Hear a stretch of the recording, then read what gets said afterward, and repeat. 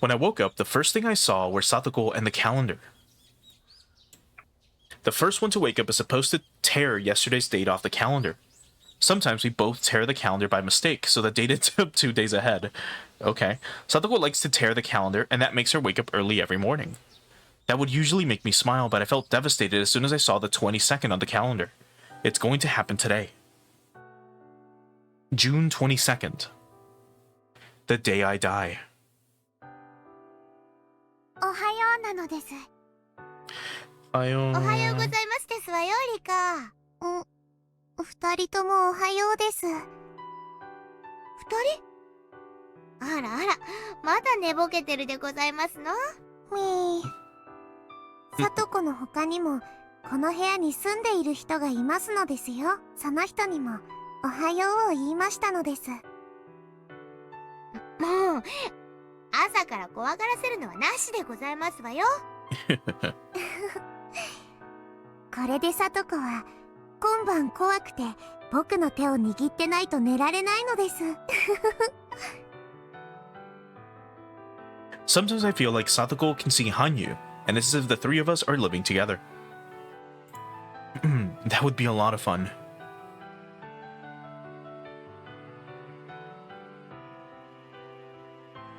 It was time to go to school, but my body felt heavy. Today, I was going to die. Knowing that, I didn't even feel like going to school. The more I've repeated the same life, the more precisely I can detect my day of death. I always die on the day I feel this way. That must suck. そろそろ学校に行きますわよ。Like having this heavy... 今日はお休みしますです。Like this heavy feeling in your chest. 圭一さんに聞きましたけど、何か悩み事があるって本当なんですの？あると言えばあるし、ないと言えばないです。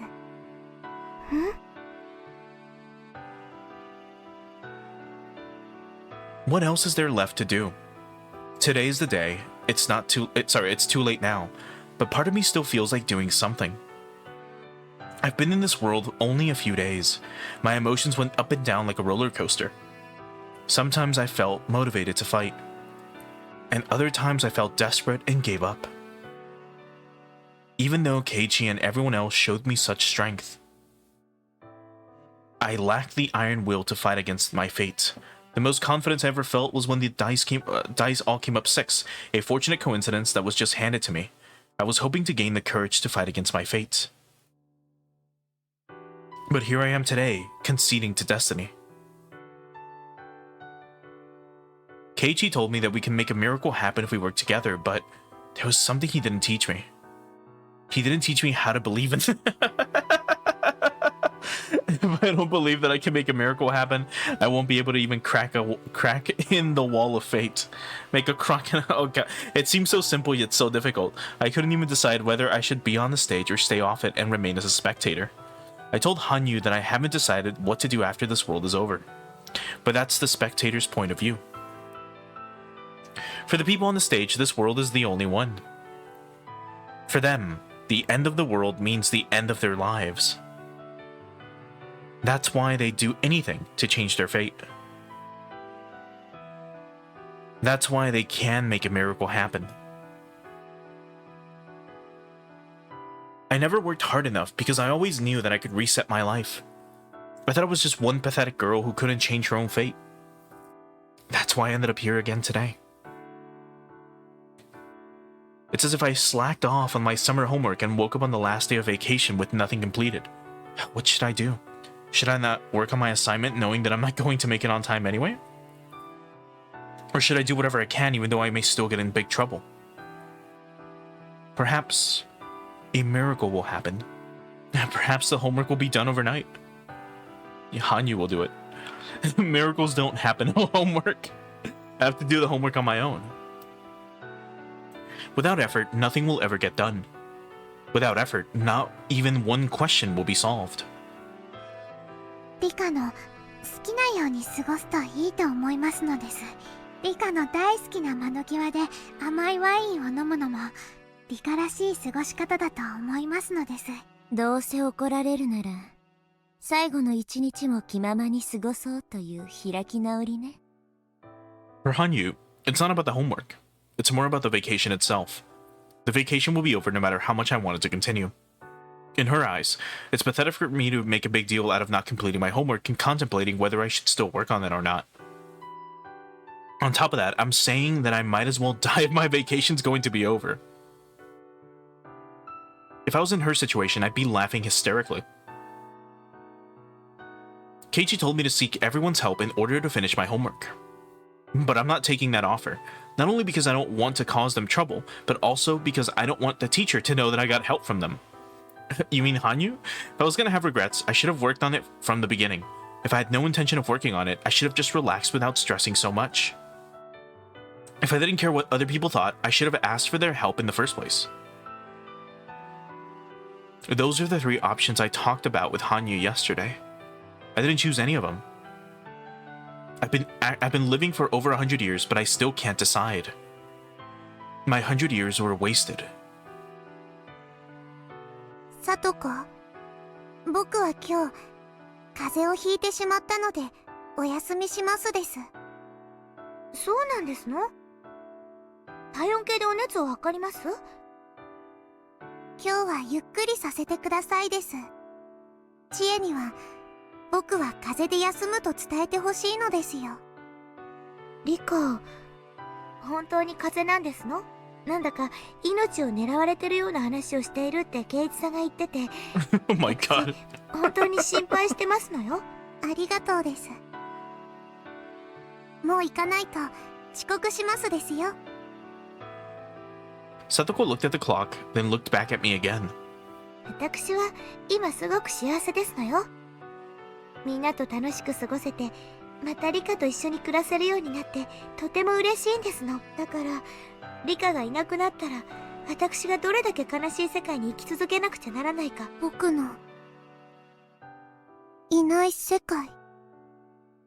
ええ、リカのいない世界なんてとても辛くて悲しい世界ですわ。I've never thought about that.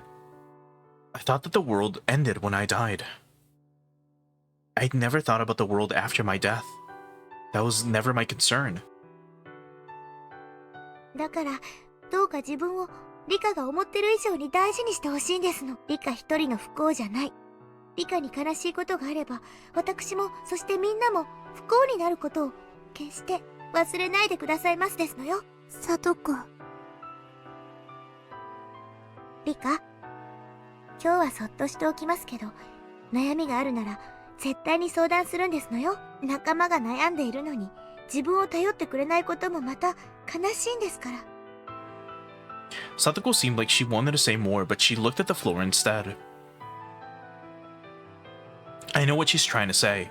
I realize how selfishly I've been living. It was wrong for me to look at this world as a stage play. But it's too late. It's too late now. Satoko left the house in a hurry. Hanyu and I were left alone inside the house. 僕もお邪魔でしょうから、リカが呼ぶまで消えていますのです。気が利くのね。100年生きてもリカはリカです。100歳の仙人にはなれないのです。リカには年相応に悩んで考える時間があってもいいと思います。僕がリカに背伸びを敷いたこともあるかもしれませんのです。羽生は悪くないわ。私が勝手に天狗になってただけよ。僕とおしゃべりしたいときは呼んでくださいです。もう泣きつかないの？私がこの世界で終わりにするのを撤回してほしいって。リカは頑固な人ですから、言えば言うほど逆効果になりますのです。さすが付き合いが長いだけのことはあるわね。もうリカも悟っているようですから言います。今日です。悔いのない一日を。リカが何をしてもしなくても朝が来て夏休みが終わるようにこの世界も終わります。でもリカが望めば次の朝も訪れる。そしてそれはまたしても今年の6月かもしれないけれど、朝は朝。もっと小さい頃、毎日が退屈で、毎朝起きても同じ日が繰り返されてるんじゃないかって思ったことがある。それが本当になるだけのことだしね。今日を有意義に生きてくださいとだけ言いますのです。これ以上は僕は何も言いませんのです。多分今日だろうと思っていたけど、あんたにはっきりと言われると答えるわね。やっぱり終わるのね、今回も。はい、今回も終わりますのです。いつもと同じように。Must be rough to, like, come to terms with your own mortality on the same day. Hanyu disappeared and it went completely quiet inside the house. Yeah, that was it. How should I spend my day? How should I end this day? Should I work on my homework knowing that I'm not going to make it on time? I only have half a day left. I mean, you die by like noon. I have to do my best. I should think about what I can do. This world is supposed to be a happy place. People are enjoying their lives. I should have enjoyed my life more too. I don't mean in that I should have lived my life in blind optimism. It means that I should have enjoyed my life by fully experiencing both happiness and sadness. If I did that, I wouldn't be as worried about what to do after my death. I should have simply lived with all my might. When the time comes, it'll be over. 今日を生きる。That's a very important phrase. But it sounds meaningless when I say it because I can repeat this meaningless life as many times as I wish.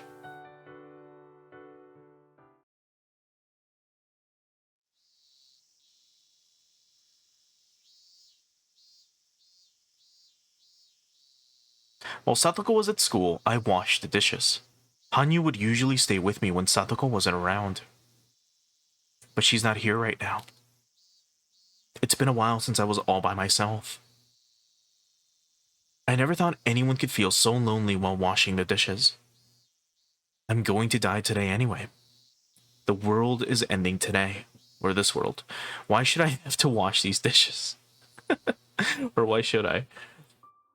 It's because I'm thinking about Satoko, who will have to move on with her life after tomorrow. I will encounter a new Satoko in the next world. But I realized something after hearing what Satoko told me earlier. After I'm dead, I wonder how Satoko will move on with her life. The worlds that I've left in the past all went on without me. I wonder if Satoko will be able to cook without me. I wonder if she can go shopping on her own. I wonder if she can wash her clothes by herself. She should be able to. I've been avoiding thinking about this, but Satoko and my other friends must have been overcome by sadness. It's too late for me to think about this, but I started feeling like I wanted to cry. I'm feeling like this because I don't want to leave this world. This is the world that I've always wanted. It's my hope that I can continue to live in this world beyond June 1983. After a long journey, I finally ended up in this world. But I was able to truly live in this ideal world for only one night. The night of the Watanagashi. This world will be shattered again after I die tonight. We finally saved Satoko and all of our friends assume that our happy life has returned. However, I'm going to die tonight.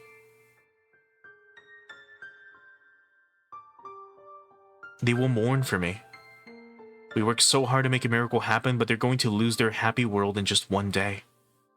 Am I going to start a new life in the next world as if nothing happened? I'd lived 3 days in my new world, but 3 sad days were going to pass in this world. That's no good. I can't think straight anymore. I couldn't stop the tears from flowing from my eyes.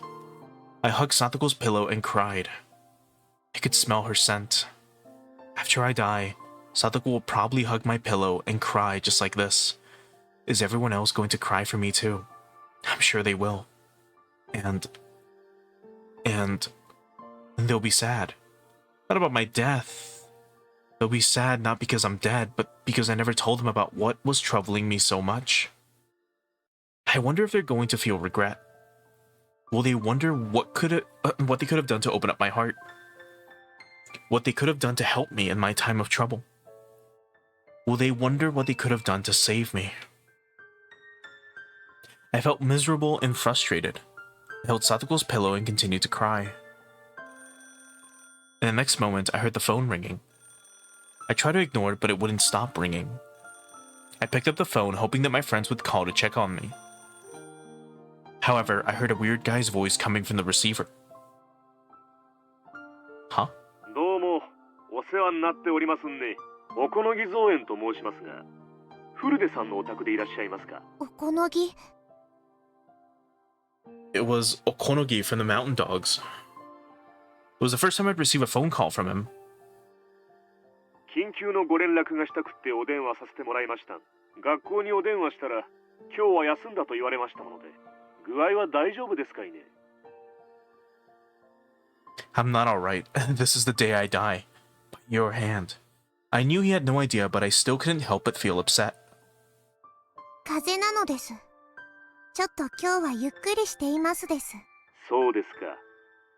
偶然とはいえ、それは好都合だったですね。え？ I had no idea what made him say that he was glad I was sick. どうして僕が風邪をひくと、おこのぎの好都合になるのですか？いえ、実はあなたの命が狙われている可能性がある。それはどういうことなのですか？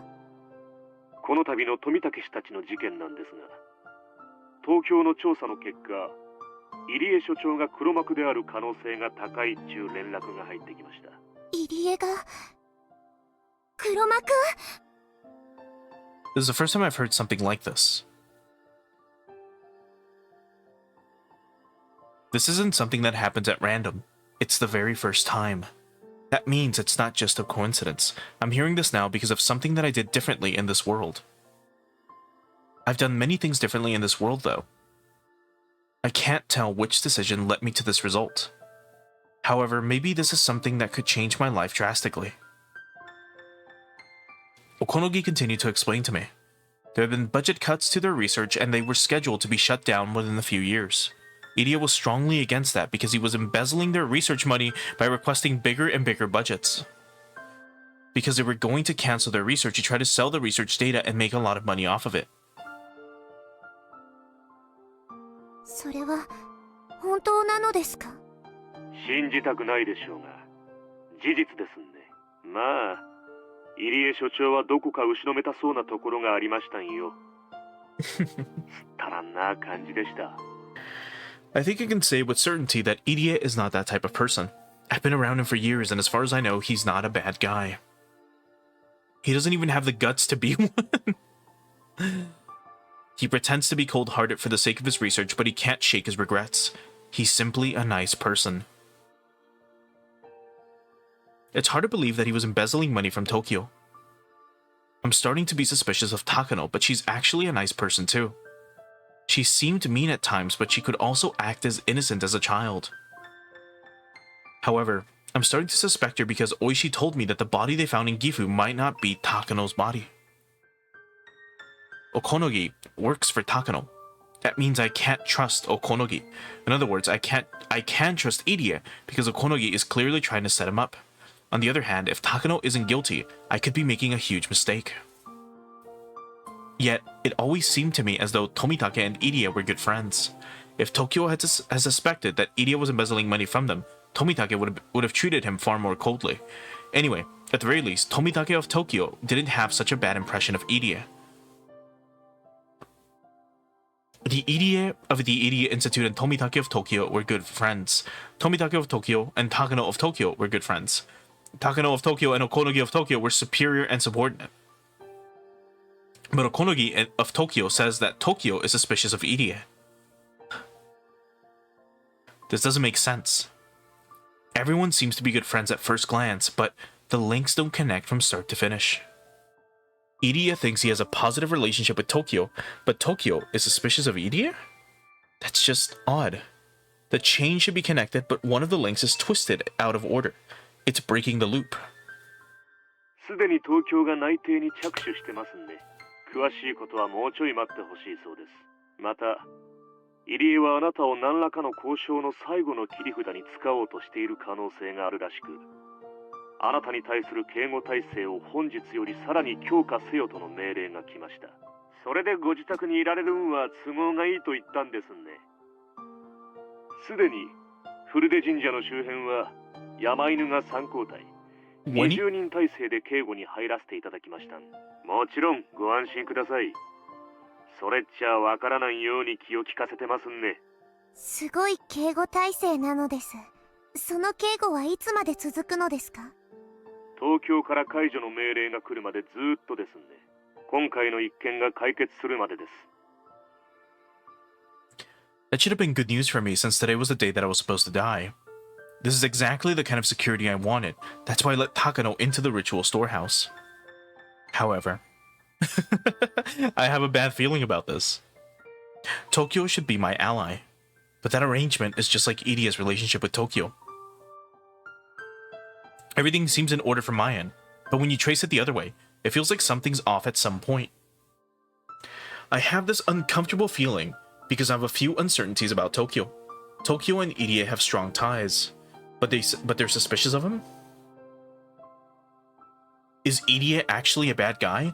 Is Takano still alive and she's the one who killed Tomitake?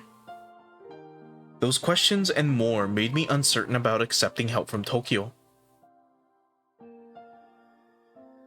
I thought Tokyo, as a single organization, would move with a single intention, but in reality, they have multiple different intentions. In other words, there must be multiple... what's the word? Subordinates? I see it in the political section of the newspaper all the time. Ah, right, factions. Okay. Yeah, that too. Are there two factions in Tokyo? One that wants to remain friendly with Idia and one that looks down on him. That would explain the irregularities I'm sensing. Maybe I've been talking to Oishi too much. If he hadn't told me that he was suspicious of Takano, would I have believed Okonogi without a doubt? Well, maybe not. Even without Oishi's theory, Okonogi still sounded very suspicious. Idia was loyal to his research of Hinamizawa syndrome. Tokyo understood this, so his relationship with Tomitake wasn't particularly strained. Plus, Idia isn't the type of person who would commit embezzlement. He's a law-abiding citizen with a good moral character. Of course, he has some ambitions as a researcher. But that only goes as far as common sense expects any researcher to. It's nothing like the criminal aspirations that would lead to major embezzlement. A great number of the mountain dogs are going to be guarding me. That's what I'd been wanting in my previous lives. But for one reason, I couldn't be happy about it.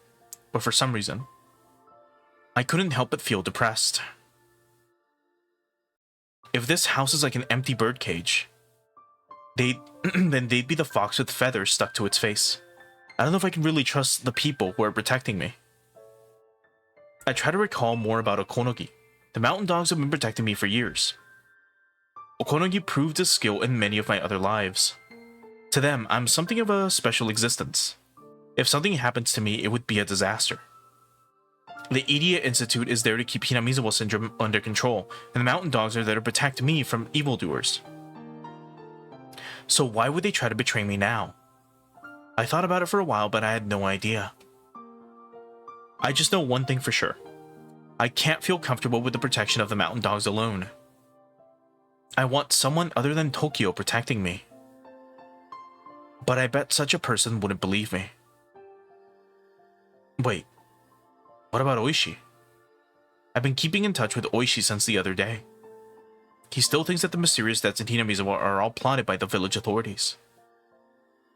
If he believes that, then he might believe that my life is in danger. Yeah, but if you talk to him, they'll kill him. For him, I'm a special person with lots of useful information.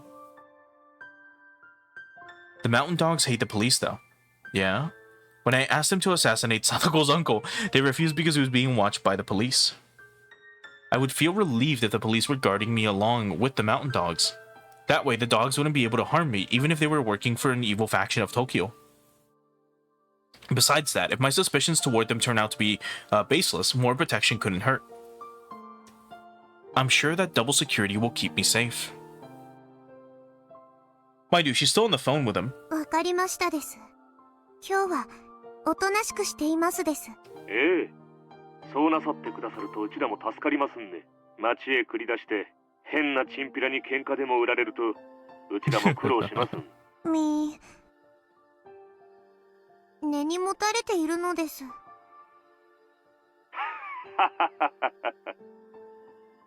ではそういうことです。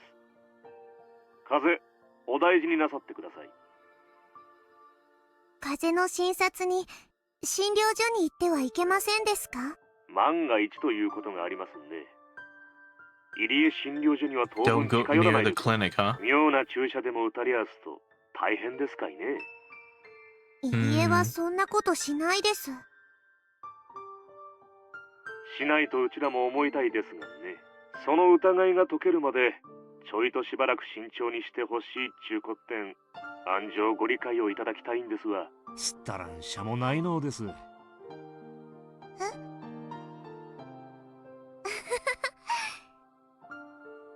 おこのぎもいつの間にかすっかり地元言葉になりましたです。最初は普通の東京なまりだったです。直せと言われれば直せるつもりですがね。地域に溶け込むのが仕事ですから。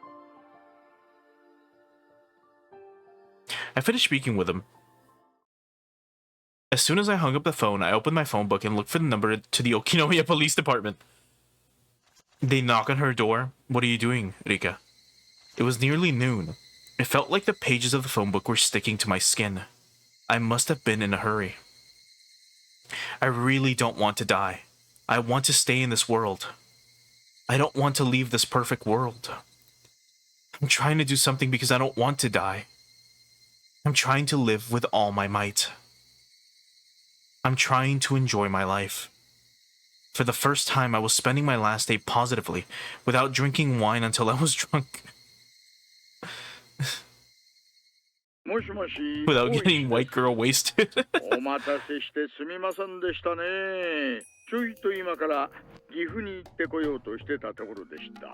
どうもあちらさん話が通らないんで、直に襟首を掴んでゆすってやろうと思いましてね。岐阜、高野の死体のことですか？ねえ、周りは勝手に納得して高野の死体に間違いないって繰り返すんですが、私はもうどうにも腑に落ちない。それで直接行って見てこようと思います。死体が高野でないと分かれば話は一気に急展開しますからね。高野を重要参考人として手配できます。幸い向こうの柔道部とは交流がありますので、お隣の県警さんにも味方は大勢います。ちょいとみっちり話し込んできますよ。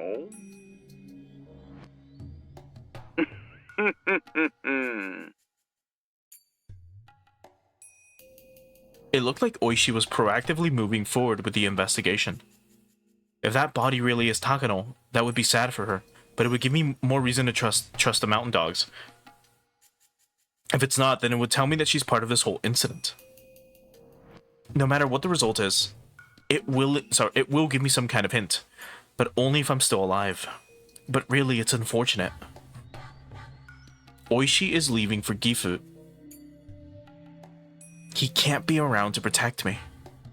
大石、実は変な声の電話があったのです。知らない人でしたが、村人だと名乗りましたです。匿名の電話ですか。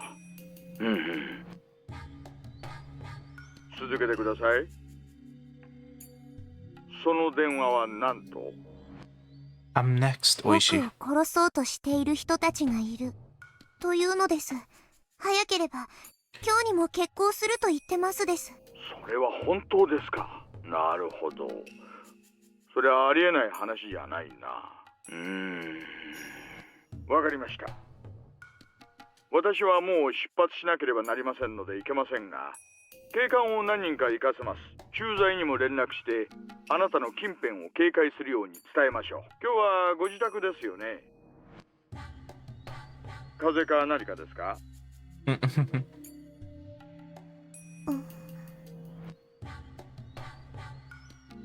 家にいて戸締まりをしっかりしてください。すぐに警官を行かせます。Do you have a cold? You know. おいさん、どうしたんすか？先方との約束の時間ギリギリですよ。フルでリカから電話がありました。匿名の電話があり、彼女の命を誰かが狙っているらしいと警告してきたらしいって言うんです。フルでリカオですか？どうして？村のマスコットじゃなかったんですか？連続開始事件絡みで私と接触してたことに対する警告じゃないかと見てます。本当に殺すかどうかは疑わしいが、彼女も年頃の子供です。命を狙われていると聞かされたら穏やかにはいられないでしょう。それにここで信頼を損ねると以後の関係にも支障をきたしますからね。2、3人でいいです。大至急行かせてください。あと駐在さんにも連絡して、とりあえず彼女を安心させてあげてください。了解っす。Nika Furude might have some kind of hint regarding the mysterious deaths in Hinamizawa. Oishi couldn't let her die. Aha. 私たちも岐阜のわからず宿も締め落としたら、すぐにひなみ沢へ行きましょう。ちょいとハードな出張スケジュールになりましたよ。こんなの楽勝っす。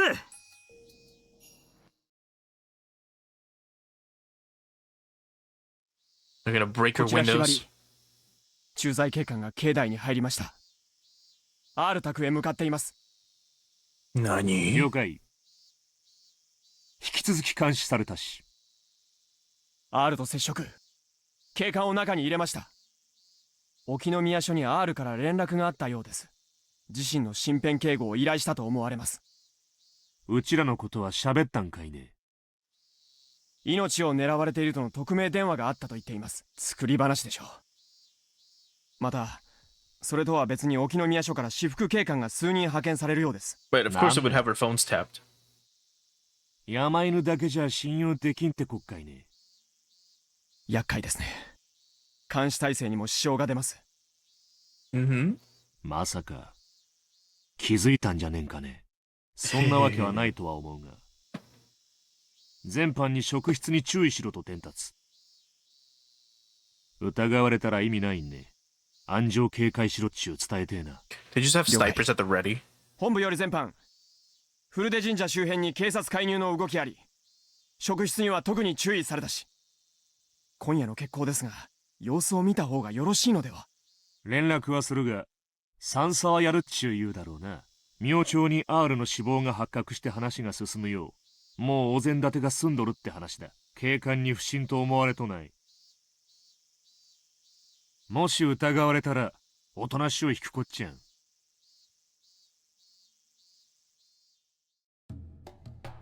Oishi had called the officers pretty quickly.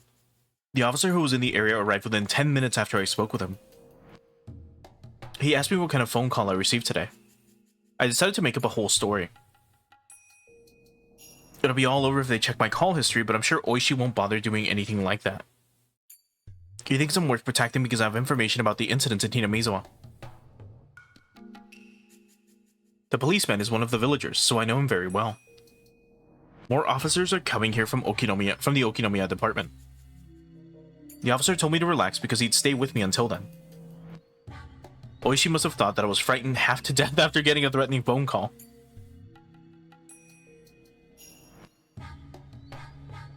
After about 30 minutes, 4 officers in plain clothes arrived at the shrine. The local officer returned to his police box. Mind you, it was only supposed to be 2. 状況は聞いています。神社周辺に我々が立ちますので、何かあったらすぐに呼んでください。あと、夕方になったら大石刑事がこっちに来ると言っていました。I was relieved to learn that Oishi would be coming here. どうかよろしくお願いしますです。必ず一人がここの下にいますので。すみませんが、そのものにお手洗いだけは貸してもらってもよろしいですか？あと、緊急時用にそのものに合鍵を預からせることはできますか？どうぞです。おトイレも貸しますです。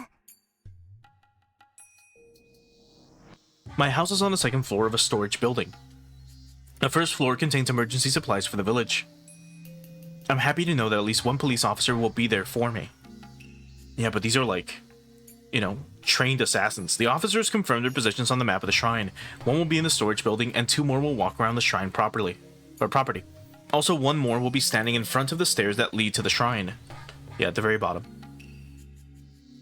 This world's Oishi is certainly reliable.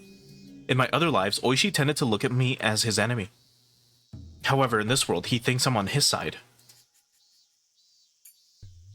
I'm sure it's because we all became friendly with him around the time we saved Satoko. It was unfortunate at the time, but perhaps the return of Satoko's uncle was a necessary event. If Okonogi was right about Irie, he wouldn't be able to come near me with 20 mountain dogs and 4 police officers protecting me. If Okonogi is a bad guy, they'd be discouraged from acting by the presence of the police. Not too different from giving garlic to a vampire. This is the best protection I've had in 100 years. Even so, am I still going to be killed tonight? I needed to do whatever I can. I should struggle as hard as possible. I won't give up. I won't even think about my next life. This is what enjoying life is all about. This is what living seriously is all about. 羽生いる？いますのですよ。どう思う？今回。確かに僕もこういう展開はあまり見た記憶がありませんのです。今回はひょっとしてって思うことはやっぱり罪なのかしらね。僕は期待も失望もしませんです。ただあるがままに訪れる結果を眺めるのみです。Hanyu's still acting like a bystander. I knew she was going to say something like that. But part of me was hoping she would say something more positive.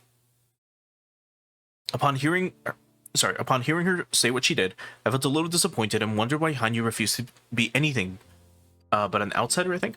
I always thought it was normal for her to be that way because she's a special existence. I also convinced myself that I had to be an onlooker too since I was a similar being. However, I can't just let go of everything and become a bystander. I can't become like her. I can't stop hoping for a better life for Rika Furude. That hope was betrayed so many times, and my heart was crushed countless more. That's why I stopped expecting anything to turn out the way I wanted. So, is Hanyu the same way? 傷つくのが嫌で期待することをやめた。I've only lived for 100 years, but I know how frightening it is to have high expectations. Hanyu should also be aware of that, since she's also lived for far longer than me. I always thought that Hanyu was a special existence. But except for the fact that she's invisible, everything about us is the same. She has the exact same thoughts and feelings as everyone else, yet I still saw her as a special existence. That's why I just assumed that her mind worked in a different way. 僕は理科に比べて長くを生きすぎましたのです。喜びより悲しみが後に残り、期待すれば裏切られる方が多いことを知りすぎてしまいました。だからもう何が起こっても心を傷つけたいと思わないのです。だから今回の世界でも期待しないのね、私が。ひょっとするとこの運命から逃れられるかもしれないという期待を。羽生は私がどうせまた失意のうちに殺されると思ってる。そんなことは思ってないのです。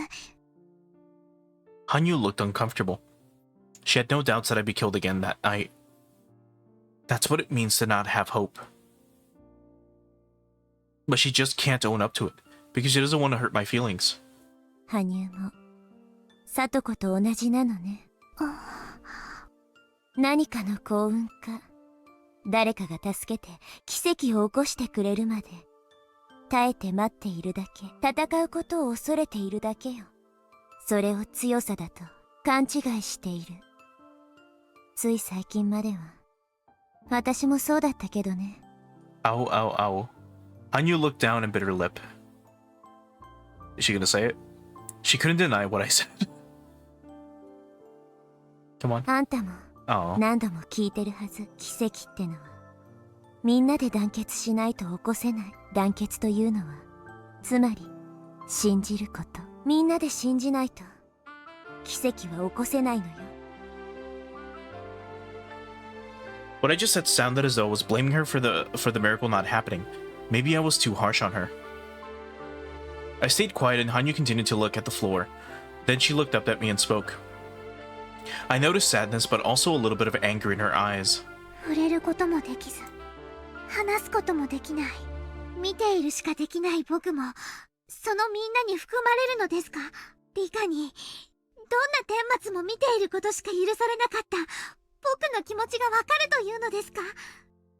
There was a slight severity in the tail end of Hanyu's speech. Except for me, she can't communicate with anyone in this world. She hates to be reminded of that. ごめん。やめましょう。この流れは喧嘩になるわね。自分が殺されるまでの貴重な時間を。あんたと喧嘩して過ごしたいとは思わないわ。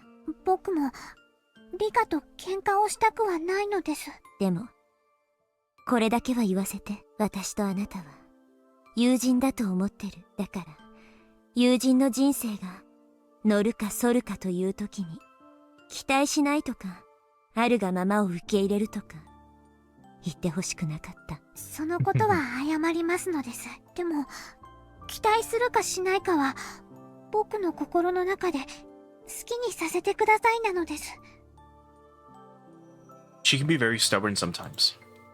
Hanyu seems weak on the outside, but she actually has a very strong moral code, one that she wouldn't bend for anything. She apologized to me, but she wasn't being honest.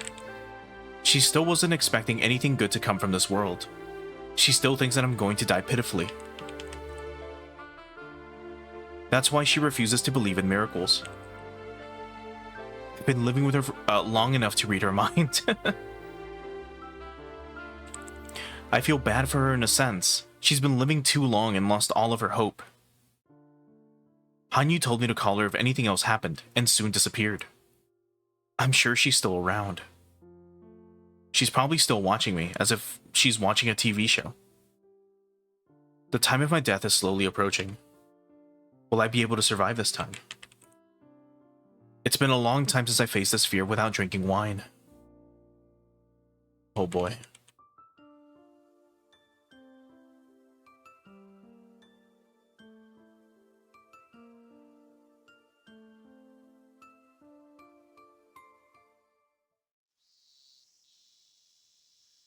I was left with nothing else to do after washing the dishes and cleaning the room.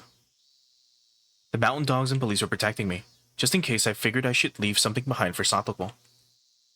Should I write down some recipes for her in the notebook? Will she be happy if I leave a will for her? I laughed at my own foolishness. No one would be happy to read a will. If I die, they'll be devastated and wonder why I didn't talk to them. That's exactly how I felt when Satoko didn't ask for any help with her uncle was abusing her. I wonder, will I be killed before Satoko even comes home? My memories of these days are never clear. The day I die is always vague in my recollection. It's fine if I'm murdered before Satoko gets home, but if I'm murdered after, then... Would they kill her along with me? I don't want that to happen. It's bad enough that I end up being killed. If Satoko's murdered along with me each time, that would be too much to bear. Just how much have I ignored other people's sadness with that rash idea that the world ends when I die? Thinking about that made me feel truly ashamed of myself. I turned on the TV and tried to reduce the silence, but it didn't help at all. Worse, not only did the TV not help with my fears, it felt like it symbolized Hanyu and my allies, making me feel even more unpleasant. It was past lunchtime, nearly 3 p.m. School should be out soon. Not there today, so they probably won't do a club activity. Satoko should be home shortly. It seems I'm going to survive until she gets home after all. If she comes home and asks me what's troubling me, I might end up telling her the truth. If I talk to someone, that person will be demoned away by the mountain dogs. That's why I've never spoken to anyone about it. I didn't want my friends to get into danger. But if Satoko was also murdered likewise in every world because she was involved with me, then we're doomed to share the same fate. Well, it's for other reasons, but it's better to know the truth than to be killed without knowing what's going on. But I'm under very strict security right now. I might be able to survive in this world. If that's the case, I shouldn't talk to Satoko about it. It won't be so easy to talk to my friends after all. Moments later, I heard a surprised yell of Satoko's coming from downstairs. She'd returned. It sounded like she was very scared to see a stranger in our home. I'd have to tell her that the police were here. That would be tantamount to telling her that someone is out to kill me. I don't know how to explain it to her, or how much I should tell her. However, my thoughts were soon interrupted by the noise of a crowd. The crowd? Satoko hadn't come home alone. What? ただいまでございますのよ。それよりリカ、下のおまわりさんは何なんですの？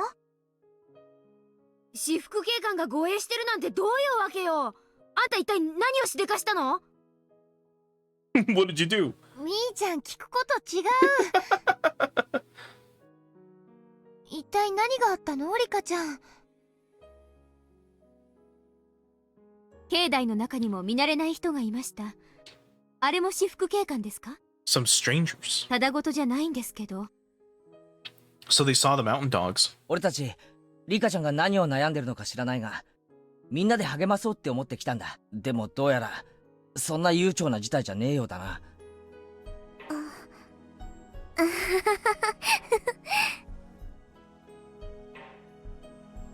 I couldn't stop laughing. Upon seeing everyone rush into my house, all asking the same questions, it made me feel as though being depressed all day had just been a waste of time. Yeah, you were supposed to enjoy your day off. 笑ってる場合じゃありませんで Or, well, your し last たよ day. どういうことなのか説明してくださいまし。どうもこうもないのです。今日は僕が殺される日なのです。はぁ？ Everyone already knew that I'd been telling people about how I was going to be killed. But they were surprised to hear it from my own mouth. なあリカちゃん、俺は確かに昨日リカちゃんから聞いた。自分は誰かに殺されるみたいな話をな。でもそれはリカちゃんの冗談みたいなもんだと思ってた。だがな、もうごまかすのはなしだぜ。話してもらうぜ。Keiichi spoke with a harsh tone, as though I'd made him upset. As my friend, he must think that it's unforgivable that I didn't talk to him about it. He wasn't the only one feeling that way, though. Every single one of them was looking at me with a worried expression on their faces. リカ、私はみんなに助けてもらいましたの。だから私もみんなのために何かの助けをしたいんですのよ。気持ちだけで嬉しいのです。リカが自分で私に言いましたのよ。戦う勇気を持てと。あなたは自分でそう私に言っておきながら実践していないではございませんの。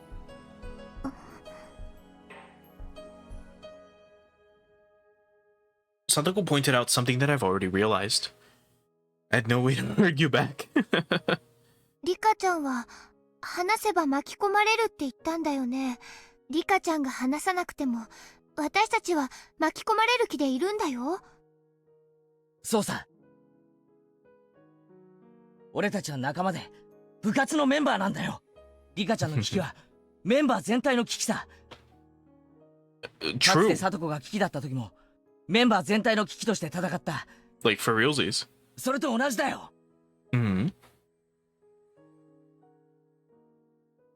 命を狙われるとか物騒な話になれば、ますます園崎家の出番だと思いますけれど、それこそ物騒な話に及ぶなら警察より頼もしいですよ。ねえおね。そうだよ。こういうことこそ相談してほしいね。何をトラブったの？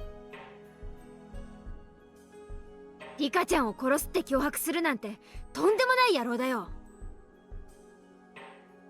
まあリカちゃんの口の重さを見る限り心当たりがないのか薄いのかのどちらかだな。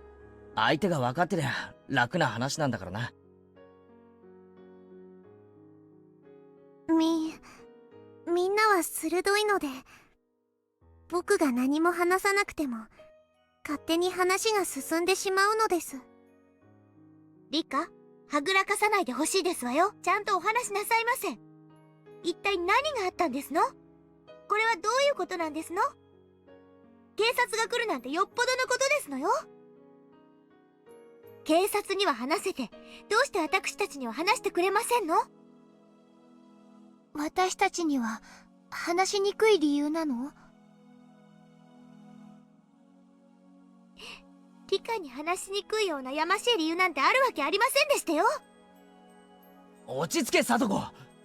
リカちゃんはこう見えても御三家の当主なんだぞ。お社様の生まれ変わりなんて呼ばれて年寄り連中に盲信されてるんだ。俺たちの想像のつかないところで何か厄介なことに巻き込まれていたということもあるかもしれない。そういうゴタゴタをこれからこの村で楽しく過ごしていこうっていう俺たちに話したくなかったとか、そういうのじゃないのか？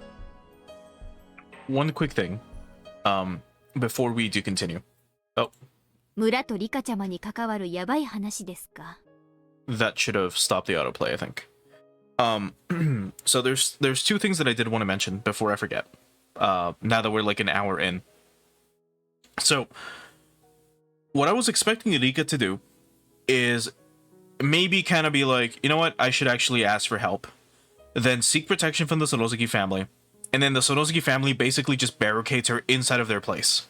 Fucking over like the plans for like, you know, the doomsday plan.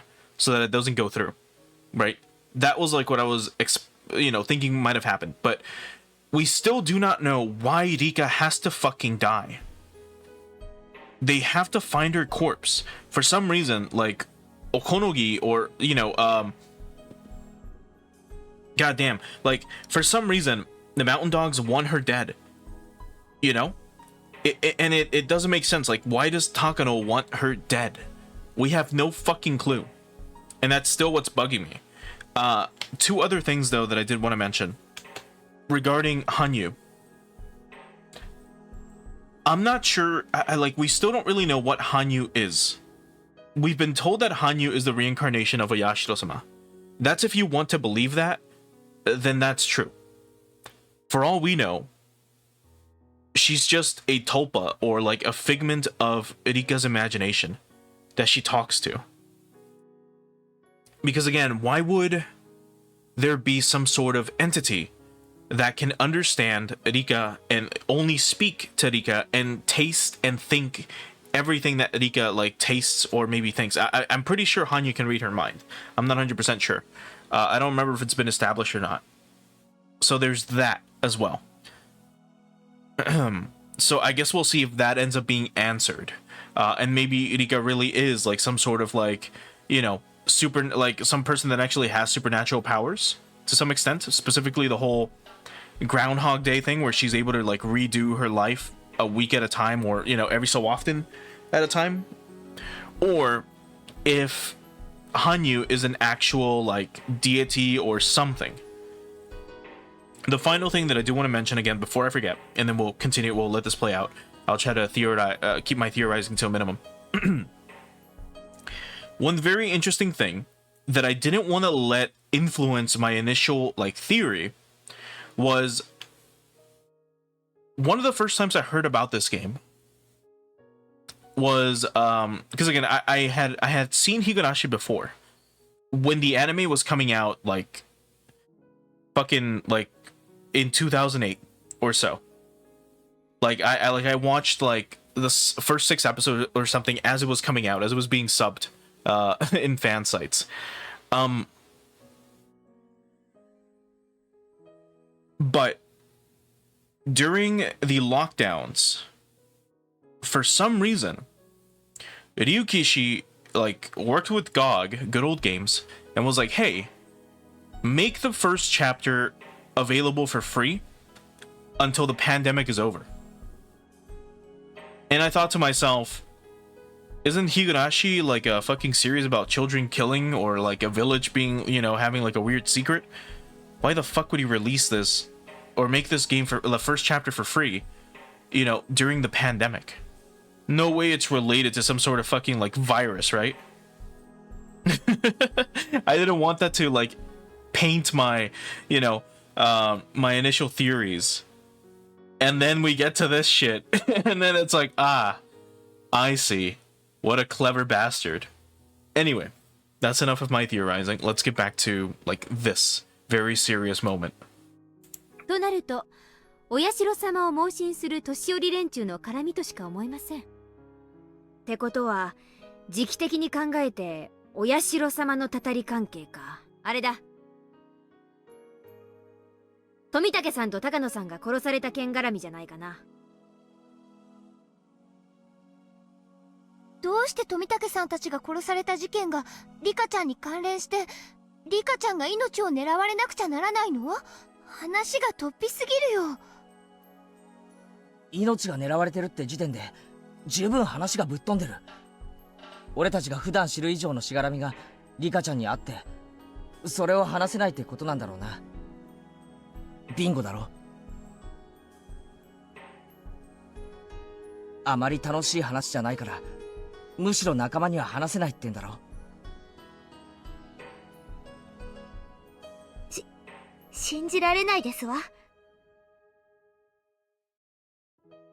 本当なんですの、リカ。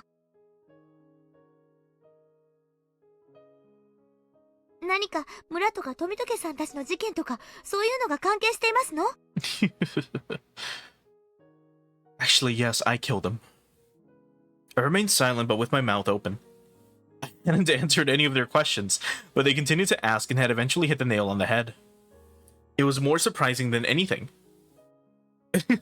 But then again, these are, after all, my beloved clubmates. I laughed once more. My issues and my secrets are so devastating to me, but they stopped sounding like such a big deal when everyone talked about them together. They knew exactly what was going on without me saying a word. In that moment, I realized just how powerless I am. I had to tip my hat to them. Everything seems so foolish now. And so I decided to just tell them everything. 話せと言うなら話しますです。でもどうせ信じられませんのです。信じるさ。リカちゃんが真実を語る限り俺たちは疑わない。 Imagine she tells them this, and then, like, in their next life, they remember this conversation. And so I'm going to tell them everything. I wanted to see if they really will believe me or not. なら話します。多分私は富武と高野を殺した犯人に狙われています。ってことは、それって連続開始事件の真犯人ってこと？それはわかりません。ですがその可能性もあります。意味がわかりづらいですわね。どうして富武さんや高野さんを殺した人がさらにリカも殺さないといけませんの？ Oishi thinks Takano is the culprit. Okonogi thinks that Irie is the culprit. Either way, it sounds like someone from Tokyo is trying to kill me. Seriously, but why? I can't tell if it's Takano or Irie, but I do know that to them, I'm like a trump card. In order to explain everything, I'd need to talk to them about the relationship between Hinamizawa, Tokyo, and the Irie clinic. I don't think they'll believe me. It's such a ridiculous story. But who would ever believe it if not my friends? 話せばみんな巻き込まれますです。いいのですか？いいに決まってるぜ。リカちゃんが巻き込まれた時点ですでに俺たちも巻き込まれているんだからな。Everyone nodded at Keiichi's words. では話しますです。 In the 16th century, I'm going to see how everyone reacts. I'm going to ascertain what friendship is all about. With a nod of my own, I opened my mouth and began to explain. ひなみ沢にはある特別な病気があるのです。その病気の名前は仮なのか正式なのかわかりませんですが、ひなみ沢症候群と呼ばれていますです。 Everyone glanced back and forth at each other when I mentioned the term. They'd never heard of it before. Oh boy. The name Hinamizawa syndrome has actually been around since before the war. It's a general term for the severe homesickness and mental instability that people from Hinamizawa experience when outside the village. People in Hinamizawa have refused to leave the village since the era of Onigafchi. Right. It's what, Rena was feeling. The villagers believed that they'd be cursed by Oyashiro-sama if they left, and the people who did often came back because of that curse. Right.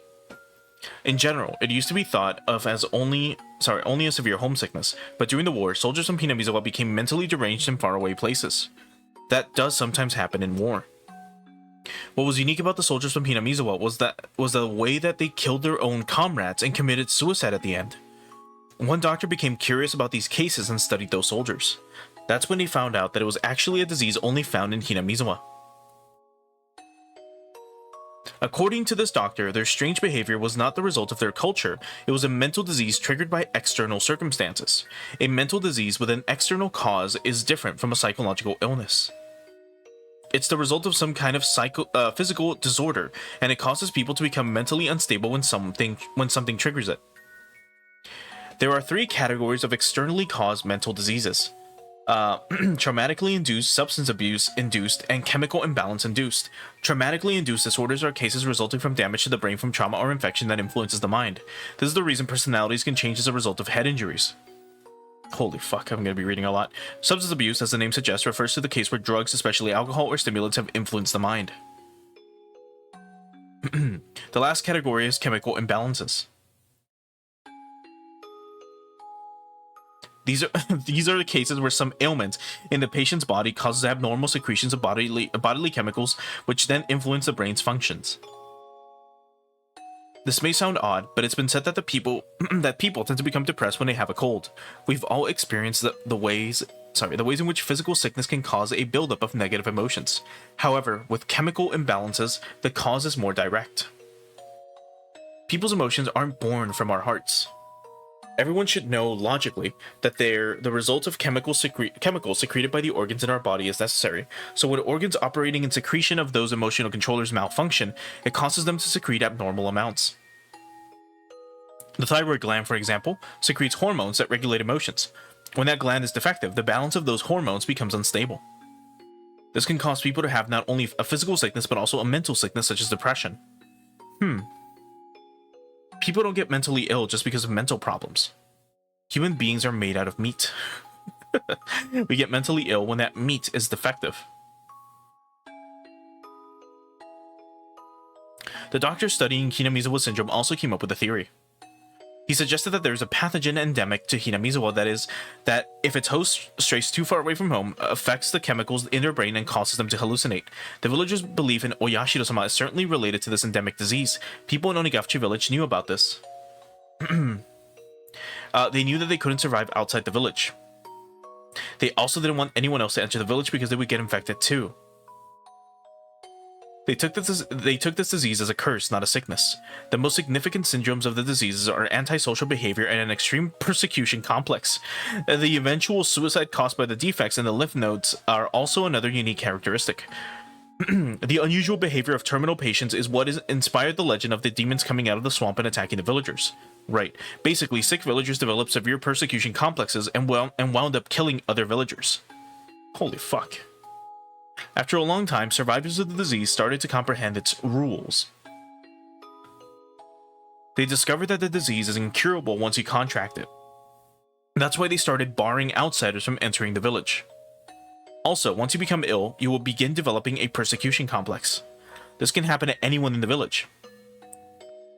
The doctrine of Oyashiro-sama says that the blood of humans and ogres was mixed together, and that Oyashiro-sama had control over the violent blood of the ogres. People said that you'd be cursed if you didn't follow Oyashiro-sama's rules. That could also be understood to mean that as long as you followed Oyashiro-sama's rules, you could cope with his endemic disease. That's what was meant by the scripture in Oyashiro-sama's legend that said that they appeared, unified the humans and ogres, and made them live together in this village. Right. Then there was the most important part. The rules to prevent the symptoms from appearing. Those rules are the taboos that people were strictly taught that Oyashiro-sama would curse them if they broke those rules. The horrible bloody traditions of the village were probably performed in order to force people to respect these taboos. There are several ways to keep the disease under control, but there are 2 main conditions for doing so. The first one is to prevent suspicion. Huh? When the villagers are suspicious of someone, it can trigger the persecution complex, which can lead to them developing terminal symptoms.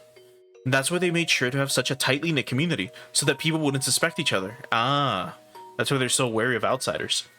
So the terror of Yashiro-sama's curse is emphasized. Many don't know this, but she's also a god of marriage and neighborly love. However, this condition is not as important as the other one.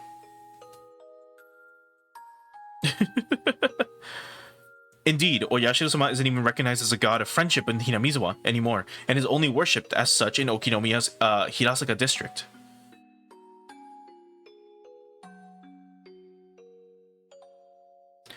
Now, for the other condition. This one is much clearer and was practiced more strictly. If villagers leave Hinamizawa, they will fall ill quickly, proportional to the distance from the village. Villagers nowadays will not get sick as rapidly, even if they leave town or even go out of the country for a long time. However, long ago, they would fall ill as soon as they left the village. Imagine just stepping out. It's very unfortunate that Keiichi got infected so soon after he moved to the village. It was also very unfortunate that he got sick just because he left the village for a few days to go to his relative's funeral in that one world. Right, that's why Hanyu felt so bad for him that time and kept on apologizing over and over. Although no matter how much he apologized, he never heard her voice. That explains it. Oh my god. This turned a long discussion into a long discussion, but these rules etched around the fuck. Hold on. The text is honestly going a little too fucking fast sometimes. This turned out to be a long, like sometimes it'll just stop and give us like plenty of time to read like 5 words, but then they give us a long ass fucking sentence and it's like, nope, let's move on. This turned into a long discussion, but these rules etched around Oyashiro-sama's curse represent the ancient wisdom of how to cope with the Hinamizawa syndrome.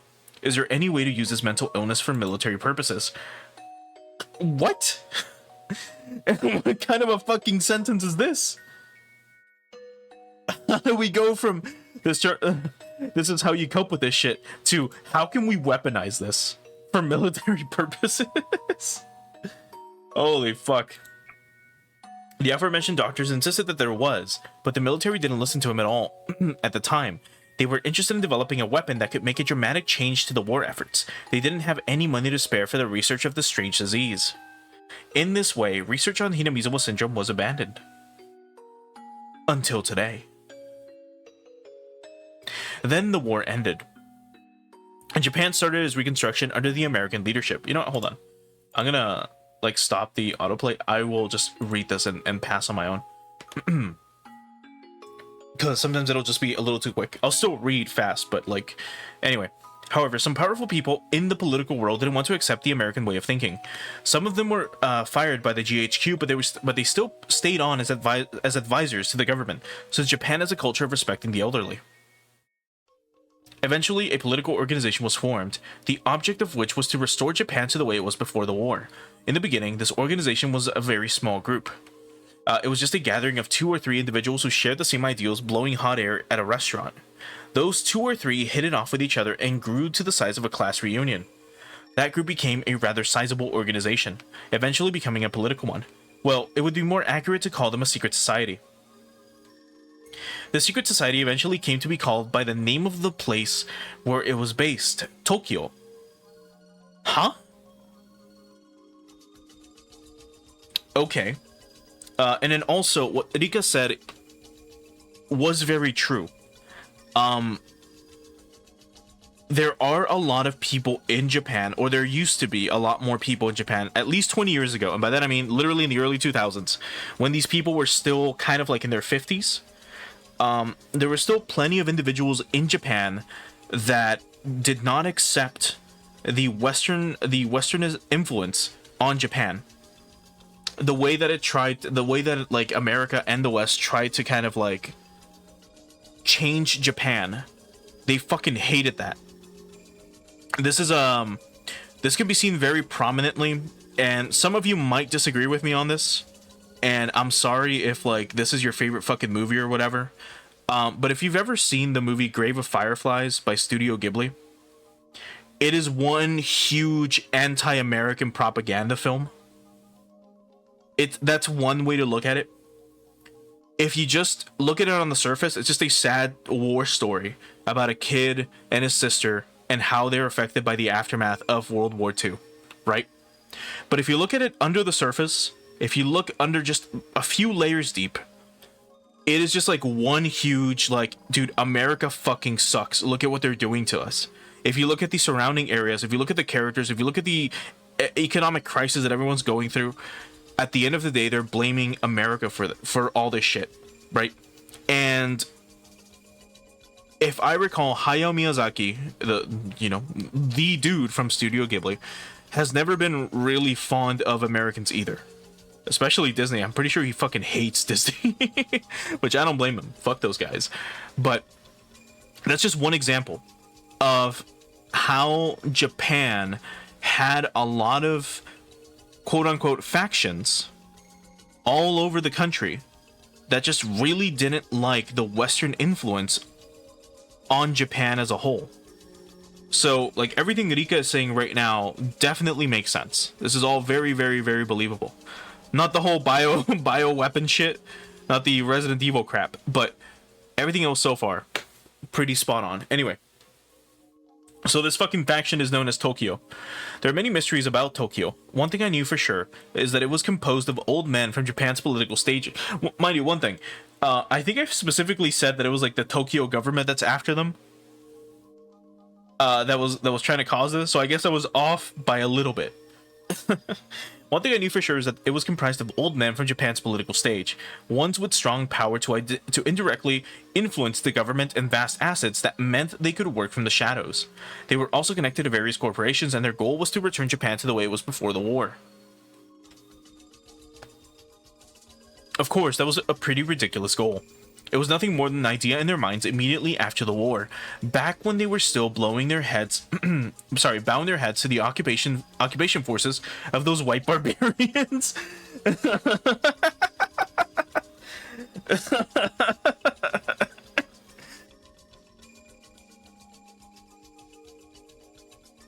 Holy fuck, what a sentence. What a fucking sentence. Holy shit.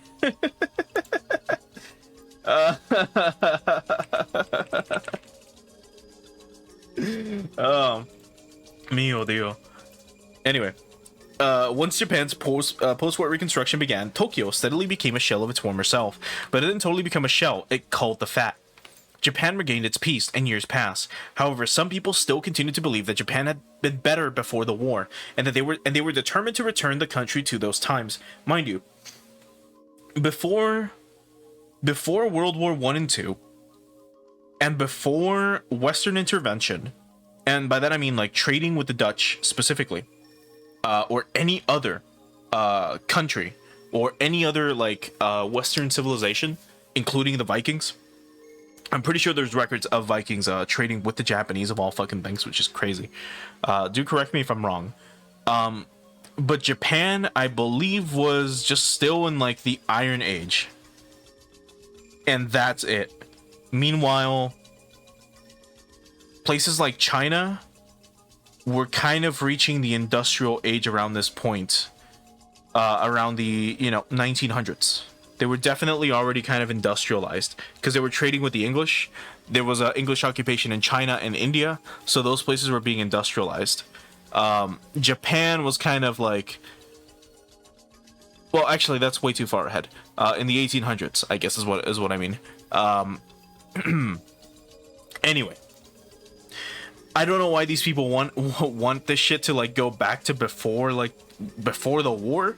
I don't know what they were expecting to do. But anyway.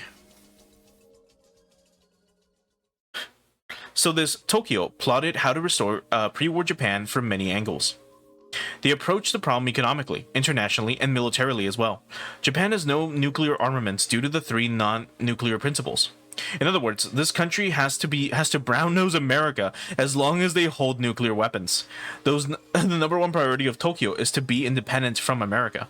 They want this country to be on equal footing, and to obtain a weapon of mass destruction that isn't nuclear in nature. Right, so they want to go the biological route. That was the reason why they started thinking about utilizing Hinamizawa syndrome. However, they couldn't study this disease openly. In order to utilize it for military purposes, they had to hide the existence of the disease itself. So they enlisted one young researcher. Kyosuke Irie. I need to make it clear that Irie isn't some far-right supporter of this secret society. In this case, I don't believe right means the same thing that it means in the West. because like I'm not super well versed in Japanese political parties, like their political systems or anything. I think they have like 6 political parties that are always like up for votes or some shit. I don't remember. Don't quote me on that, but just keep that in mind. He's just a young, capable doctor and an earnest researcher. He published an innovative thesis, but other academics thought he was too radical. Oh, totally. He was, however, that convinced Tokyo that he was the only researcher suitable to study Hinamizawa syndrome. As someone young and ambitious, Idia was thrilled to take on the project of studying this rare disease with a large budget, a large staff, and his own facility. But researching the disease would mean that he'd end up infected too. No one would want to take on such dangerous research. He really was too young. With his other option being wearing down his youth, working hard at the night shift for a local practice, he wanted to answer the expectations of the sponsors who carefully selected him. In the end, Idia was able to uncover that, as hypothesized, that Hinamizawa syndrome was a unique infectious disease, and he developed both a treatment and a vaccine. Idia was extremely talented. The Idia Institute was formed to study the disease. Idia was nominally the head of the organization, but Tokyo still sent out a supervisor, because when all was said and done, he was just a researcher. That was Takano. Takano's job at the Institute was to act as a go-between Tokyo and Idia, manage the research progress, and preserve its secrecy. The latter was the most important part of her job. She had to do her best to prevent people from finding out that Idia was researching the disease, or even that the disease existed at all. Mountain Dogs were formed for that purpose. They were under Takano's command, and their job is to prevent the Institute's secrets from being discovered. Okay, so I was right. everything that I've predicted so far ended up being true.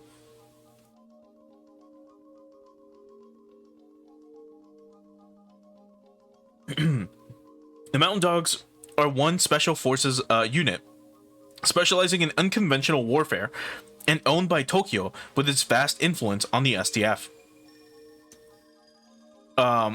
Tokyo had set their eyes on the likelihood that a small elite squad of covert operatives would be a trump card in the anti-nuke era.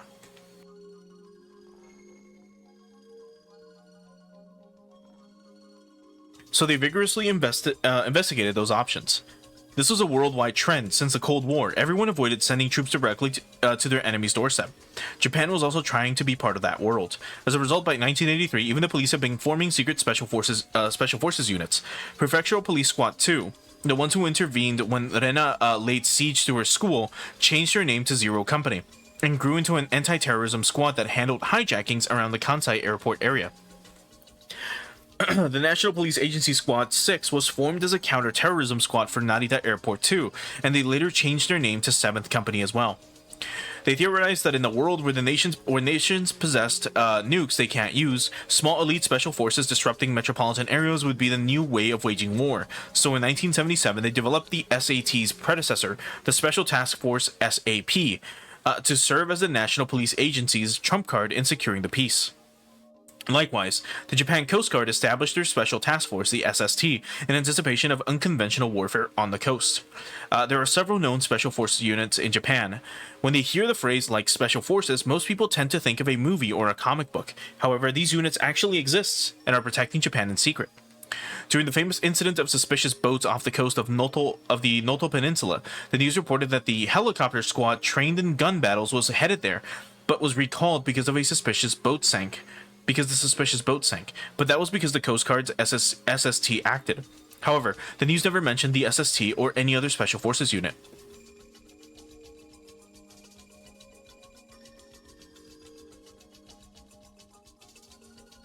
All of these units were established after Tokyo made a suggestion about it to the government. Researching military tactics under the name of peace and order worked perfectly for Tokyo, but since the mid-century, anti-war movements made people resent those forces. These special units have been kept secret as of 1983. Furthermore, these units are not all formed under the jurisdiction of the police. There are still many other military units that are kept secret from the average citizen. The Mountain Dogs are actually one of those special units. Holy fuck. They specialize in kidnapping, espionage, and preserving secrecy. You might as well call them an assassination unit. Right, of course. That we knew. They were around during the dam conflict as well. Tokyo worked to put an end to the dam project because of the impact it would have on EDIA's research. The Mountain Dogs were the ones who kidnapped the Minister of Construction's grandson. Ah, so they were those Yakuza.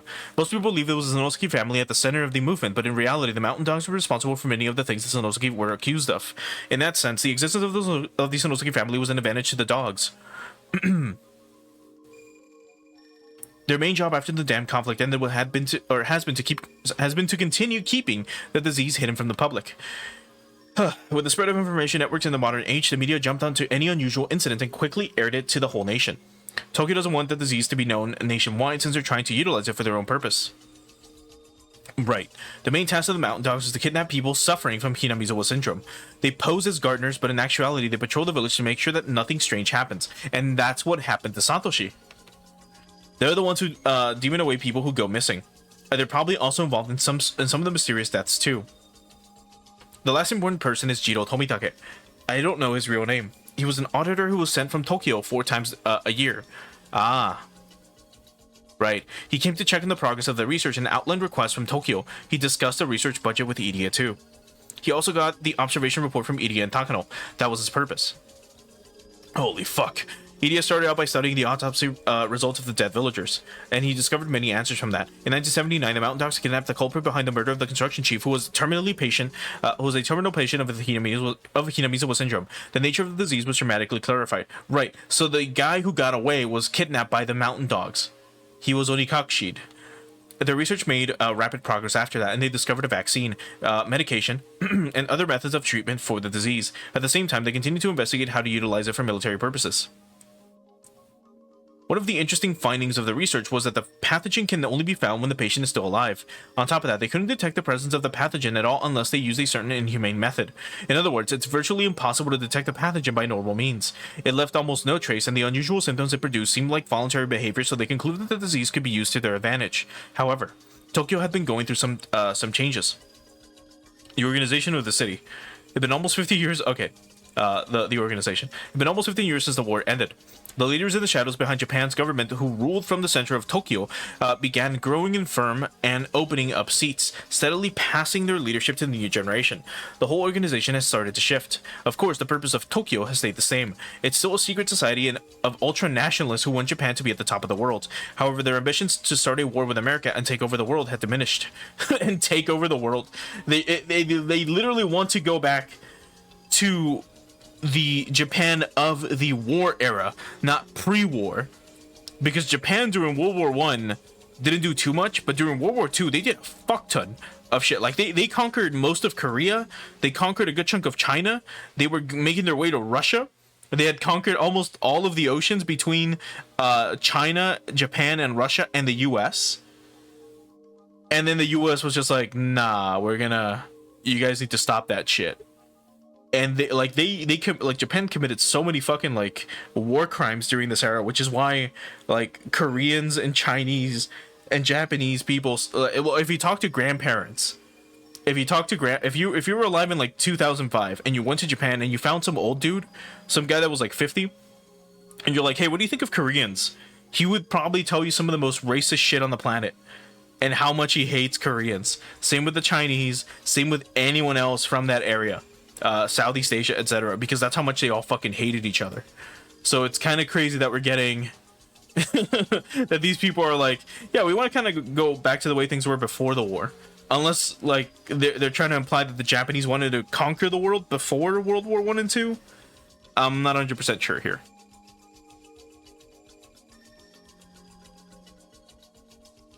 Anyway, that doesn't mean that those ambitions are gone entirely, however. Several seniors still alive retain those ambitions. Tokyo continues to finance military research, but for the present-day Tokyo, Idia's research is actually something of an embarrassment. The new Tokyo is no longer interested in this project, and they announced that they're going to cut their budget as soon as those seniors have passed away. However, Idia objected to that plan. He strongly appealed for the continuation of his research.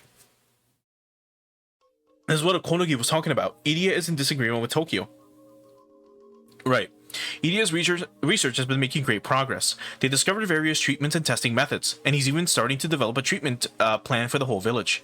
If they cut his funding, Idia's research would end without any results. Tokyo had a discussion with Irie through Tomitake, and they decided to shut down his research partially, but not fully. However, they told him to immediately stop researching military applications of the disease and destroy all the research data related to that. He had little interest in weaponizing the disease anyway, so Irie accepted those terms right away. Tokyo probably believed that it was better to let him find a cure for the disease rather than terminate the project entirely. At this point, Irie considered himself one of the villagers. Perhaps exterminating the disease infecting the villagers without their knowledge is a way of atoning for using the village to advance his research and reputation. Both Tokyo and Irie agreed to fully terminate his research as soon as he discovered a way to completely eradicate Hinamizawa syndrome. Irie made a plan for the next 3 years, and he promised them that he would find a resolution by 1986 at the latest. The meeting they had this June was to discuss the plan and budget for the next 3 years. Which brings us back to the beginning. One theory goes that Irie is in opposition with Tokyo, and his trump card is he's planning to kill Rika Furude. Why? The other theory is that Takano killed Tomitake as her trump card, and she's going to kill Rika Furude. Again, why? We don't know. I suppose I need to explain why Rika Furude can be a trump card. Yes, thanks. The answer to that lies in the ancient traditions of Hinamizawa. Supposedly, members of the Furude family have the blood of Oyashiro-sama in their veins. I explained earlier that Oyashiro-sama was made up as a method of having people cope with the disease. However, that's not actually true. For the ogres, the pathogens to survive, a certain being must be present. That being is a successor of the Furude family line. The truth behind the advent of Oyashiro-sama and the coexistence of humans and ogres is that Oyashiro-sama was actually the queen of the village. According to Irie's research, Rika is adored by the whole village not only because she's a charming little girl, but because she's the queen's carrier. Huh? We talking hive mind shit now? Infected patients are unconsciously driven to protect their queen. Oh. I was gonna say a word that I can't say on Twitch because I'll get banned. But it starts with an S. Irie says that, that this is done with pheromone. What? Excuse me? Oh my god. So it's not aliens, it's more so they all literally have bugs in their heads. It was bugs the whole time. Rika Furude's mother was also adored by everyone since she was little. However, as soon as she gave birth, people's attention quickly shifted to Rika. Irie calls it the succession to the throne, which is why her mother hated her. The queen is a precious existence to the people in this village. There are theories that carriers of the disease are actually unable to survive when away from the queen, not from the village itself. Irie's research indicates that the queen can only survive in Hinamizawa, and infected patients can only stay alive when they're around her. But this is just a theory. Surprisingly, however, the doctor who first discovered the syndrome was also aware of the existence of the queen. The doctor was also knowledgeable about Hinamizawa's culture, and he was interested in how much value the village placed on the Furude family. He theorized that the queen lying in the Furude bloodline might have the power to manipulate the whole village. The truth is still unknown, but perhaps the Furude family really held such power since ancient times, miraculous power that would make them perfect for serving in the priesthood. Although the only thing Rika can do is be doted upon by the villagers. If all this is true, then the question is what would happen if the queen disappeared from the village. During the war, a doctor prophesied that if the queen were to die, then all the infected would show terminal symptoms, and the whole village would be wiped out. I see. He advocated for strict preservation of the queen's host. Rika is important to Tokyo not only because Irie found many answers after running tests on her body. If Rika Furude dies, then 2,000 people in Hinamizawa will turn into ogres. It would happen too fast for people to even realize that they're getting sick. They will each be overcome with a violent persecution complex and start killing each other out of fear. This is why the mountain dogs are protecting the queen, Rika Furude. Her death spells the end of the whole village. But if this is true,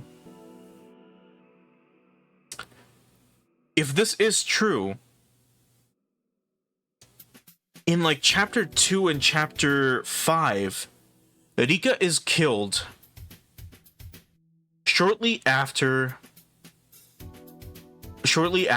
the Watanagashi by Shion, pretending to be Mion, because Shion is actually Mion.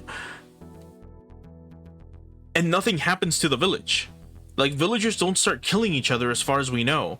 Like, Shion just kind of starts going more, like, crazy. Like, she starts getting crazier and crazier, but that's, you know, because she's already, like, on the brink of fucking, like, having a mental, like, breakdown.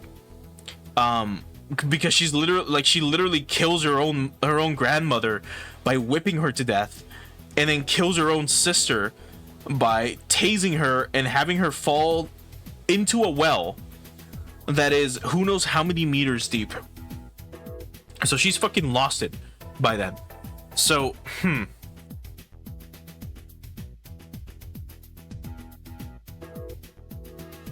and mind you, this is after Rika tries to kill her, so then Mion ends up killing her, and then she also tortures Satoko. So like there was no reports of like anyone else in the village dying, and considering here, where was it? Hold on. It would happen too fast for people to even realize that they're getting sick. So how fast is too fast? 1 day, 2 days, 3 days? Anyway. That's why Rika Furuta is a trump card for those that know she's the center of the whole epidemic. This is the story of Hinamizawa. Our tale begins in June 1983. Tokyo's liaison Tomidagi was found dead of the disease, even though he was vaccinated against it. On the same night, Takano was also kidnapped and murdered, though I don't know for sure if she's really dead or not. Rika Furuta is also going to be murdered soon enough. Well, I've suspected Iri and Takano. This is my first time doubting Tokyo. I always thought that they were on my side. They had to be. My death would lead to nothing but disaster. At the same time, there might be people within Tokyo who could use my death as a trump card. I never considered that there were opposing factions within Tokyo. I guess I was naive enough to not realize that Tokyo had internal problems due to the generation gap. Anyway, I wouldn't be feeling this way if I didn't suspect that Takano might still be alive. I feel like I'm starting to see the greater picture. It's possible too that Takano is the victim and Iria is the bad guy. The mountain dogs might be on my side, or they might be assassins who are trying to kill me. I was too scared to choose a wine that might be at risk of having something poisonous mixed in which case I could rest assured with a fresh unopened bottle, even if it was a little bad. After telling everything to my friends, I finally realized I could only trust them and the police. I'm really dumb. I thought I was thinking so hard, but I never actually understood anything. After all this time, I made things clear just by talking about them with my friends. I'd never have thought it would make such a big difference.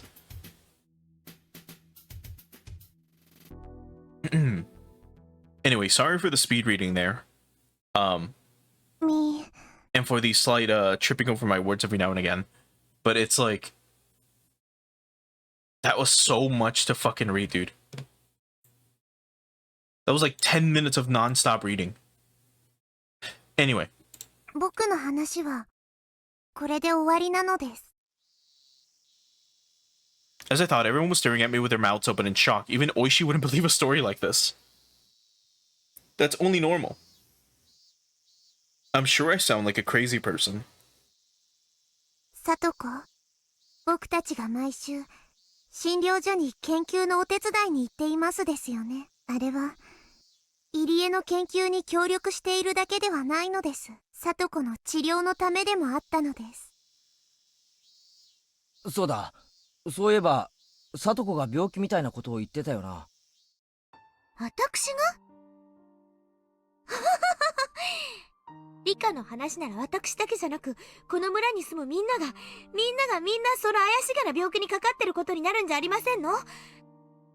でも、どうして私だけがお注射しなくちゃいけないんですの？監督の作っている新型の栄養剤の実験じゃないんでございますの？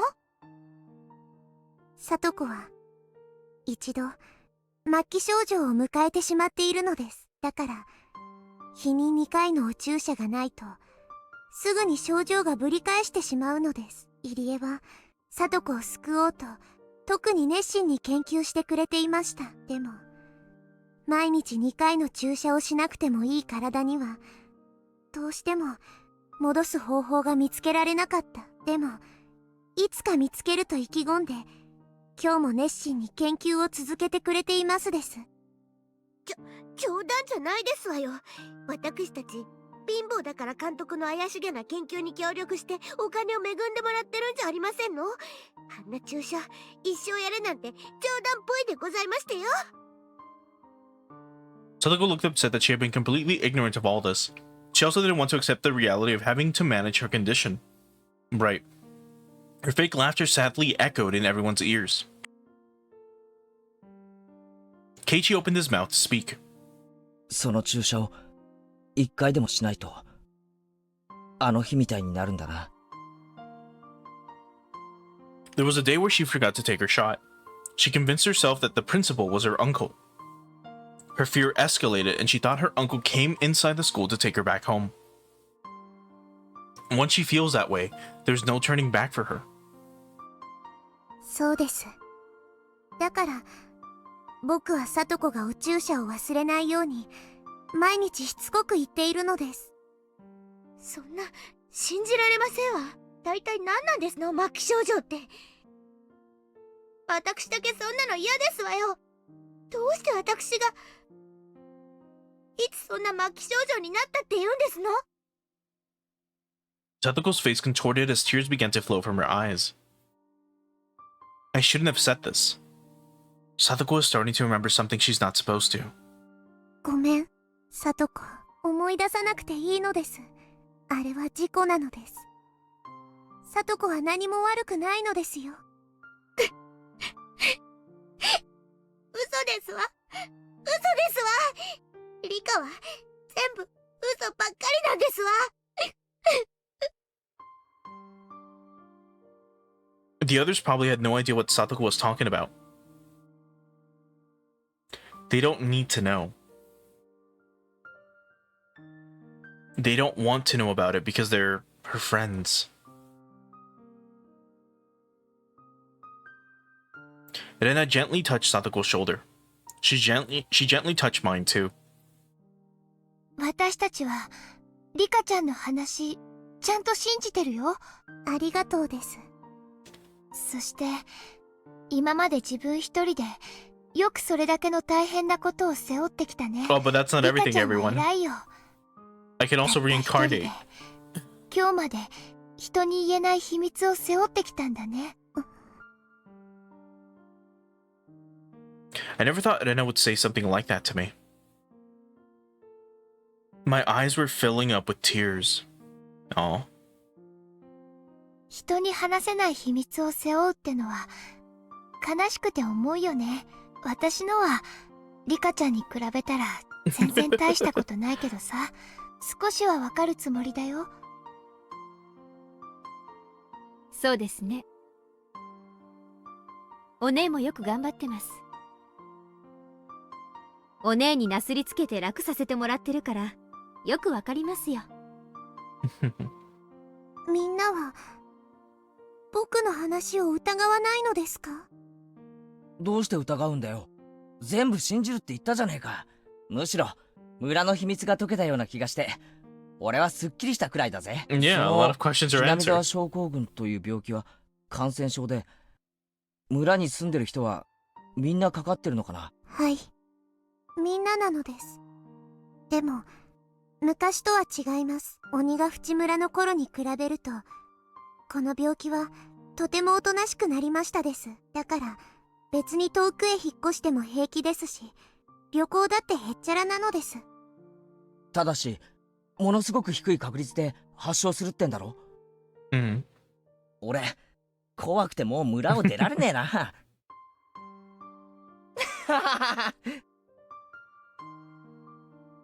もし病気にかかっても簡単な心構えで病気は抑えられるのです。それはとても簡単だけど難しいこと。 If you think you might be suspicious of someone, don't be. Continue to trust in them. Right. When you become too suspicious of someone, that suspicion will degenerate into a persecution complex, and it'll be too late. So long as everyone stays friendly and united, we will never have to worry about the disease. This disease starts with anxiety. Modern people don't believe in the curses the way that people long ago did. That might be why we're more tolerant to the disease. True. なんだ。なら私たちは全然平気だね。だな。俺たちは仲間で部活メンバーで家族なんだぞ。間違っても仲間を疑ったりするもんか。だからリカちゃんの話俺は丸ごと信じるぞ。そんなヤバい話をすれば俺たちがその山犬って連中に消されるかもしれないって思ってずっと言えなかったわけだろ。 I nodded quietly. They have the place surrounded, Keiji.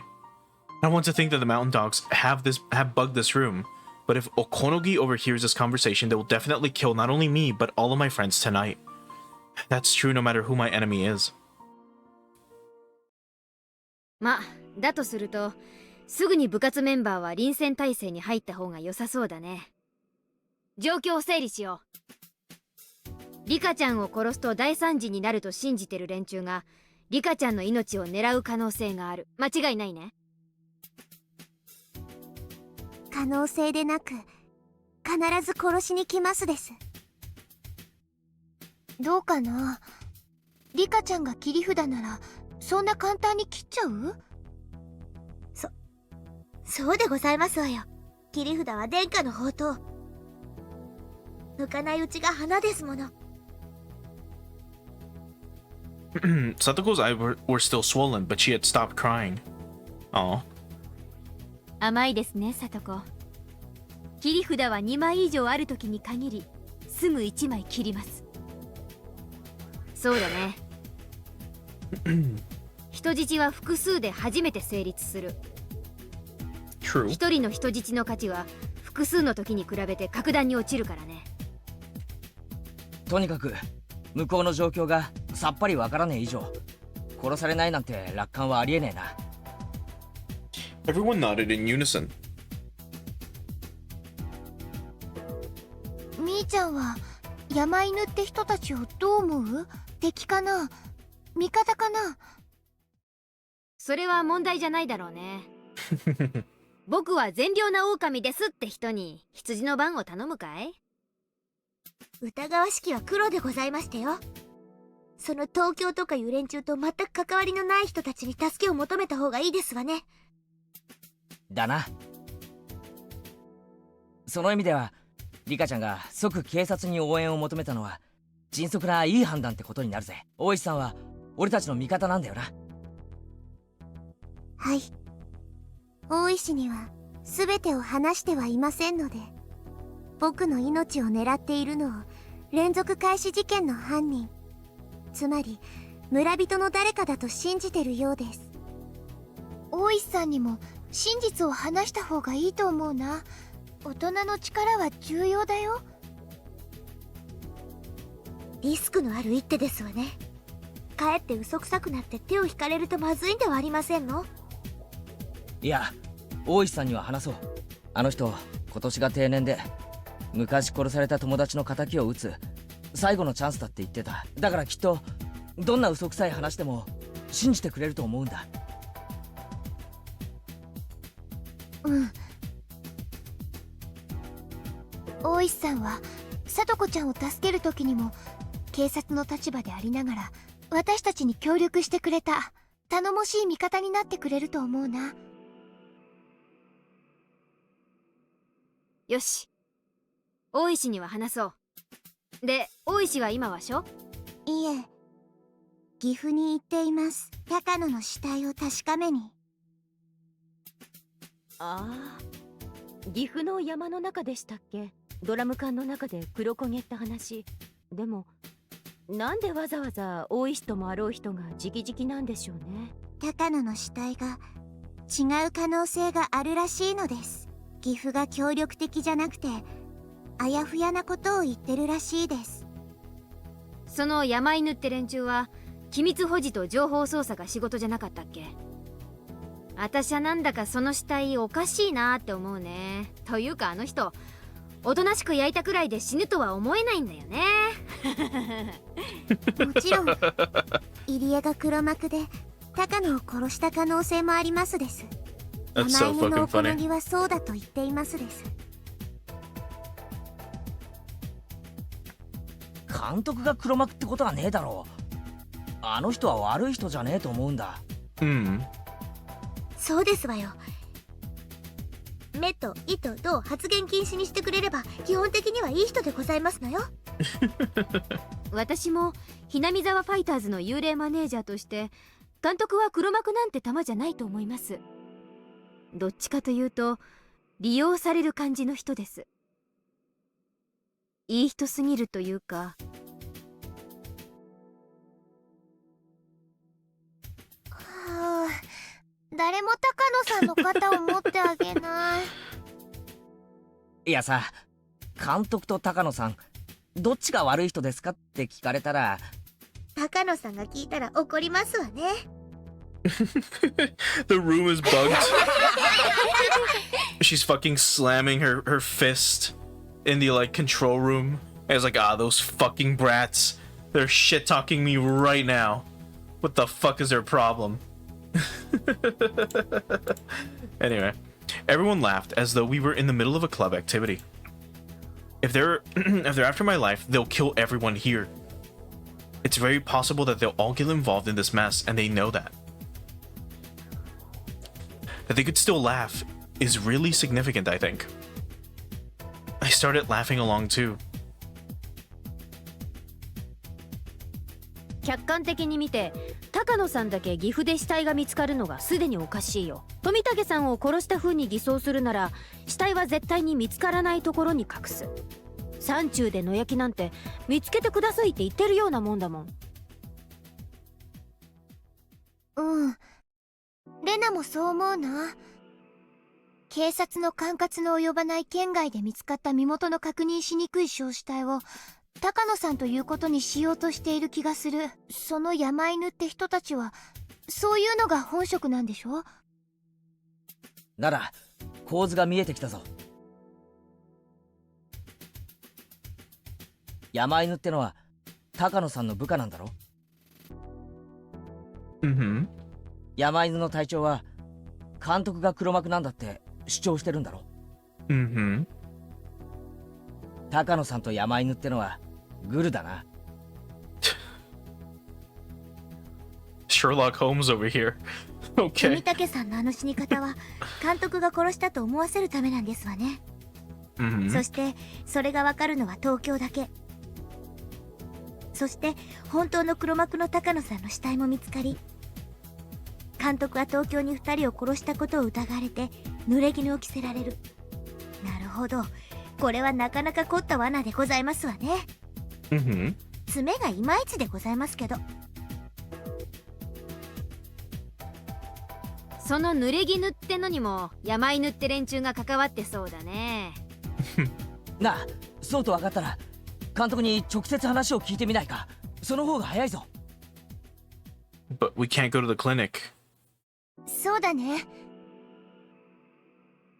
監督が真実を話してくれるか嘘をつくか、私目を見ればわかるから。ああ、レナさん嘘に敏感ですよね。入江は山犬が監視していると言ってましたです。電話しても出られないか話せないかかもしれませんです。なんだなんだ、聞けば聞くほど監督は濡れ衣臭いぞ。というか監督の身に危険が迫ってるんじゃないのか？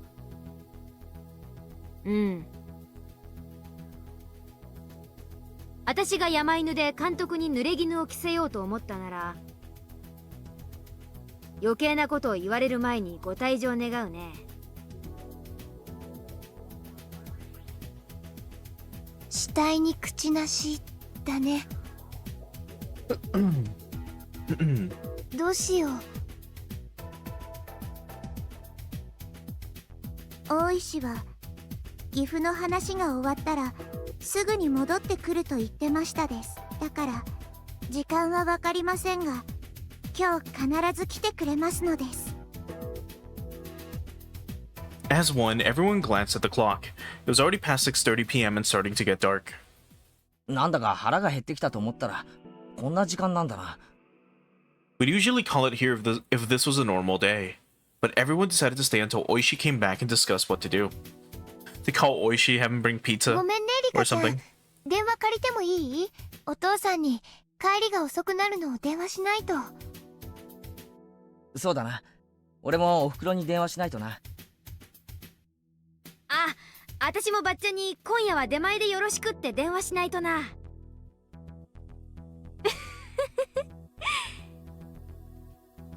こんな時間に抜け抜けとそんなこと電話したら後でこってり絞られますね。あと警察の人たちの夕食も考えてあげないとね。本家のツケで寿司でも頼むかね。 Sushi, right now. Everyone had a sensitive reaction to the word sushi. Their stomachs were empty after all. Oh boy. The same should be true of those officers too. リカ、うちも出前にしますの？そんなお金の余裕はありませんでしたよ。さとこ、みんなに自慢の野菜炒めでも作ってあげたらどうですか？無理ですわよ。こんな大勢になんか作ったことありませんわ。Just make like 3 portions. さとこの野菜炒めか。指さえ入ってなけりゃぜひ食ってみたいな。レナもさとこちゃんのお料理久しぶりに食べたいかな。At that point, the phone rang. Uh-oh. もしもし、フルデなのです。よかった。ご無事のようですね。大石です。岐阜の用事を終わらせましてね。今、沖宮に戻っている途中です。途中のガソリンスタンドから電話しています。それで、高野の死体はどうでしたか？ It wasn't hers. Was it? やりましたよ。やっぱりそうでした。岐阜の資料がとんでもないイージーミスをしていました。連中間違いを認めやしない。ガツンと決めてやりましたよ。高野は車ごと行方不明です。富武殺しについて何か事情を知っている可能性が高いと判断し、つい先ほど高野の捜査を開始するよう指示を出したところです。Can you imagine this shit being like nationwide? 尻尾をつかみましたよ。ここから一気に引きずり出しちゃいます。Oishi sounded so motivated. He'd finally found the hint he so desperately wanted. Could he actually solve the case, though? それは土産話がとても楽しみなのです。これからクマちゃんと一緒にそちらへお伺いしますので、詳しい話を聞かせてください。心当たりでも、うさんくさい話でも何で Anything? も結構。 Can you bring sushi to us, please? 僕も全部話す決心がつきましたです。Uh-oh. おやおや、どんなお話が聞けるのでしょうかね。Oh no. 多分あと1時間ちょいぐらいでお伺いできると思います。ところで、受話器の向こうが賑やかですね。お友達も来ているのですか？はい。はい。みんな心配してうちに来てくれましたです。Oh. そうですか。皆さんは本当に素晴らしいな。私も皆さんと一緒にいてくれた方がいいと思います。賑やかなだけで犯罪の抑止効果は大きいものです。では今から向かいます。後ほど。今の大石さんか？はい。今から刑事と2人で来るそうです。はあ、この部屋にこんなに大勢なんて初めてだね。何人になるんだろう。私たち6人に2人来て8人ですの？床が抜けそうで怖いですわね。And then you have the 2 or 4 officers outside? 9人目なのです。羽生、聞いてた？なんだか今回は本当にすごいことになってきた。I thought she was gonna be like, Hanyu, you're not even human. Ironically enough, I was thinking about sushi earlier today. I was like, when was the last time I fucking had sushi? I think it was like 2 months ago. And then they bring it up again. What an odd synchronicity. 今回はいけそうですか？いけるわ。絶対。絶対という言葉は、なって当然、ならなければ失望する悲しい言葉ですよ。羽生はこの状況になっても、やっぱり今日、死ぬと思う。でも、死んでほしくないと思っていますのです。あんたのスタンスは分かってるわ。傷つきたくないから信じない。マイナス思考ならマイナスで当然。ラッキーなら大喜びってわけだ。もうあんたと私の考え方の違いをとやかく言わないわ。あんたは見てなさい、傍観者らしく。はい、 Oh boy. 僕は傍観者ですから。でもリカを応援してますですよ。応援か。ありがとう。でも応援していいの？応援したのに負けると期待を裏切られない？リカが意地悪を言いますです。We had a rather harmonious mood going. However, a feeling of unease was beginning to settle over us. Oh boy. We're almost at the 2-hour mark. We have 2 hours to go. Or, well, like an hour and 40 minutes. Oh my god. So this is like the literal halfway 減りま point. したね。途中で食事に寄った方が良かったんじゃないですか？そうですね。もうすぐ8時か。お昼が遅かったから忘れてました。とりあえず話を聞いたらおたふくにお茶漬けでも食べに行きましょう。警官を4人行かせてましたよね。交代を送らないと答える頃ですね。フルデさんが気を利かせて出前でも取っててくれればいいんですがね。Oishi and Kuma had passed through Okinomiya and were getting closer and closer to Hidemizawa. They hurried on their way, driving through the dark streets. フルデリカの全てを話そうっていうのはとても気になるっすよね。多分相当とんでもない話が飛び出しますよ。あの村はね、本当の名前は鬼ヶ淵村。鬼ヶ淵ってのは沼ですからね。沼の名を冠した村なわけです。沼なだけにそこが知れませんね。フルデリカの護衛ですけどどうします？彼女の話次第では秘密の場所にかくまった方がいいでしょうね。ひなみ沢ってのは村が丸ごと魔物の腹中と同じなんです。あの村の中では何が起こるかわからない。とにかく聞いてみないことにはわかりません。フルデ家の当主が命を狙われていて、園崎家次期当主はそれを守ろうと思っている。そんな状況下で誰がフルデリカを？あとは君吉家くらいしか勢力が思いつかないです。Imagine it was the Kimiyoshi 臭い話は聞いてないんだけどな。of all people. やっぱり村には信仰を軸にした狂信的な勢力が隠れてるってのかな。沼の底がどうなってるのか楽しみです。The road they were on was cutting through the rice fields and leading them to pass by the scene of Jiro Tomitake's murder. 高野が富武を放置した。そこまでは間違いないと思いますが、富武のあの異常な死に方は一体何だってんでしょう。鑑識のじいさま、覚醒剤は出なかったって言ったんですよね。確かに薬物反応は出なかったそうですが、だからって絶対なかったって保証はありません。この世にはおかしな薬なんてきっと無数にある。それら全部が間違いなく使われていないなんて保証は誰にも出せませんよ。自分が知らない薬だから実在しないなんて、そんな傲慢は刑事が口にしちゃいけない。あったからにはあるんです。だからきっと富武に首をかき破らせる薬は実在する。そいつは犯人逮捕の折にたっぷり喋ってもらいますよ。あるいはフルで理科が話してくれると一番嬉しいんですがね。なクマちゃんも今回の岐阜の件で決めつける捜査がどれだけ冤罪を生み出してきたかよく分かったでしょう。ありゃひどかったっすね。あいつうちの署に嫌がったら俺でも許さないところです。結局最後まで間違いは認めてませんからね。岐阜県警はあくまでもあの死体は高野美代だったで通すつもりのようです。でもうちは高野美代生存でいきますよ。あとは県警同士のトップ会談で決着するでしょ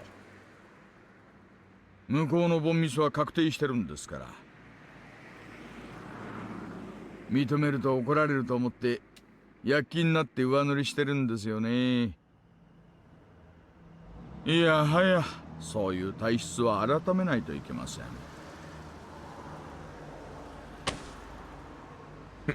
The car suddenly shook. The concrete road had ended, leaving only gravel. At the point where the gravel road begins, you're officially in Hinamizawa. They continue to drive through the woods for a while. ちょいと止めて。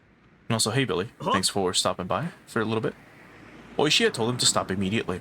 Kumagai immediately slammed on the brakes.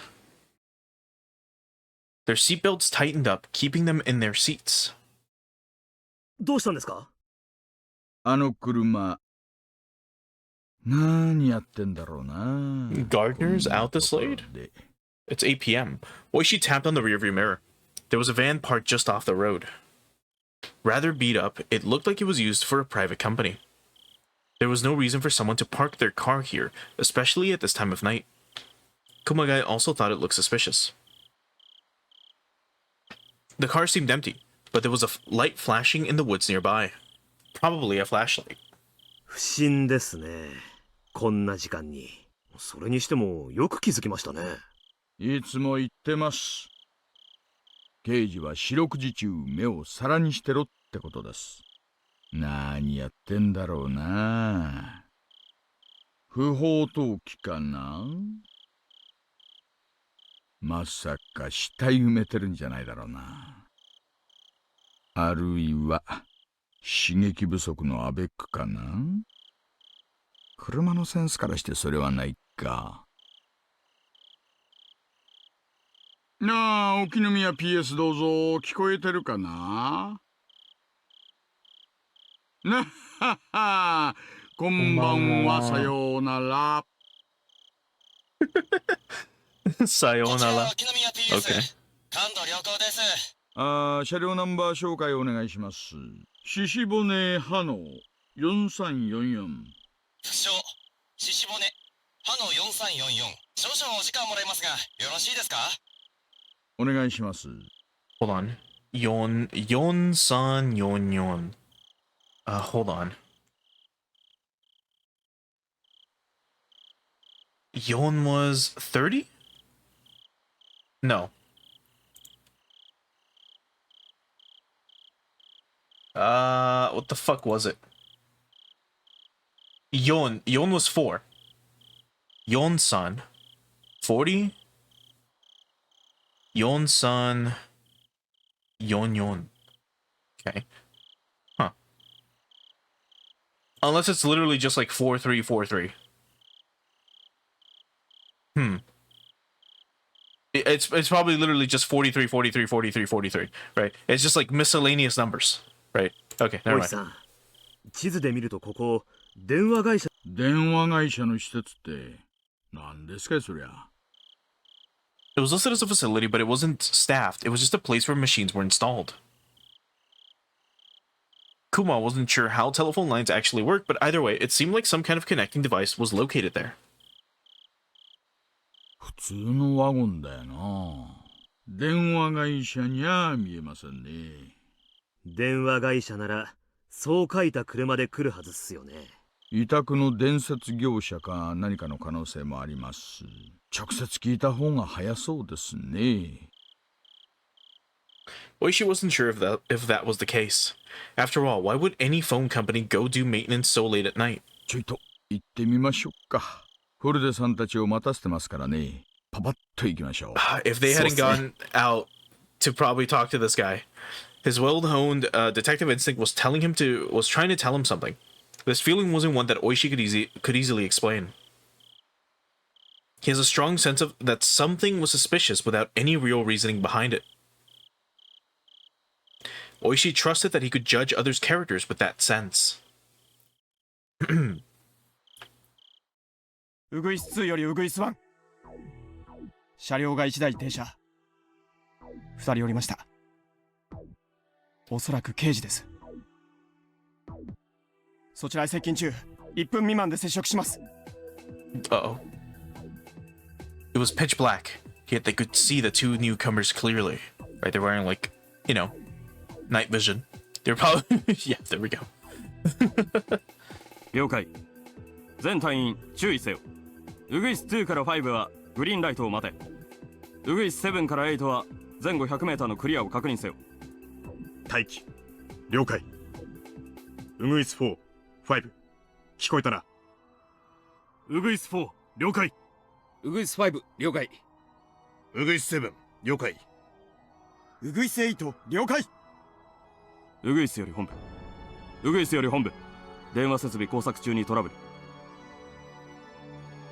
私服警官2名の職質と思われ、発砲許可を申請。 Clearance to open fire. 本部了解。許可を待て。 By the time Oishi and Kumagai reached the phone facility, they were being watched from all directions. There were 2 pairs of binoculars. And 2 sniper rifles pointed at them. I knew it. The Mountain Dogs operatives worked in 2-man units, a sniper and spotter, to secure the means of retreat. They had all taken different positions so that they could shoot Oishi no matter where he tried to run. They were all in camouflage suits, hiding deep in the woods. Oishi, of course, had no chance of spotting them. Is he gonna matrix them? And just like kinda bend backwards and dodge the bullets? The snipers had their rifles trained on the detectives' heads. Oishi and Kumagai had no idea that they were on the verge of losing their very lives. The sniper rifles had their safeties on, but a flick of their thumbs would release them. In other words, they were ready to shoot if given the order. The detectives found the fenced-in machinery right behind the parked van. There was a sign there saying that it was a property of the Nippon Telegraph and Telephone Corporation, and another sign warning people to keep away. どうもこんにちは。すみません。作業中ですんで入らないでもらえますかね。There were 4 men working there, wearing blue overalls. They had a toolbox open and were working on some wires.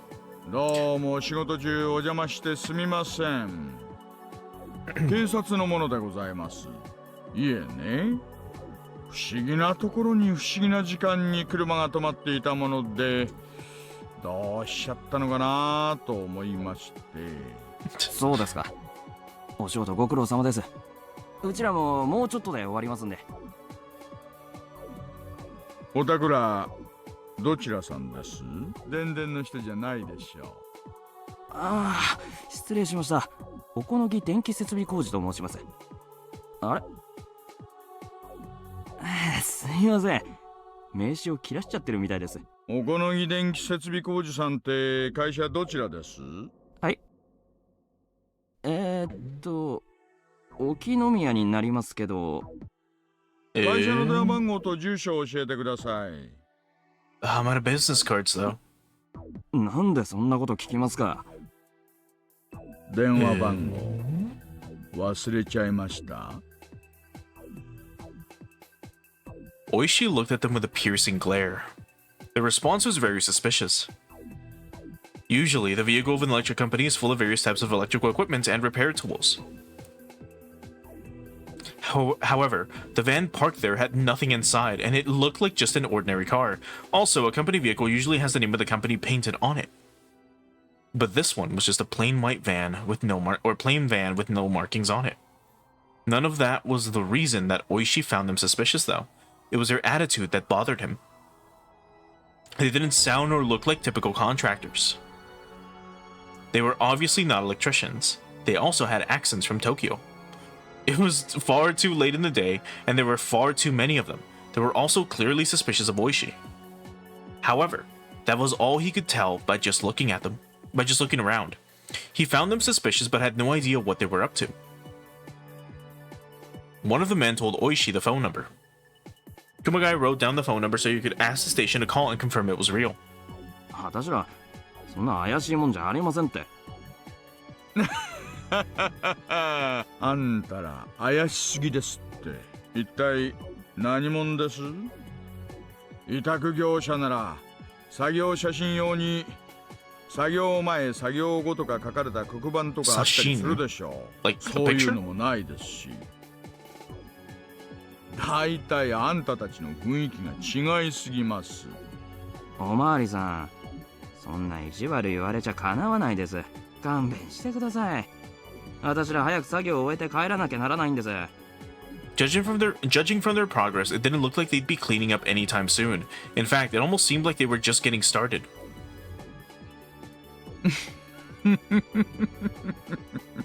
もう化けの皮は剥がれてんだよ兄ちゃん。電気屋に化けるときは兄ちゃんまずバイトして勉強してからにしな。 Oishi raised his voice threateningly. The members of the Mountain Dogs gradually started to look more and more annoyed. Mind you, he has like two or four snipers like on his head right now. Oishi looked over their expressions and gave them a big white grin. However, Oishi had no idea. He thought he could handle these suspicious people with no issues. Of course, in reality, they were horrific ogres that he had no chance against. Meanwhile, Kumagai was heading back to the car. He was intending to contact the police department. He was going to call the station using the radio. Then, in turn, the police department would contact the NTT.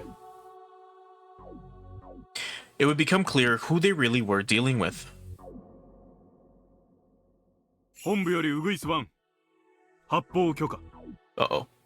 ウグイス7クリア。ウグイス8クリア。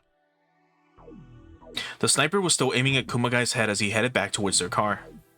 The safety, that last line protecting Kumagai's life, was disengaged. The sniper put his finger on the trigger. He was wearing a glove with the fingertips cut out. The finger poking through the hole was very rough and merciless. For as soon as he slightly moved that finger, he would take someone's life. ウグイス1より狙撃犯オールグリーン。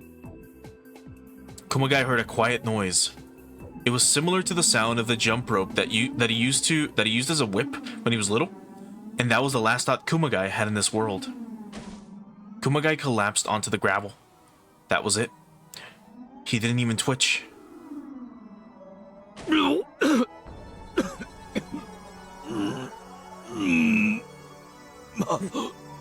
Kuma, no. Oishi was laying on his back on the concrete after getting shot in the chest. His lungs were filled with blood, which began to pour out of his mouth. Oishi only realized that he'd been shot when the world began to blur before his eyes. As his world keeled over, he saw a man in a work uniform leveling a gun at him, but it didn't matter anymore as he started drowning in his own blood. Holy shit. 沖宮 TS より大石社どうぞ。先ほどのナンバーが判明しました。大石社どうぞ。大石社応答願います。あれ電波悪いのかな。大石社応答願い。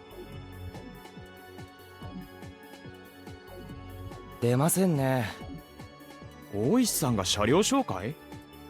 誰の車だよ。村人の車ですね。至って平凡な。何者だよ。大石さんが聞いてくるからにはただ者じゃないんだろ。突起事項欄は完全に空欄ですね。S 号指定もなし、減点もなしだし。パッシングでもされて腹が立ったんじゃないの。あの人根に持つとなかなか忘れないタイプなんだよ。ウグイスより本部2名を射殺。作業を再開。本部了解。警官の車両処理は慎重に行われたし、3佐ウグイスは警官2名を排除。作業を再開。おやすみなさい、大石さん。Huh? Excuse me? You're telling me she was French this whole time? Oh no. Oh no. Okay, well, let's look at the oh my god, well, never mind. Okay, maybe she was German the whole time.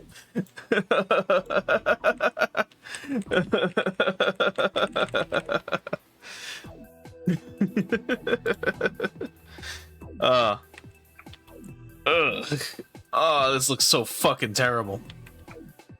Anyway, back to normal. 私の尻尾をつかめてコーヒーをもらえるかしら。どうぞ。しかし厄介な展開になってきましたね。R 宅には依然私服警官数名と、それから友人数名がいるそうです。 R は自分が今夜殺されることに感づいているとしか思えません。作戦が漏れています。 Someone's leaking information. やはり決行は延期すべきでは。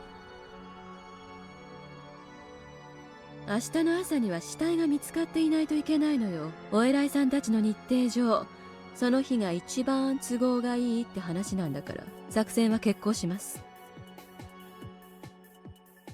The crucial part of this final mission was the death of Rika and what came after that. They couldn't just kill her whenever they wanted. Doing it at the right time was vital. 山犬による過剰な警備にかえって過敏に反応したのでしょうか。違うわね。漏洩じゃない。予言よ、あれは。富武の死と、そして私ですら知り得なかった偽装死体の状態まで知っていた。This is how Elle must have felt during a like death 南 note. 沢の頂上存在の頂点に立つ女王で巫女で降臨したるお社様の血脈に連なる正当な末裔。神を欺くことなどできない。知られるのは宿命だったのよ。 Oh my フルデ god. リカをあっさり暗殺などできるわけがなかっ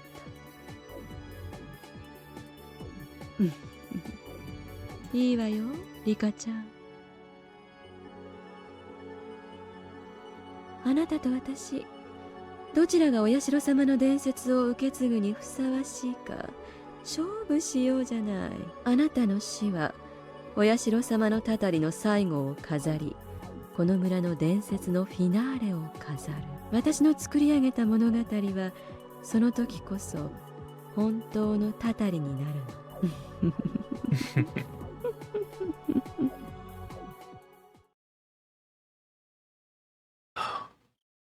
It was now past 8 p.m. Mion ordered some noodles for us, her treat. We also ordered some food for the 4 officers, and we all ate together. We were supposed to call it a night as soon as we talked to Oishi, but he's still not here. However, we all took it easy, assuming that they'd get here sooner or later. It's getting late. Once you get to Hinamizawa, there aren't many places to get something to eat. I'm sure they're having a quick dinner before coming here. However, the 4 officers seem anxious. They all had families, but Oishi didn't tell them how late they'd have to be out here. They're hoping that Oishi will bring other officers to relieve them so they can go home. They called the station, but all they said was that Oishi was on his way. And that we should wait because he'll be here soon. If only he hadn't stopped. 遅いね、大石さん。渋滞にでも巻き込まれたんだよ。 What ちょうど traffic, 帰宅 dude? ラッシュの時間帯にぶつかっただろうからね。 Like in Okinomiya. おまわりさんもお昼からずっといてくれてるんですのよね。交代が来てあげないとかわいそうですわね。そうだな。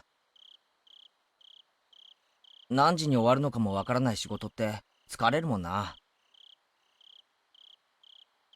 警察の人には休んでもらって、私たちが夜景にでも立ちます？里子のトラップワークで不審者の接近を阻むとか。They should have done that from the beginning. 甘いですわね、シオンさん。ここは私とリカの家なんでしてよ。常に二重三重のトラップが張り巡らせてありますわ。そうなんだ。神社で遊ぶときは注意しないとね。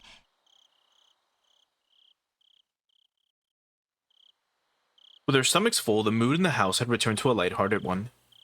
True, we shouldn't be so relaxed, but knowing that Oishi would be here shortly made us feel relieved. But he's so late. He said he'd be here in an hour. Mion mentioned he might have gotten stuck in traffic. But I'm sure Oishi was considering that. That's why he told me it'd take him about an hour. And it had now been 1 hour since the time Oishi was supposed to get here. I want to believe that he's getting something to eat on the way, but I'm starting to get concerned.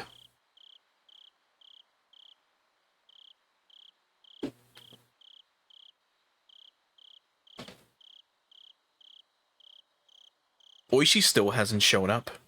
It's almost 11 o'clock. Oh my god. The officers are completely exhausted. They had even started to smoke cigarettes outside. My friends are becoming tired too. Sadako is yawning. It's way past our bedtime. Everyone else is getting tired and sleepy. We've been spending our time watching TV and reading manga. I can feel my fear succumbing to sleepiness. Today is almost over.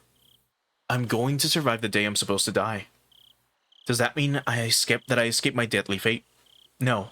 I'll have to fight endlessly from tomorrow on. I was going to discuss that with Oishi.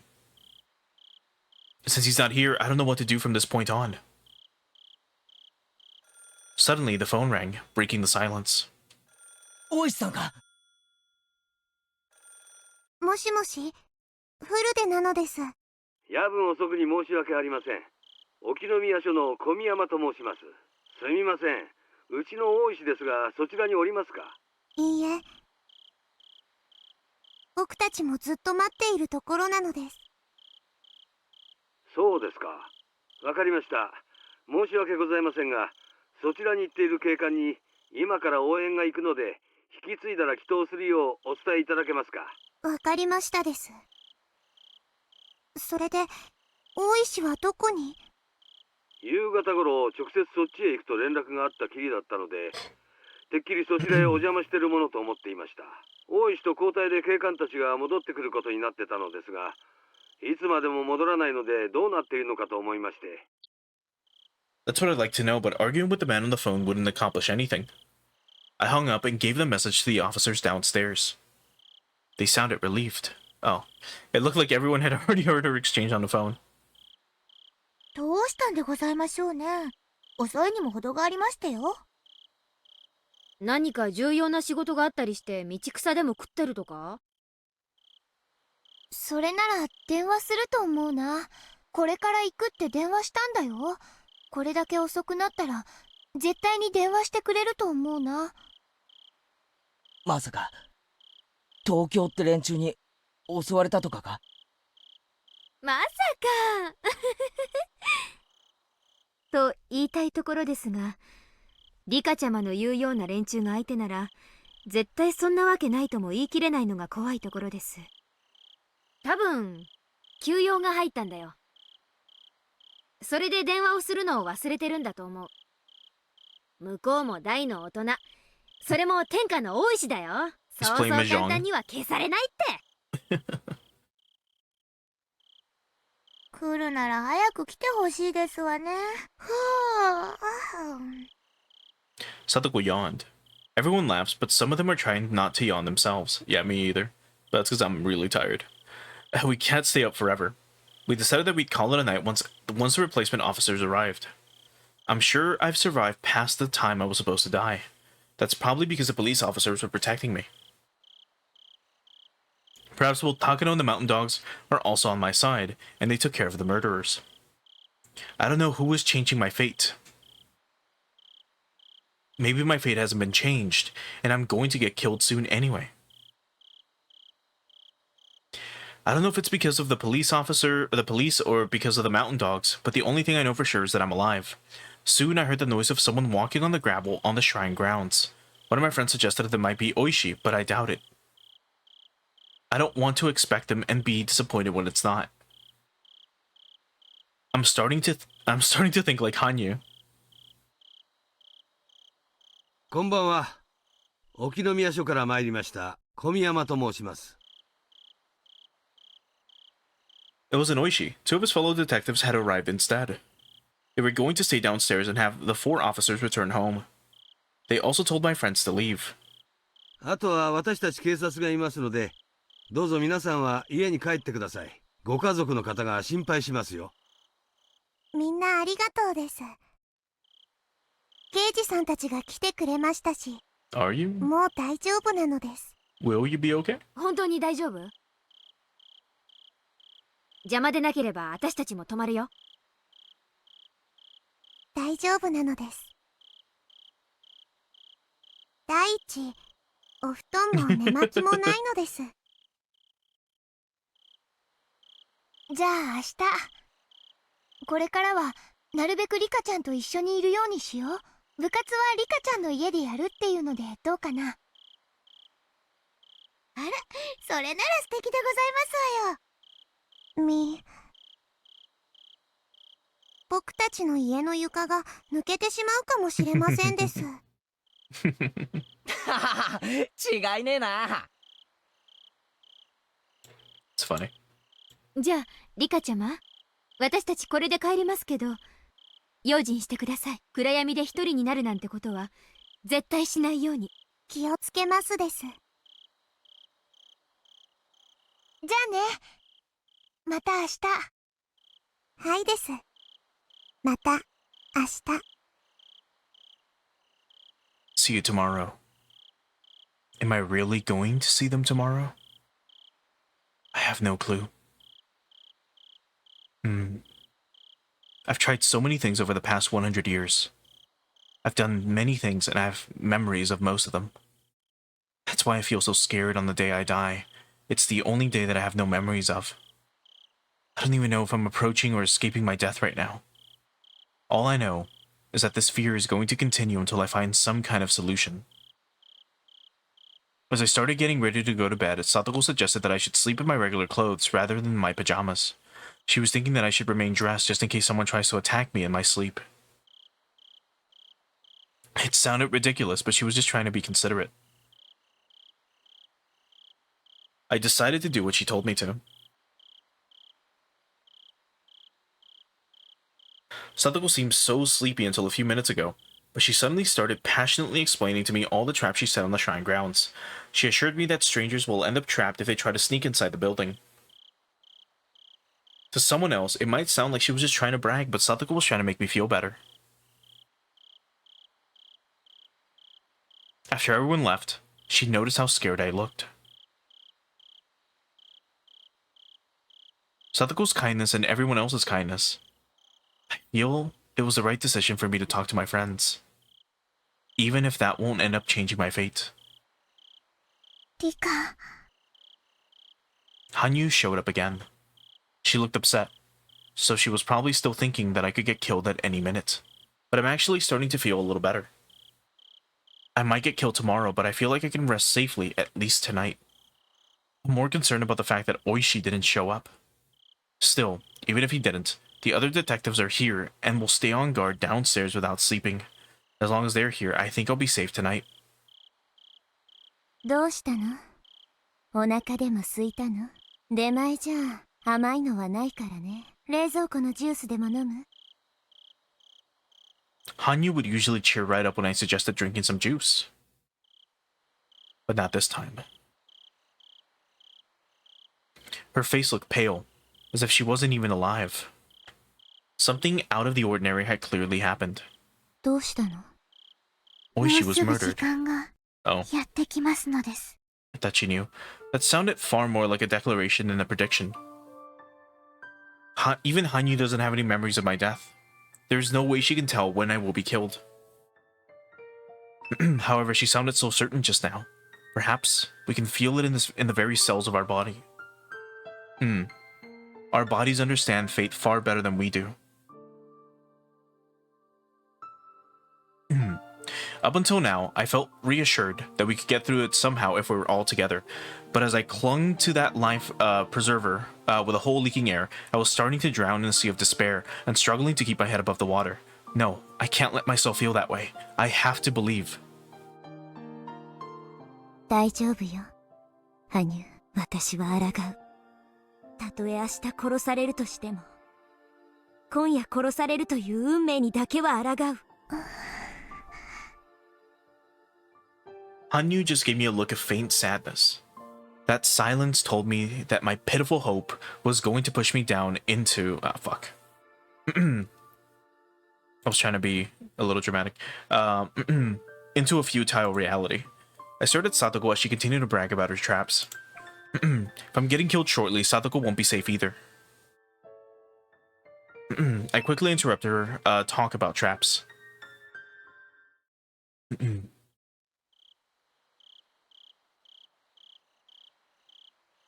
The time was 1 in the morning.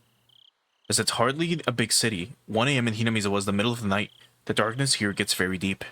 There was light leaking out from the first floor where the two detectives sat on guard, but everything else was pitch black. Even the moonlight seemed indistinct. Yeah, and now you have 20 dudes surrounding the building. すでに1時間以上が経過します。本部より3査、決行の判断を。こんなに月の綺麗な夜だもの。始めなさい。刑事は排除でよろしいですか？そうね。今夜、古出神社にいた人間は全てが忽然と姿を消し、鬼隠しとなる。それでいいわ。本部より大鳥、作戦開始。保証の刑事2名は実力で排除せよ。なお発砲は許可しない。繰り返す、発砲は許可しない。本部よりウグイス、大鳥が作戦を開始する。電話線を遮断せよ。ウグイス了解。遮断する。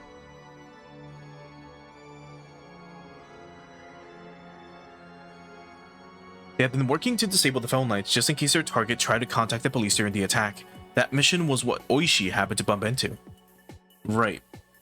ほんじゃ、始めるかいね。大鳥湾より全隊員へ突入準備。1階の刑事2名と2階の同伴者1名を排除せよ。痕跡を残せん。発砲禁止。ガスも使えんね。テーサーを使え。Tasers. Oh no. 単銃で武装してるぞ。撃たせるな。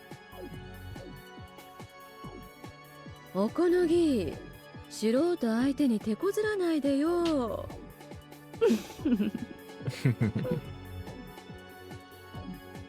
まあ仕事ですんで。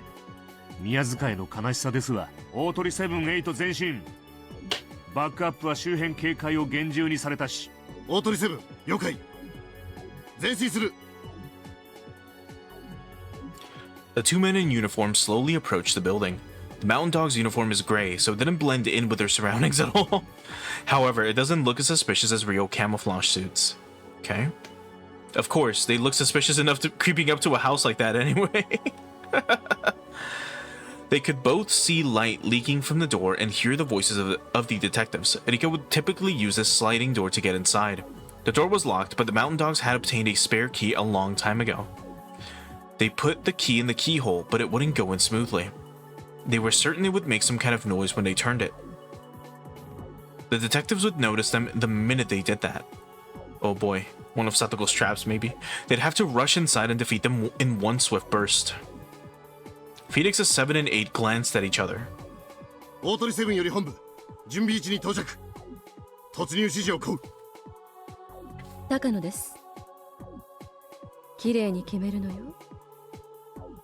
行きなさい。了解。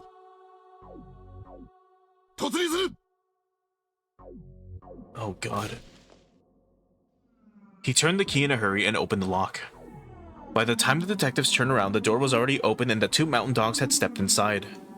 They had aimed their weapons at the detectives while the latter were still turning around.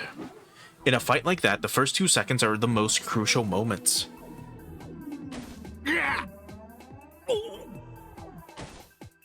The detectives collapsed, making minimal noise. There were needles stuck in their bodies, and those needles were connected via wires to stun guns. In other words, the weapons those two had weren't ordinary guns. They were stun guns in the shape of firearms. Instead of bullets, they shoot out electric needles that electrocute their victims into unconsciousness. Normally, they would be non-lethal weapons that allow the shooter to capture their victim without harming them much, but their tasers had been modified, just like Shion's.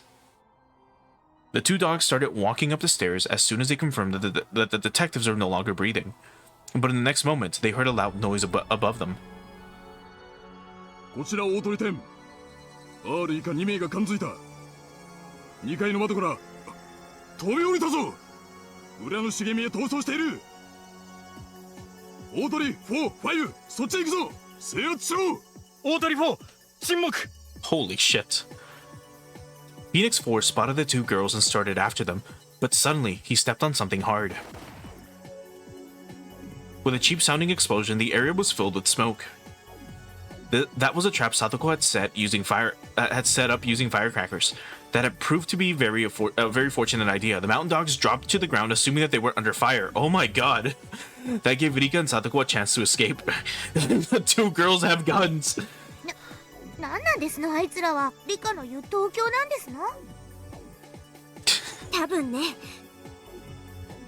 から走って。捕まったら殺されるわよ。どうした？応答しろ。今の音は何だ？ We came under fire. こちらオートリ5。銃撃を受けた模様。R は突破した。Oh god. 追撃する。くそ、感触玉か何かだ。畜生め。さとこちゃんね。やるわね。We were under fire. 情けな。近場の班は急行しろ。人家に逃げ込まれたらアウトだぞ。オートリ18発見した。追跡中。応援を送れ。二人は土地勘が強いわよ。早く抑えないと確実に見失うわ。This wasn't a game of hide and seek. It was a game of tag. Several men in uniform were chasing after Rika and Satoko. They weren't idiots, so they didn't waste energy on the futile act of shouting, wait. This was a quiet, deadly game of tag in the middle of the night. Oh my god, it is Metal Gear. どこへ行きますの？バラバラになって追っ手を振り切りましょうです。 Split up. 打ち合うのはミーの家。地下の隠し部屋なら安全だし、外部と連絡も取れますです。 Satoko had no idea that Mion had a basement in her house, but she didn't have time to ask anything about it under her current circumstances. All she did was nod. The next moment, I felt my left foot catch on something and I fell to the ground. I must have tripped on a rock or a piece of concrete. Rika! Satoko は逃げて！あんたも殺されちゃう！ But Satoko wouldn't move on without me. She came back to lend me a hand. I stood up without her help, but this cost us too much time. One of the men had almost caught up with us. I didn't know what to do. But Satoko, upon seeing him quickly, reacted.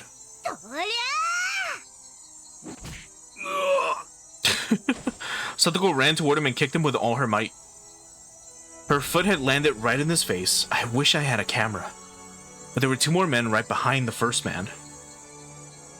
I can see them clearly now. They're the gardeners from the landscape company. They're wearing the same uniform Okonogi is always wearing. They must be the mountain dogs. Now I'm certain that Takano is the culprit. And now that I know that, I can do something about it in the next world. But if I die now, will I lose my memory again? I can't die now. I need to survive so I can keep my memories. Satoko took something out of her pocket and threw it at them. It was something like sand. I knew it. I was about to say, is it pocket sand? Yes, it is. However, even that could only buy us a few seconds. Satoko tried to run, but she froze as soon as they aimed their weapons at us. Their stun guns are only shaped like firearms. Satoko, not knowing that, thought they were real guns. Knowing that she'll be shot if she turned and ran, Satoko tried to attack them instead. Of course, there are 3 of them. Most would think it's impossible to drive them off, but Satoko didn't think about that. She had a 100% chance of dying if she tried to run. And then she might as well fight back, because she might have a 1% chance of defeating them. She's so brave. Satoko's determined to save me, even at her own expense. But I can't stay in this world if it means losing Satoko. I'd rather die for Satoko's sake than lose her. But another me was shouting in my mind. If I don't survive this, I'll lose this memory. If I die without keeping this memory, this life and everything I've learned will all be wasted. Should I escape and leave Satoko behind? That's right. I should use this experience to my advantage in my next life. I should just let go of her in this world. Oh no. 無理ね。それができる魔女なんかになれるものか。 But I know in my heart, there's no way I can win against these guys. I'm sure their backup will get here if we take our time to fight them. Should I fight them for her, or should I leave so I can confront my true enemy? Oh, we're given an actual fucking option? Fuck you. Oh no. Oh. It didn't let me choose. It chose by itself. Fuck. Hold on. God damn it. It's fine. So, Satoko's bravery gives me courage. If I left her, I'd lose my motivation to defeat fate. I don't care if I lose my memories. It only took 100 years for me to get this information. I don't care if I have to spend another 100 years in the same June. I can't leave Satoko. Satoko, 二人で戦おう。リカ、逃げなさいって言いましたですのよ。 I had noticed something. They're only aiming at Satoko. There must be a reason why they can't shoot me. So I stood in front of Satoko to protect her. Just as I expected, they put their guns down and prepared to take us out without weapons. あんたらは山犬ね。やっぱり黒幕は高野だったのね。私もバカね。あんたたちの正体を知りながら逃げることを選ばないなんて。でもね、私は逃げないの。ここであんたたちに殺されるのが運命だとしてもね。運命なんてね、金魚すくいの網より薄いって教えてくれた人がいるから。 They must think this is my final speech. They let me talk until I was finished. バカな奴らね。だからあんたたちは金魚が救えないんだ。 The next moment, one of them dropped to the ground. Keiji had run toward him and kicked him from behind. Keiji had kicked him right in the small of his back, and the dog was squirming on the ground. Just for the record, I was gonna choose the option, option B, to save Satoko anyway, but, you know. The other two tried to retaliate, but they were too late. Mion grabbed one of the guy's arms from behind and flipped him down to the ground. It must be some kind of martial art. I've seen something like that in an action movie before. Well, remember, she was trained along with her death squad. Rena tried to push the remaining dog down with all her strength, but that wasn't enough to take him out. He tried to aim his gun at Rena, but she had already done what she was supposed to do. All she needed to do was get his attention. Shion had snuck up behind him, and then she fired her stun gun into his neck. Her illegally modified stun gun. The stun gun made a snapping noise, and the dog fell to the ground with the rest of his friends. 葛西のやつ改造済みとは言ってたけど、こりゃ効きます。 So she had never used it before. こっちの連中にもお願い。大丈夫か、サトコにリカちゃん。まさに危機一髪だったな。お前らの足が速いんで追いつくのに苦労したぜ。ずっと待っててよかったね。張り込んでた甲斐があったよ。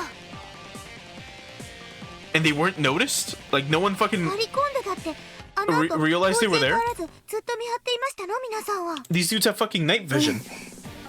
帰り際にね、すっごく不審な人がずっと草陰に潜んでて神社を伺ってるのを見つけたの。いやー、よく見つけたよな、あの暗闇で。レナには嘘も迷彩も通用しないってことだな。So, figuring he would leave if they spoke to him, they secretly staked out that suspicious man. They'd started following us as soon as they heard the sound of firecrackers. まさかここでみんなに救われるとは思わなかったのです。とにかくここにいたらすぐに応援が来るぞ。どうするこれから。私たちミオンさんの家に逃げ込むつもりでしたのよ。地下でかくまってもらえるとかいう話で。 Yeah, but how did you know? 地下最後殿ですか？確かにあそこなら都合がいいです。しかもあそこ武器も隠してませんでしたっけ？そういうのは言わない。とにかく私もうちに逃げ込むのは賛成。あそこには秘密の通路がいくつもあるから連中の裏をかけるよ。なら急ごう。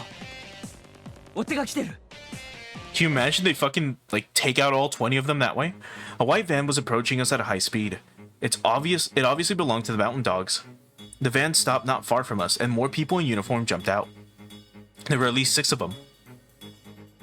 If we all run, the slowest runners might get caught. So we should take them down while we can. Excuse me?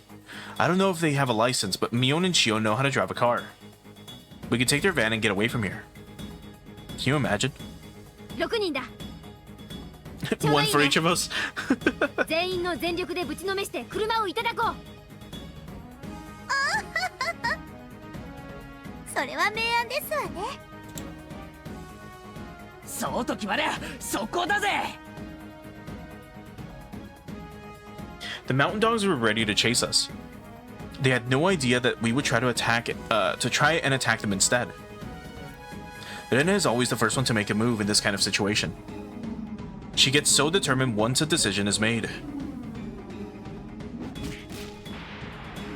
She immediately singled out one dog and punched him in the nose. Another one tried to grab her from behind, but Keiichi kicked him in the side as hard as he could. おいおいレナ、やり合うときは背中を気にしろよ。ケイチ君に任せるよ。 Aw. よろしくね。レナさんの茨城時代ってめちゃくちゃ興味あります。というか、人殴るのに躊躇なさすぎ。スタンガン使うのに躊躇ないあんたが言わない。Given that Chion had that stun gun, the mountain dogs were reluctant to go after her. They were scared of the very dangerous weapon she had in her hand. But thanks to that, Chion had stopped one of them for certain. It was fortunate for us that they didn't have any guns of their own. They could have taken the ones that they had as well. They had no way of countering Shion's stun gun. Sadako attacked him from behind. She encircled his neck with a jump rope and pulled. Oh my god. Shion followed up, quickly hitting him with her stun gun. What was I doing during all of that? The only thing I can do is run around and try to get their attention. They're pursuing me after all. They want to catch me more than anything. This is like some Home Alone shit, but that leaves them open to attacks from my friends.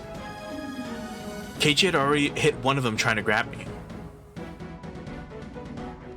I think we have a chance here. We may not be able to take down all of them, but we can try to find a chance to escape to their vehicle.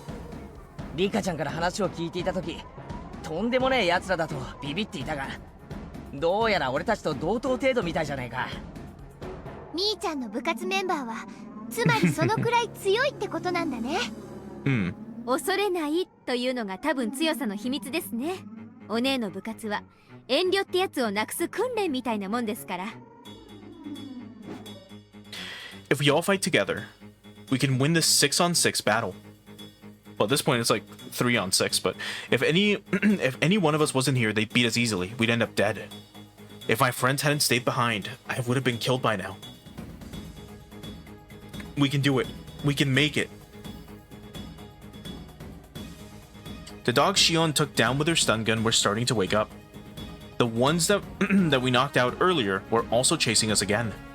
We have to get out of here. This isn't the time for me to just be running around. ちょうどいいわね。やってやるわ。リカ。羽生、あなたは相変わらず諦めてるんでしょ。諦めない悪あがきがどれだけの力を持つか、そこで見てなさい。私は打ち破る。私たちは打ち破る。今からね。それをあなたの目の前で見せてあげる。よし、みんないいね。一撃で決めるよ。目の前の敵を一人撃ち倒せ。それから車を奪って逃げる。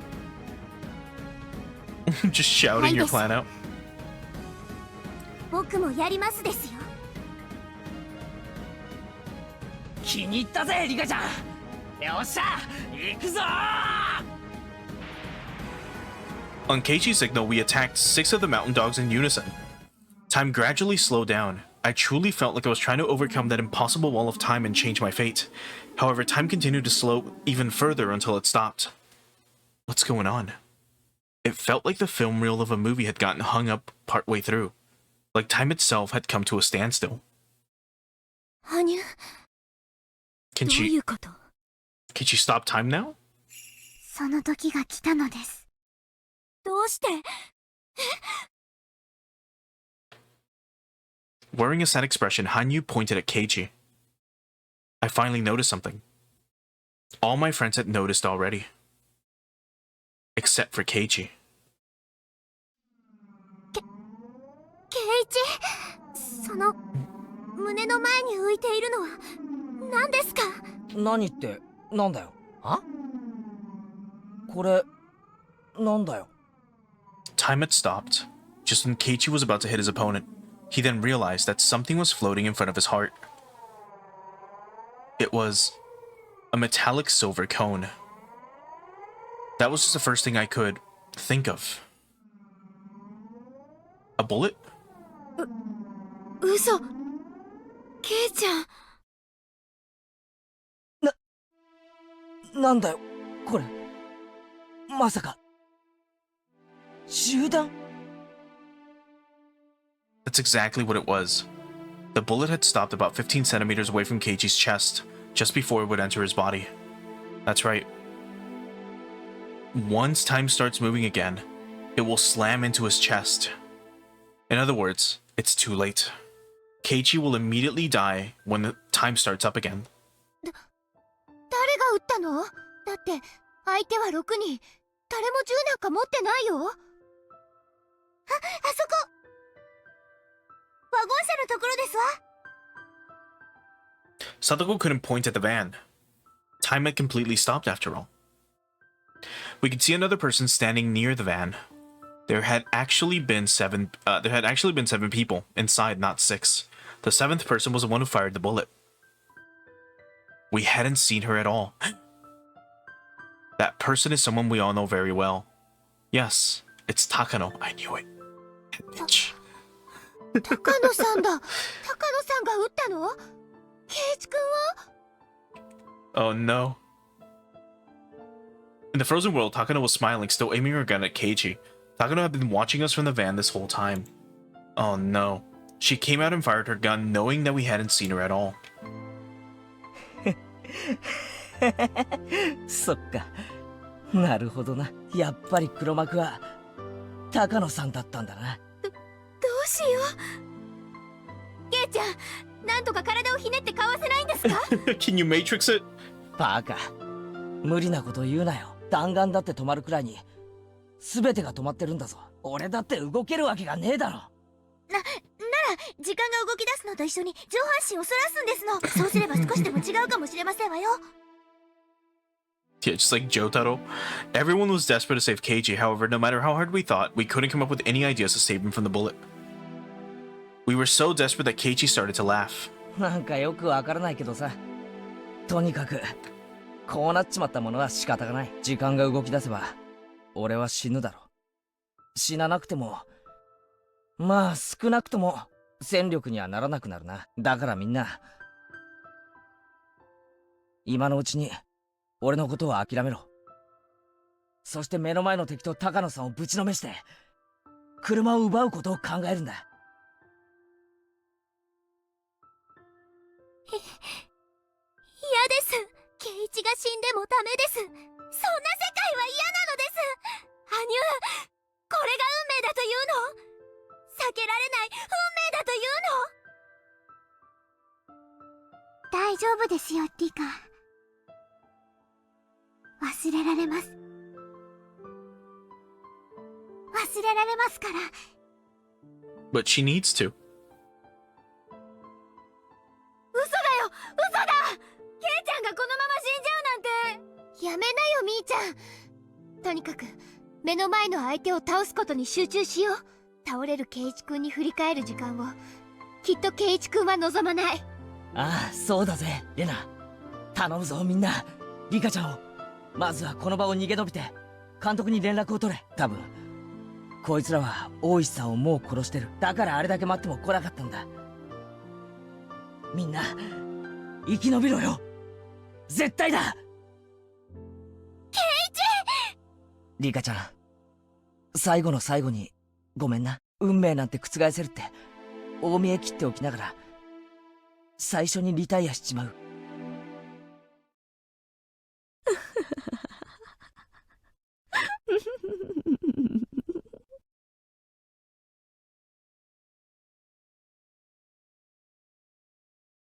It sounded just like Takano's regular laughter, but it was the scariest noise I'd ever heard. 高野さん、これで俺たちが負けたと思うなよ。見終わったのね、走馬灯。The silence suddenly ended and the clamor of reality returned. An explosive sound then hit Keiichi straight in the chest. I watched Keiichi collapse right in front of me. He fell on his back while blood splattered everywhere. And after that, he stopped moving. There's no way any of us weren't shocked by that. We tried to take down the foes in front of us. But more came from behind. We tried to struggle as best as we could, but there was no way we could win against all of those adults. I did my best to fight them off, but they pulled my hair and picked me up as if I weighed nothing. Right, you're like 10. I heard everyone's desperate screams of resistance. The comforting and courageous unity we showed right before Keiichi was shattered like glass. The debris of that glass lay sadly on the ground. Takano's annoying laughter was still echoing inside my ears. 本部へ制圧したわ。私の言ったものを準備させて。それから死体がたくさん出るから処分の手配を。死体袋が5つと血を流すのに水がいるわね。持ってこさせて。Holy shit, dude. She needs 5 bags. My body froze up, but time did not.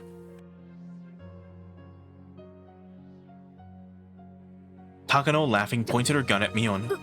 嘘でしょ。あなたの背中の入れ墨、一度見てみたかったの。後で見せてもらうわね。Oh my god. 見たければ勝手に見ればいいでしょ。見たってつまらないよ。そう？私は楽しいと思うわよ。やめて！みーちゃんを撃たないで！ Takano shook her head in response to Rena's screams. ダメよ。ミオンちゃんが部長さんなんだから一番じゃなきゃね。嘘。やめ。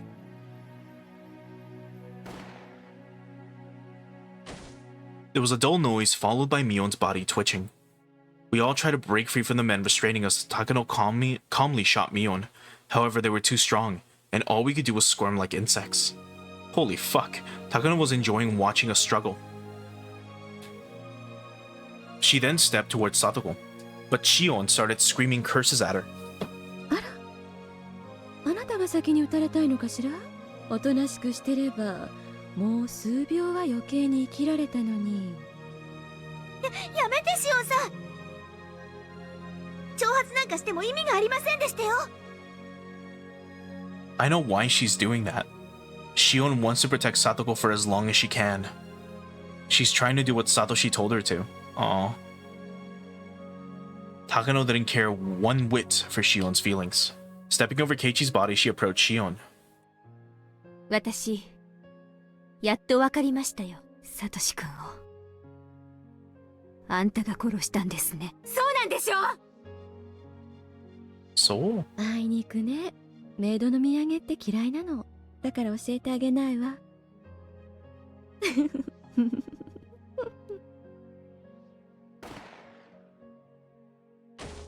Shion's body twitched. That had followed the dull sound of another gunshot. Just 2 dull sounds had stolen away the lively Sonoseki sisters. It didn't add up.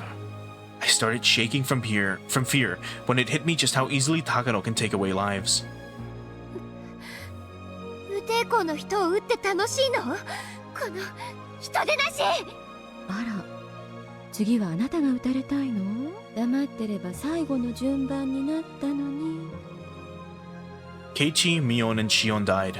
The oldest one of us left was Rena. Rena didn't want to see Satoko and me die before she did. 開始事件は全部高野さんの仕業だったんですね。お社様のたたりの代行者のつもりだったんですか？代行者じゃないわ。私がたたりを下すのよ。Oh my あな god. たには見せられないわね。お社様の怒りがこれからこの村に下るのは、 She's handing out そ the れは Tatarigoroshi. 私が起こす。私のたたり。Mm-hmm. そう。私はまさにお社様そのものになるのよ。その時、私は人としての域をようやく超えることができるの。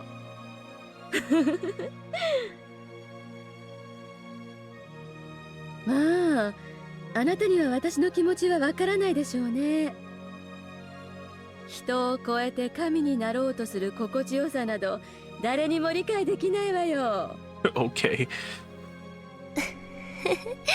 無理だと思うな。高野さんがどれだけお社様のふりをしたってお社様にはなれないよ。所詮はごっこ遊び。お社様になんかあなたはなれない。なれるわよ。これからなるもの。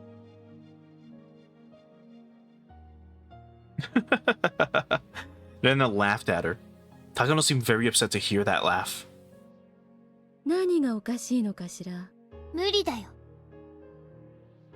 だってお社様はいるんだもの。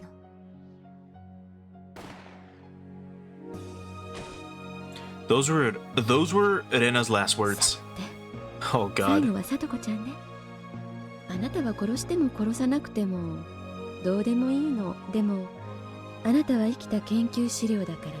東京はあなたの生きたままの捕獲に懸賞金をつけてくれてるわ。大した額じゃない。私の取り分はせいぜいヨーロッパに旅行に行ったら消える程度よ。まあ生け捕りにしてもあなたは結局はろくな目に遭わないけどね。生きたまま頭蓋を切開されるのが関の山よ。Ew. Oh, that's right. Inhumane shit. それに私あなたとはお友達だったしね。この場で撃ち殺してあげるのも優しさかと思ってる。どっちがいい？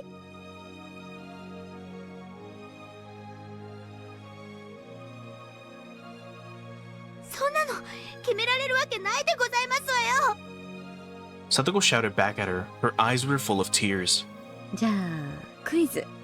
ブロッコリーとカリフラワー緑色はどっち？ Oh god. いえ、ブロ Oh. ッコリー。 Oh, come on.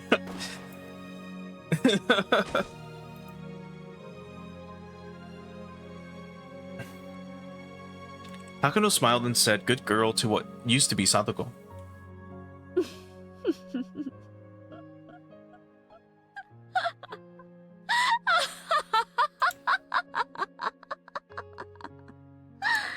本当に今夜は月の綺麗な素敵な夜だことね。あなたもそう思わない？そして私を殺すのね。ええ、殺すわ。女王感染者の死体が作戦の鍵なの。あなたはここから遠く離れた東京の地での醜い政治的勢力争いの具になるのよ。そして鬼ヶ淵村の伝説のピリオドとなる。私をどういう殺し方にするか高野の考えそうなことが分かったわ。あら、わかるの？言ってみて。 I'm not going to say it, but I know. It's Watanagashi. She wants to do the real Watanagashi using my body. I'm sure she's planning to cut open my stomach and pull up my guts. To do that, she'll make me inhale some chemical to put me to sleep. I vaguely remember that part. 想像がついてるようね。じゃあおやすみなさいリカちゃん。高野待ちなさい。One of the dogs approached me with a handkerchief soaked in a chemical substance. Yeah, sorry about that. みんな潔く死んだのに、あなたは命乞いなの？違うわ。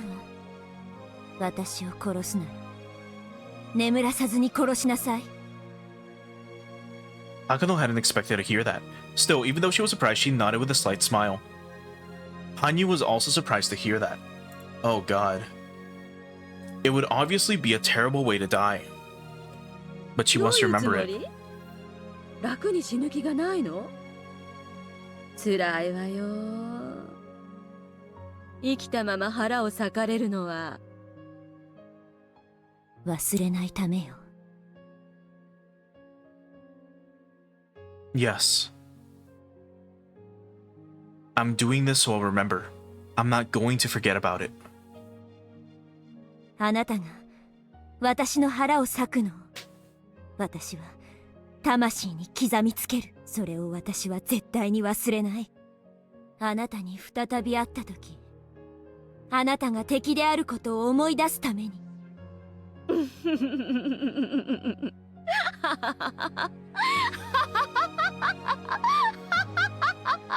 何を企んでるやら。でもあなたは他の子たちよりは少しは賢明みたいね。1秒でも長生きすれば悲鳴を上げるくらいのチャンスはあるかもしれないからね。でもそうはさせないわ。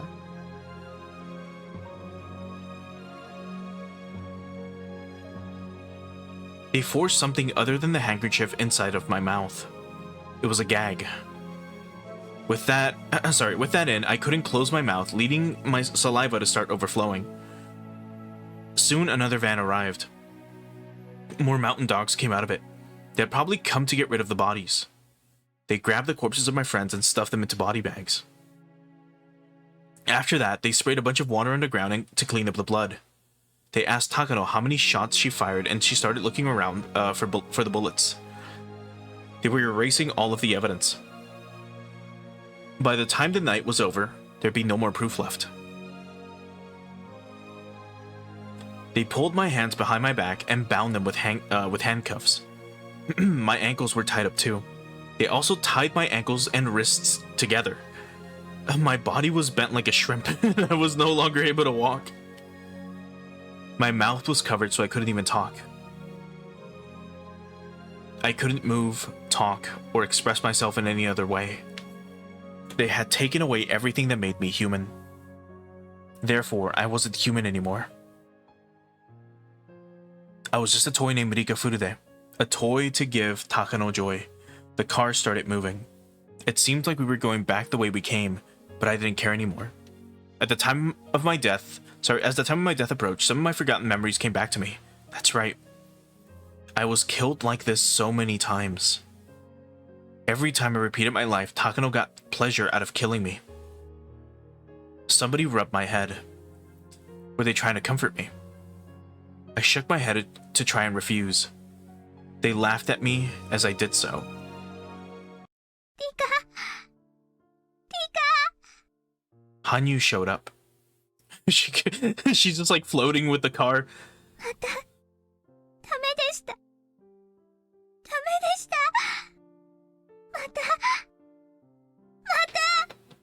When I saw Hanyu's painful tears, I was convinced. I was wrong. Hanyu is not just a bystander. She's just too scared to face reality, because she can't stand the pain anymore. Hanyu wants a happy future too, but her hopes were betrayed countless times and she was hurt far too much. For some reason, seeing her sorrowful expression calmed me down. Perhaps Hanyu was crying in my place. いいのよ、Hanyu、私たち。Hanyu's gonna feel everything that Erika's gonna feel right now. もう一息で運命を Oh boy. 覆せそうな予感すらした。それでも届かなかったなら仕方がないし、それにね、なんだか気持ちいいの。I've never fought this hard in my life. I've never learned so many things.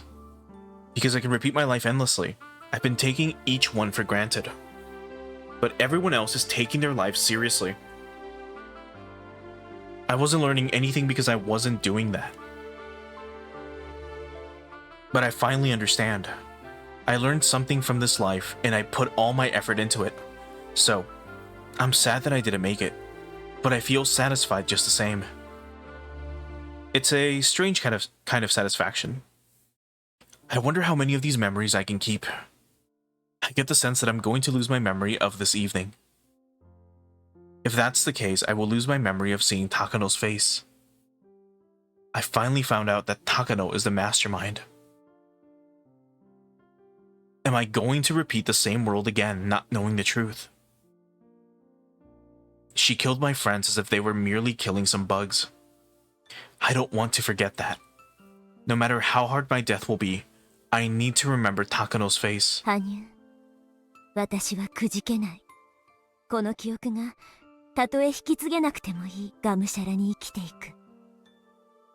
6月の狭い日々にしか生きられなくなり、最後には綿流しの日にしか生きていられない存在になってもいい。それが私の生なら、精一杯生きて、きっと自分の人生を切り開く。僕も忘れません。きっと覚えてて、もしリカが忘れていたら、きっと僕が教えますから。羽生、あなたはやっぱり I fucking knew it. 冷たい傍観者のふりをしていたのは I fucking knew it. She knew this whole time. みんなと楽しく過ごす未来に行きたかったです。 The fuck is your problem, Hanyu? Hanyu started to cry like a baby. She's so fucking stupid. She decided to abandon hope because she didn't want to deal with the sadness that she always felt on this night. But she ended up hurt and devastated anyway. Hanyu, are you happy that this world is ending just like you predicted? I decided not to ask her such an unpleasant question. Well, now she has to feel everything, by the way. The car stopped and the two men pulled me out of the vehicle. We had returned to the foot of the shrine. Right, they're gonna do it out in the open, in the fucking middle of it. There were several men waiting in front of the offertory box. Nearby, there were countless sharp knives laid out on the ground. They're going to cut open my stomach with those tools and pull out my intestines. They took off all of my clothes. They left the gag inside my mouth and the handcuffs around my wrists. I wasn't embarrassed to be naked in front of them. Rather, I was just furious that Takano was getting joy out of doing this to me. Don't forget this humiliation. Don't forget this humiliation. The pain I'm about to experience should be carved into my soul forever. I'm not going to forget this. Everyone worked together and we finally revealed who was behind it all. If I forget this, my friends' efforts and deaths will have been in vain. I need to stay alive as long as I can, so that I will remember the pain. 目を背けないで。あなたも見ていなさい。そして心に刻んで。Oh my god. 僕にはそのくらいの協力しかできないのでしょうか。触ることも喋ることもできない僕にはそんなことしかできないのでしょうか。それで十分よ。あなたが目を背けないでいてくれたなら、私も多分痛みに耐えられると思うから。Hanyu nodded and sat right next to me while continuing to cry. Oh my god. When we then looked up at the night sky together. The moon was shining brightly, as if it was taking pity on me, or upon me. We also looked at the faces of my murderers. The beautiful moon was gradually stained red. It's getting cold. It's so painful. I'm consumed with the fear of not being able to do anything about this. But Hanyu is right next to me. That gives me comfort.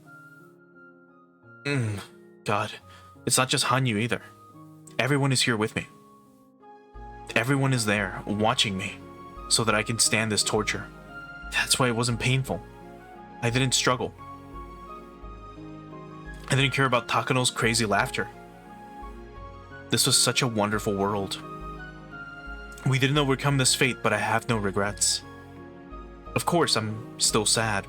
I'm disappointed. My future was right in front of my eyes. My hands could almost reach it. Even so, we did what we could.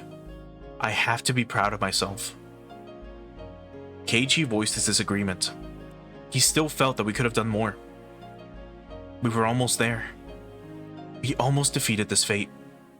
We didn't win, but not because our enemies were strong. We didn't win because we didn't try hard enough. でもみんなは心を一つにして頑張っていましたのです。僕は見ていました。全部見ていましたのです。いや、足りてなかったんだ。運命を打ち破ろうとする意志が全員で結束できていたなら、必ず奇跡は起こせたんだ。Everyone looks at Hanyu. If only we had a strong will. And they all just look at her. そうなんだよ。全員が信じたなら必ず奇跡が起こせるんだよ。さとこもリカちゃまもみんなよく頑張りました。ごめんなさいですわ、リカ。あなたが打ち明ける勇気を見せてくれたのに、私はあなたを救えなかったですわ。Satoko held my shoulder and cried. そうよ。みんなで力を合わせたわ。それでダメなら仕方のないこと。ありがとう、みんな。本当にありがとう。多分あまたの世界と同じ死を迎えるのに、こんなにも諦めがつく死は初めて。この死を代償に私は本当に大切なことを学んだ。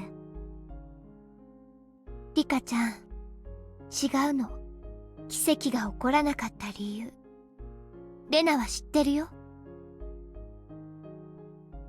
Rena spoke gently, but she wasn't smiling at all. ねえ、本当にみんな奇跡を起こそうと信じてた？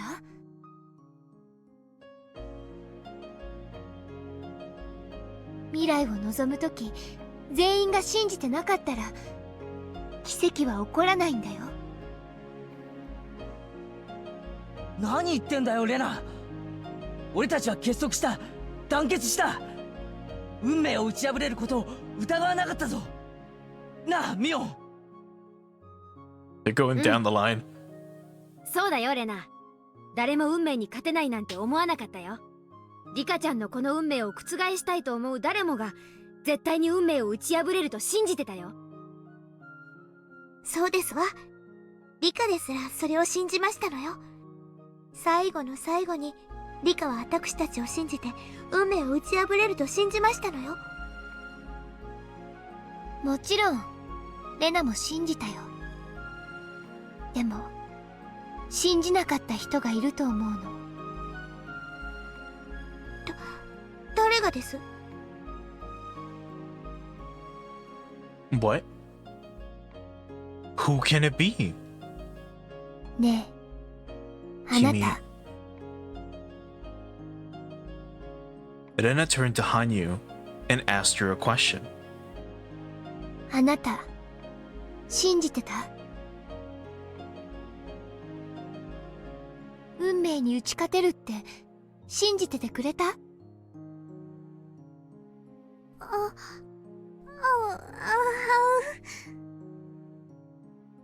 触れることができなくても、喋ることができなくても、信じることはできるんだよ。あなたも信じてくれたなら、きっと奇跡が起きた。僕が信じて何が変わったのでしょうか。僕は何もできない非力な存在なのです。僕は見ていることしかできない、受け入れることしかできない。そんな僕が信じるだけで奇跡が起こせたというのですか？ああ、起こせたな。Keiichi stated it clearly. He wasn't trying to blame her. He was just stating the truth. そうだね。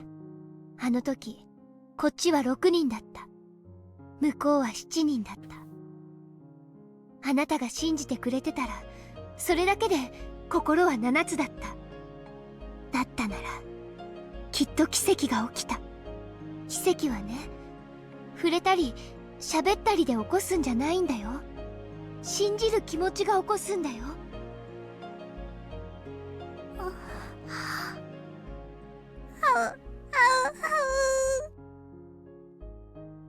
Hanyu had realized that this ending wasn't caused by fate. It was because she didn't believe.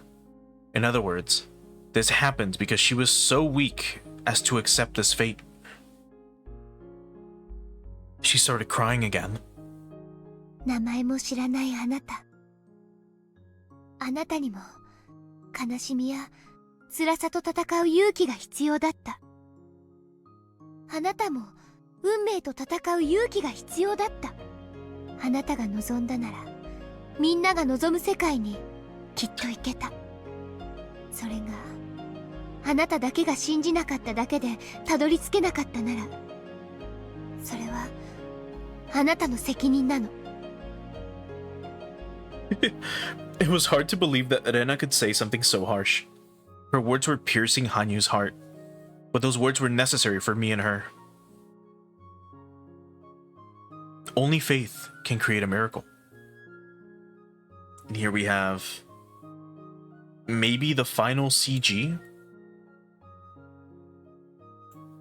I'm still expecting the possibility of a specific CG appearing.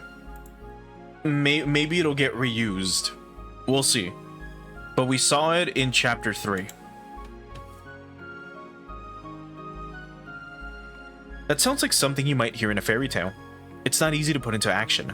People suspect others. They don't trust others. It's easier to not have hope. It's so difficult to believe. That's why faith can make miracles happen. 僕は触れないのですよ。喋れないのですよ。そんな僕でも信じれば奇跡が起こったというのですか？だって今こうしてレナとあなたは話しているよ。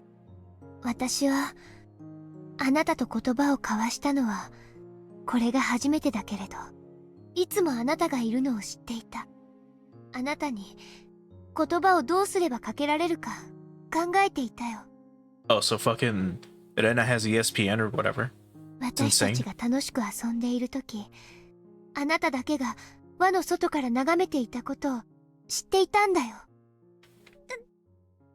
て輪の中に入りたくても僕は誰にも見えないし話しかけられないし、僕を見たらみんな化け物だと言いますです。僕はもう二度と化け物と言われたくないのです。誰が言うよそんなことを。Not gonna lie, this is like kind of weird. Even for Higurashi, this is I don't know, kind of odd.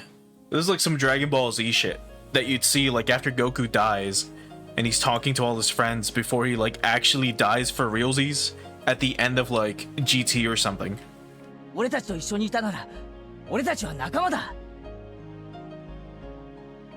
そうですわよ。仲間のことを化け物呼ばわりなんて失礼しちゃいますわ。And here's Satoko.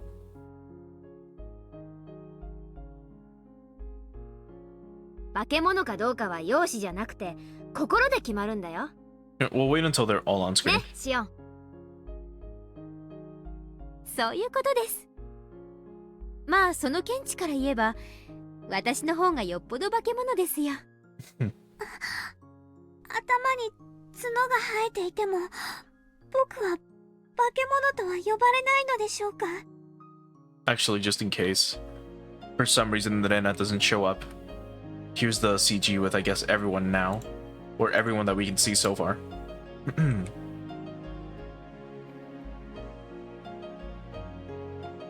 Oh, there's Rena. 身体的特徴で化け物なんて誰も呼ばないよ。 Okay, well, there we go. So this should be like, I guess, the full CG now. Or something. But here's everyone. むしろキュートなくらいだよ。レナに気をつけろ。変に気に入られるとお持ち帰りされるぞ。持ち帰り。I realized then that I was standing with everyone looking down at my own body. Oh god. I see. I'm finally dead. Dude, like they're all looking at Takano fucking dismembering Rika. Holy shit. And all this is happening at like 2 a.m. I looked at my bloody body by my feet. It upset me that Takano was still enjoying the torture, but the body that remained was nothing but a shell. 大丈夫か、リカちゃん。 Oh shit, he is like a... He's at like 50% opacity. Yeah, even the console version has it. Oh man. Ugh. 死んだ人に大丈夫かとは変な話なのです。 Everyone smiled wryly. It's my first time feeling in so much love and death. Everyone is already dead. That's why I feel so happy to be dead, to join them. Suddenly the world got darker, and my body started to sink downward. Well, at least she had a peaceful send-off. I could feel myself disappearing. I still had the sensation of my friend's hand on mine. 行こうぜ、みんな。そうだね。行こう行こう。あなたもみんなという言葉に含まれてるんだよ。ほら、いつまでも泣いてないで。行こう。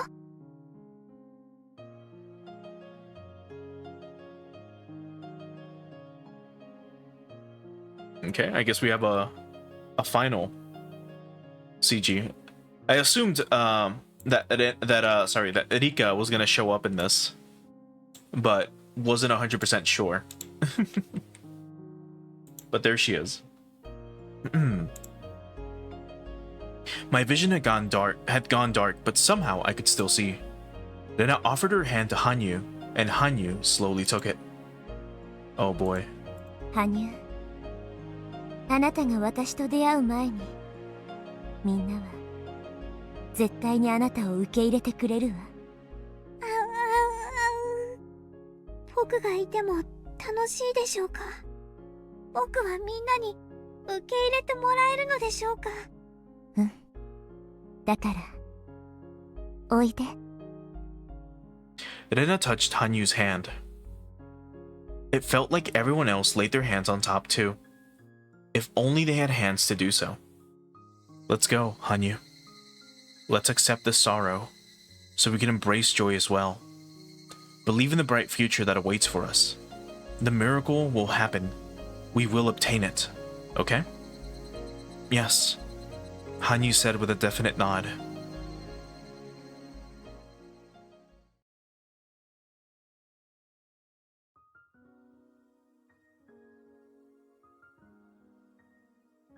What's outside of the well?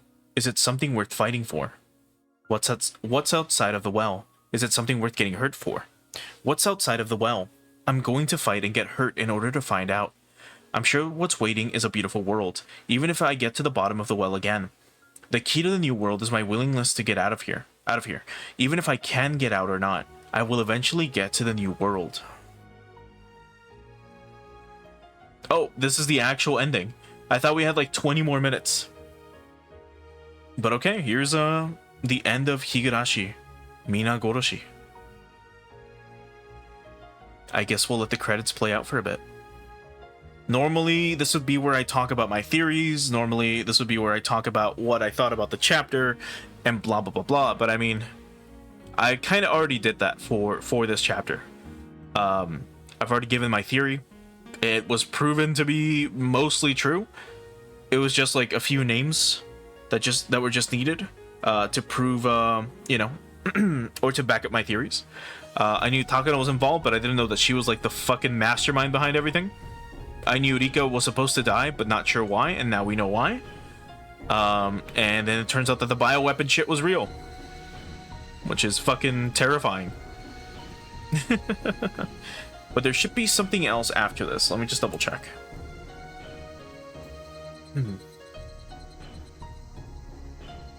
One sec.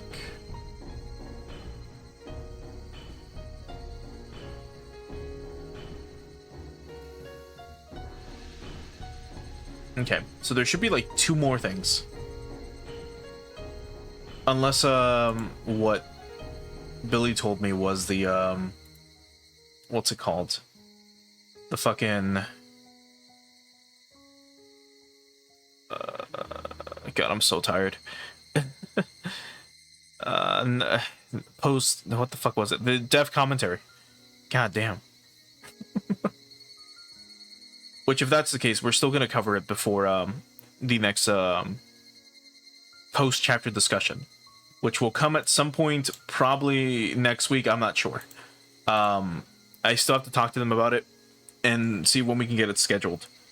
But it should be happening soon. Hopefully. We'll see. Because, oh boy. What a fucking chapter.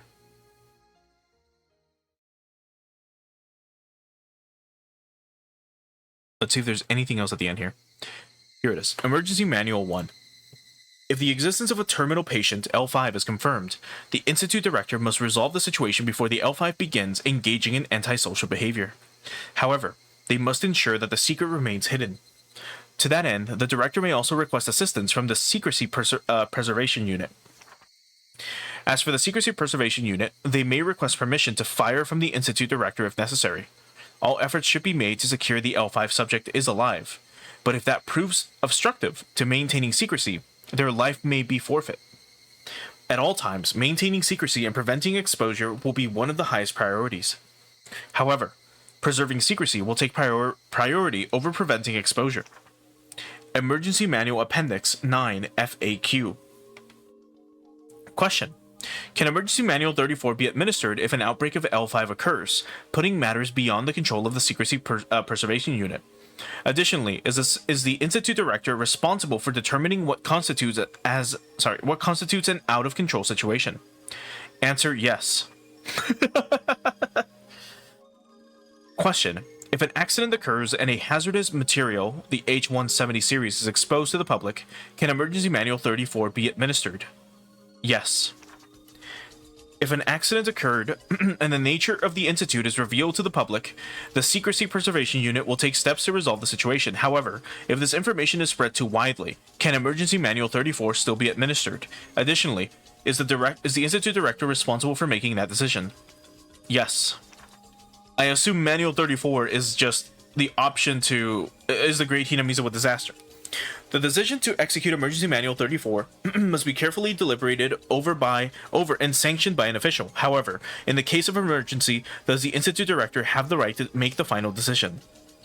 The execution of the Emergency Manual 34 must be sanctioned by an official at all times. However, the Institute Director may petition the urgency of its use to an official. Emergency Manual 34. Reproduction or removal of this document is prohibited. This manual may only be read with the appropriate permissions. This manual will only apply upon approval by the highest authority. Nothing short of official authorization shall count as approval. Furthermore, those authorized to apply this manual must make their decision as soon as possible when it is required. If the situation threatens to spiral out of control, and the official exceeds that this is the case, the Idiot Institute must make the final decision to preserve the secret and prevent its detection by others. The following is an outline of how to execute that final solution. 1. Terminate all patients above L2, L being level. 2. Destroy all evidence inside the Institute. 3. Conceal the fact that this manual was administered. The contents of this manual must be executed by the Institute Director within 48 hours of the incident. If the Director is not available, the Chief Officer must execute it in his place. The Institute Director may demand support from the Chief Officer in executing this manual. If this manual is expected to be executed, the Chief Officer may issue preliminary orders. The final resolution must be executed in the following steps. 1. Disguise the incident as a natural gas disaster and quarantine the area. The quarantine unit must disguise themselves as police officers and isolate the Hinamizawa region from the outside world. The official explanation must be that there is a gas disaster within the village. The equipment for the operation will be stored in a vacant lot where Yagochi Quarry used to be. The equipment must undergo routine maintenance. In the event of external breach or internal escape, if they do not respond to the notices of the gas disasters or orders to evacuate, use of firearms is authorized. The approval to use firearms is given by the chief of the Secrecy Preservation Unit to the chief of the Traffic Blockade Unit. 2. Shutting down communications.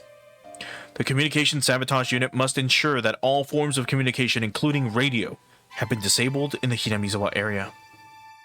They must take care not to fall under suspicion, and communications must be disrupted for a minimum amount of time. The facility belonging to the telephone company is inside of the traffic blockade, so any civilians inside may be shot and killed. The Chief of the Secrecy Preservation Unit may give permission to use lethal force to the Chief of the Communication Sabotage Unit. 3. Assembling the infected carriers.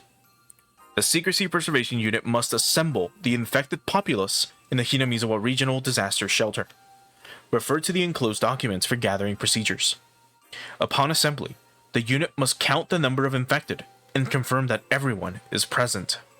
Be sure not to allow the infected to expose the true nature of the gas disaster. Additionally, the infected must not be allowed to bring any large personal belongings with them. However, they may take their valuables, including bank books and cash. Infected who refuse to assemble may be shot, but the Chief of the Secrecy Preservation Unit must carefully consider the decision to do so. 4. Terminating the infected. Once they are assembled, the Secrecy Preservation Unit must terminate all of the infected. Before that point, care must be taken to ensure that they are not suspicious of the story of the gas disaster.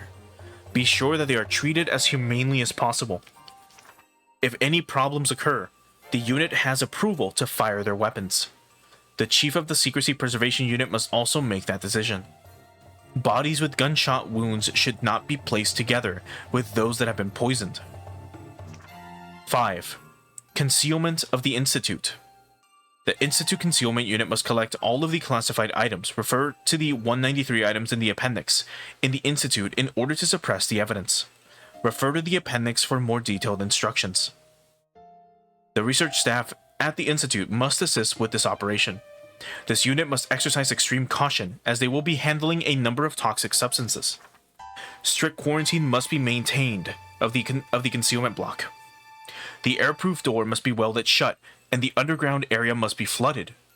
The entrance to the area must be welded shut and concealed completely. Furthermore, the concealment block will be completely removed within 3 years. Oh, flooded like with concrete.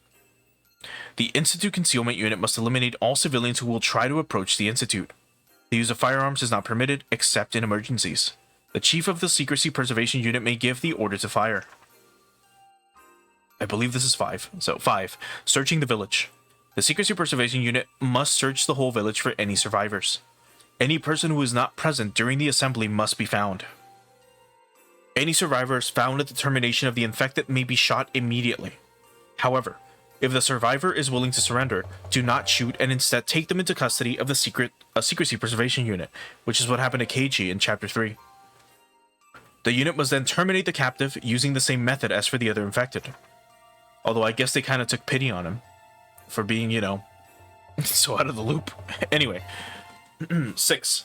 Post-mission transfer to General Forces. Transfer the job to the official disaster recovery team. Make sure not to arouse suspicion. 7. Complete withdrawal. After the completion of all operations, the Secrecy Protection Unit will retreat from the Hinamizawa area. They must be careful not to be suspected by the disaster recovery team. Furthermore, the Institute will continue to secure the concealment block until complete removal is finished. The Queen and her carriers. It is assumed that the pathogen has the same characteristics as creatures such as ants. Of course, there is a queen of the carriers of the disease, just like there is a queen ant, and this position has been passed down the line of the food of the family. The assumption is made based on the legends and ancient writings that have been passed down in the village. It is already confirmed that the carriers have a tendency to protect their queen. Additionally, the queen carrier can only survive within the boundary of the village. Probability of outbreak. As ordinary patients will become ill when they travel far away from the queen, it's assumed that the further and longer they are away from her, the higher the chance of symptoms occurring becomes. Also, mental state plays a strong factor as well, and it's estimated that those who are especially emotionally unstable or show strong yearning for their home are more likely to exhibit symptoms. It is believed that the Takano relaxation method... It is believed that the Takano relaxation method is the most effective means of suppressing the symptoms, but if the patient still shows no improvement, only returning them to their home and the queen will be effective. Concerning terminal patients, what the fuck is it? What the fuck is the Takano relaxation method? Terminal patients, as they suffer from an extreme persecution complex, are incapable of functioning within society. Cases of arson and murder have been confirmed. They may present severe problems for their units. Records show that terminal patients appear even in Hinamizawa, and they will not recover even if relocated nearer the queen. Therefore, the decision to dispose of the problem must be made as soon as possible. It's recommended that the infected be quarantined before they start behaving irregularly.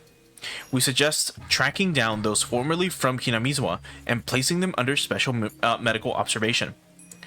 The collapse of the carrier community. For the aforementioned reasons, we predict that should the queen carrier die, infected villagers will exhibit terminal symptoms on a village-wide scale. Terminal symptoms will begin showing within 24 hours at the earliest and 48 hours at the latest. For that reason, the final decision must be made within 48 hours. Based on the size of the village, neither ordinary officers nor the military police may be able to control the chaos they bring. We believe the best response is to treat them as an armed anti-national uprising and immediately suppress them with the military. January 1945.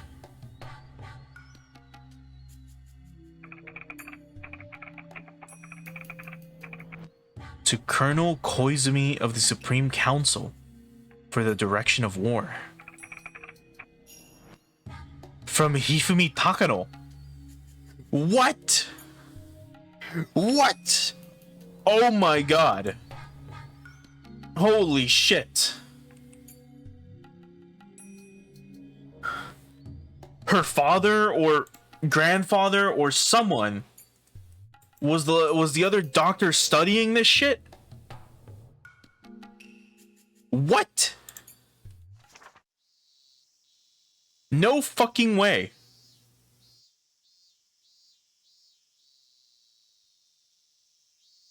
Oh my god. I should have fucking known. June 23rd, 1983. Document E4-20 for the 58th Defense Commissioner and TECOM 733 Commander. Or TECOM 733. TECOM 733 is hereby ordered to be on standby within 24 hours armed for urban suppression. The company commander must also thoroughly study Emergency Manual 34. Select personnel carefully with the preservation of secrecy in mind. Additionally, test the effectiveness of the vaccine with the support of the National Research Center of Infectious Diseases. Employ those with positive immunity. Employ. June 23rd, 1983. Hold on, same one. Okay, same day.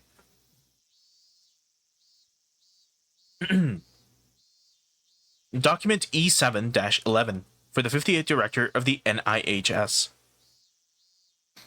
Attention Equipment Testing Company Commander 733. The National Research Center of Infectious Diseases. Infectious Pathogen Department Suite 13. Official seal omitted. About the Hinamizawa Syndrome. This is information regarding the Hinamizawa Syndrome. The Hinamizawa Syndrome is an infectious disease caused by a virus. There are no initial symptoms. Instead, their onset begins when the patient's emotional state becomes unstable or if the queen carrier dies. The main symptoms of the illness are hallucinations and emotional instability, paired with an extreme persecution complex. Furthermore, Patients are frequently unaware of their own mental abnormalities, making identification outside examination nearly impossible. The only way to do so is by observing symptoms indicative of terminal abnormal behavior. In many cases, patients engage in antisocial behavior, which is the largest issue created by the syndrome. This behavior is caused by hormonal factors, and this disease mainly affects the mind as opposed to the body. In the end, the patients will experience extreme irritation in their lymph nodes, and they will claw at their throat or wrists. This is the only symptom that is recognized by the patient. Important points regarding the sterilization operation. This is an advisory notice for virus control. The pathogen is an airborne infectious virus. Therefore, no effective preventative method exists, and inoculation is required. Oh my god. After the mission is completed, all staff members must take a medical exam, and those with positive test results must come forward. Oh my god. Imagine if you like lie about this shit. You're like, oh, you know, I don't have it. It's a false positive or something. Let's see. Oh, I see. Okay. I was looking up inoculation. Anyway, be cautious when interacting with the carriers, villagers. Even after inoculation, any contact with their bodily fluids will cause infection. Do not come into direct contact with them. If assumed infected, individuals must use the testing syringe and test themselves for disease. If you feel an extreme irritation in your lymph nodes, it's likely you have terminal symptoms. In that case, you must get tested immediately. If test results come out positive, inject the treatment medication C120. If the irritation persists for after 10 minutes, use a second injection. If there's still no change in symptoms, seek treatment at HQ. Do not use C120 if your test results are not positive. If used on a healthy body, symptoms of high fevers, rashes, dilated pupils, and hallucinations will be observable within 10 minutes. If this occurs, one must seek treatment at HQ.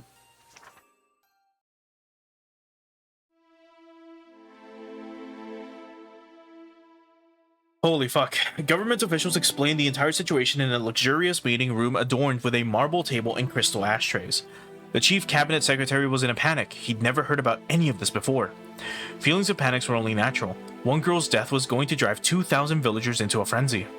Hearing that a disease like that exists was surprising enough, but on top of that, it was secretly researched for military use, and now there was a horrific situation caused by the director of the local research institute engaging in embezzlement. Right, so they're blaming Irie.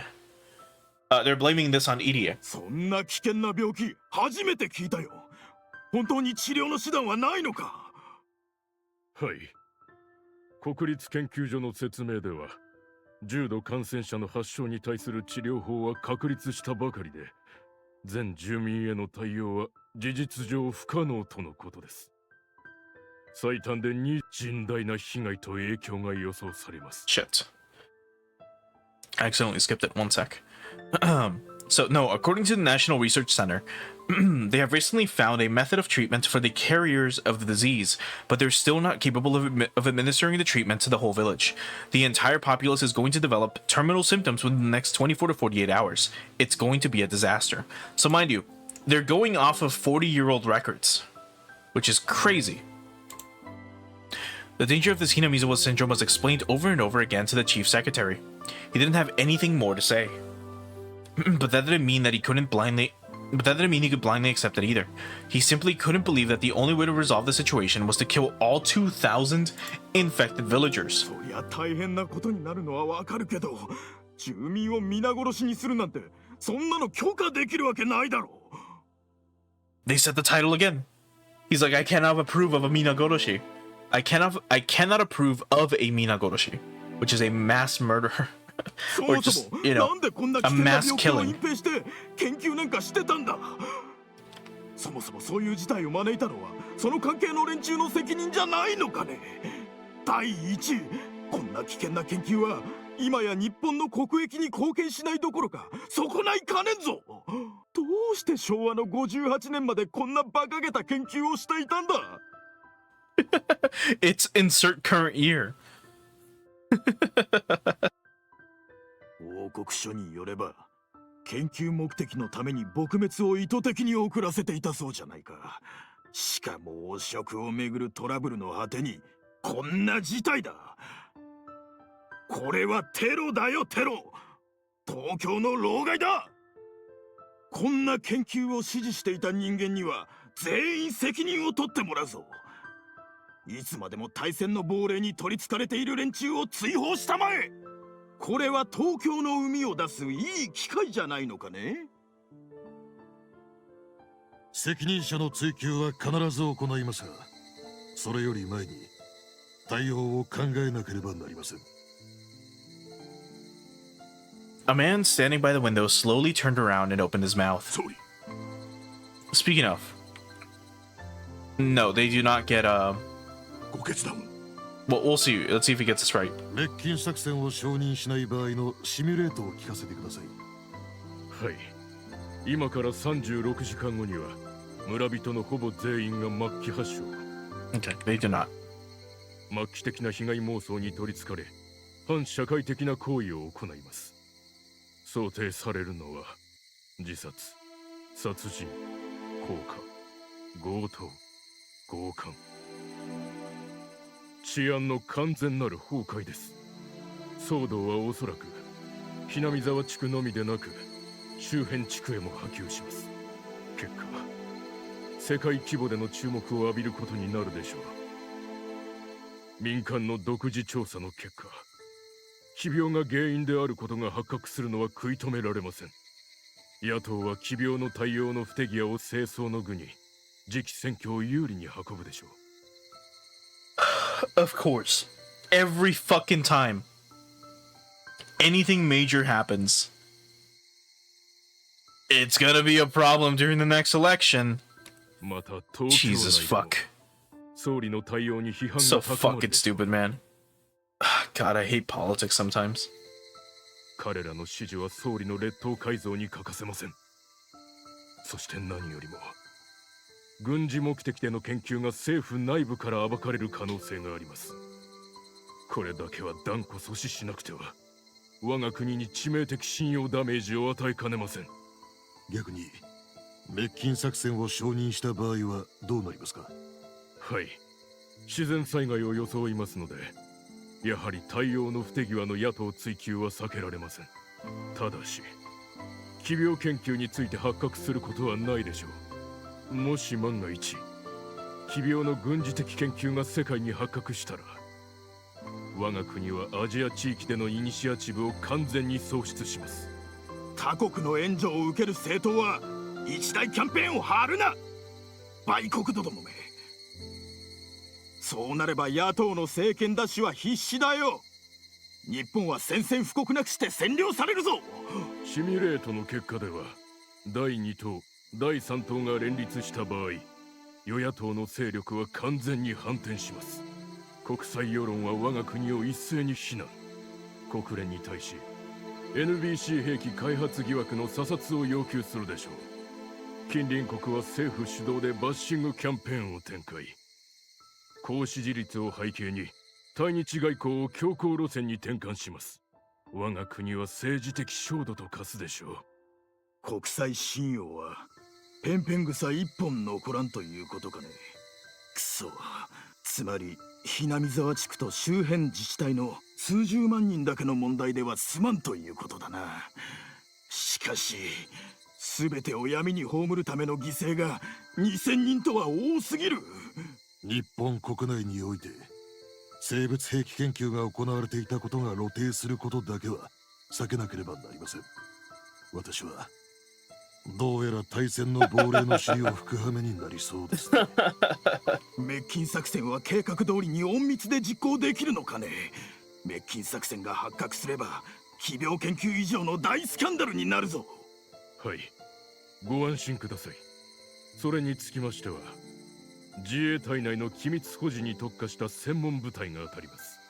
このような事態を想定し研究と訓練を重ねた部隊です。万一の失敗はありえません。都市沈黙戦という言葉は初めて聞きましたが、これはガスによる虐殺のことですね。自衛隊に合戦を習熟した部隊があったとは驚きました。ガス防護を知るにはガス栓を知らなければなりません。ガス虐殺に備えるにはガス虐殺を知らねばなりません。装備実験隊は日本国が受ける可能性のある全ての攻撃に対し日夜研究を重ねています。 He let out a small sigh. He couldn't see the line between ethical and unethical. Can any research be justified by the excuse of preparing against hostilities? But that's also what preparation was all about. Some evils must be accepted as necessary. The Idiot Institute was one such evil. 明かせぬ研究を葬るために明かせぬ方法を取るか。罪悪感の伴う任務だが、隊員から事実が漏れ出すことはないのかね。ありえません。隊員は第一空挺から精鋭を選抜し、実戦はこれが初めてになりますが、連度は極めて高く、内部の機密保持も問題ありません。まさに暗殺の専門部隊ですね。総理、どうか緊急マニュアル第34号の執行にご決裁をお願いいたします。防衛庁長官、この作戦は必ず成功しますか？事件が大騒ぎになる前に食い止められ、いえ、犠牲者を最小限に抑えられますか？ The casualties will be at a maximum, dude. They all have to die. はい、総理。すでに予備命令を発し、作戦準備に入っております。ご決裁がいただければ、直ちに出動して作戦に入ります。私には人口2000人を虐殺する命令など下せません。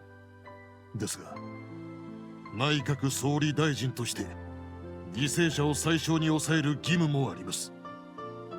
総理、胸中をお察しします。長官、どうか犠牲者が一番少なくて済む方法を選択してください。2000人がどうしても治療できないなら、不必要な犠牲者が出ないよう迅速な対応をお願いいたします。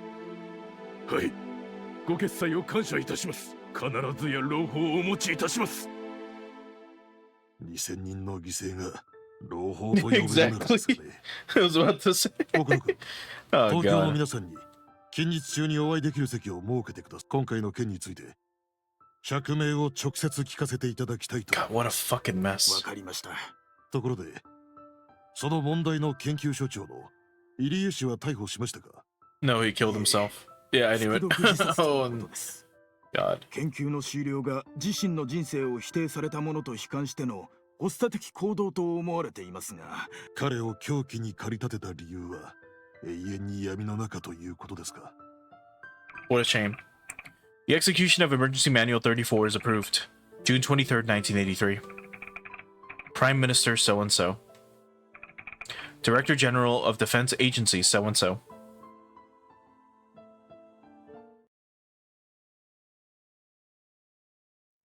皆さん、輸送の都合で荷物を持つことはできません。手荷物は禁じます。繰り返します。手荷物は禁じます。現金、通帳、印鑑の類だけを携帯してください。混乱防止のため車両避難は禁じています。It was the middle of the night, and yet countless villagers were out and about. Some of them were locking their doors, and some of them were watering their plants, and some of them were piling up food in their dogs' dinner bowls. Small children were crying in fear. Members of the town council were yelling angrily while counting up the villagers. Reportedly, the village had been cut off from the rest of the world after volcanic gas gushed out from the mountains. A number of policemen and military units in the village added to the strong smell of sulfur in the air, dispelled any doubts that the villagers might have had. The more religious among the elderly were convinced that this was the curse of Rika Furude, who had passed away the day before. They were certain that Oyashiro-sama was enraged and that the door to hell had been opened. Soldiers wearing gas masks guided the villagers to the evacuation center. なんで兵隊さんは災害なのに鉄砲を持ってきたるんしゃ。皆さんが避難した後の家屋を守るためです。また災害に便乗して商店を Looters in Japan in 1983? Yeah, okay. 神沢にそんな輩はおらんのしゃ。Yeah, exactly. 第一小隊避難誘導順調。了解。一個分隊を応援に向かわせます。兵隊さん、じいさまの位牌を持ってんじゃならんがね。位牌は構いません。急いでください。紹介の方は天候を怠らないように。歩行困難な方は申し出てください。隊員が補助します。おお、リカちゃまが殺されたからお社様がお怒りになったのじゃ。お社様、お社様、お社様、どうか怒りをお鎮めください。防災訓練通りに避難しちゃれ。班長は点呼終わったら懲戒役員に連絡せんかいね。鬼ヶ淵から正気が溢れ出したんで、お社様はお怒りだね。And this is just what Takara wanted. 助かる方法なんかなかったよ。村で死なせてくれな。大丈夫です。輸送ヘリとボーガス仕様のバスが回されます。必ず助かりますから。みんな営林署へ集まれ。4丁目は違うだろう。郵便局裏の公民館だぞ。皆さん、防災訓練と同じです。落ち着いて災害時避難場所に集合してください。団体行動をお願いします。一人の乱れが全体の足を引きます。どうか団体行動を。家には必ず戻れます。 The villagers couldn't see the expressions under the soldiers' gas masks. They wondered what kind of expressions they were hiding under there. The soldiers were, of course, lying to the villagers, knowing that they would never return to their homes again. One such trooper cried under his mask, but the villagers never saw his tears. 引き返してください。車両での避難は禁止されています。この先はガス流で寸断されており危険です。あんたにも硫黄の匂いがわかるでしょう。 Some people tried to leave in their cars so as to take large items with them. However, the quarantine unit had sealed off all the roads leading outside. The gas masks of the troopers and the smell of sulfur persuaded them to return and obey their instructions. Some of them tried to contact Okinomiya, but their phones would not connect. The lines were busy no matter how much they tried. They simply assumed that the phone lines were overwhelmed because of the disaster. Some of the villagers had access to radios. They tried to figure out what the situation was like outside, but all they could hear over the radio was loud static. It was the same with the television. They couldn't contact anyone outside the village, so they really were totally isolated, and so they had nothing to rely on but the instructions of the police and the military. They were all like moths heading towards a light, never doubting that they would be safe there. One old war veteran listened to the noise from the radio and muttered,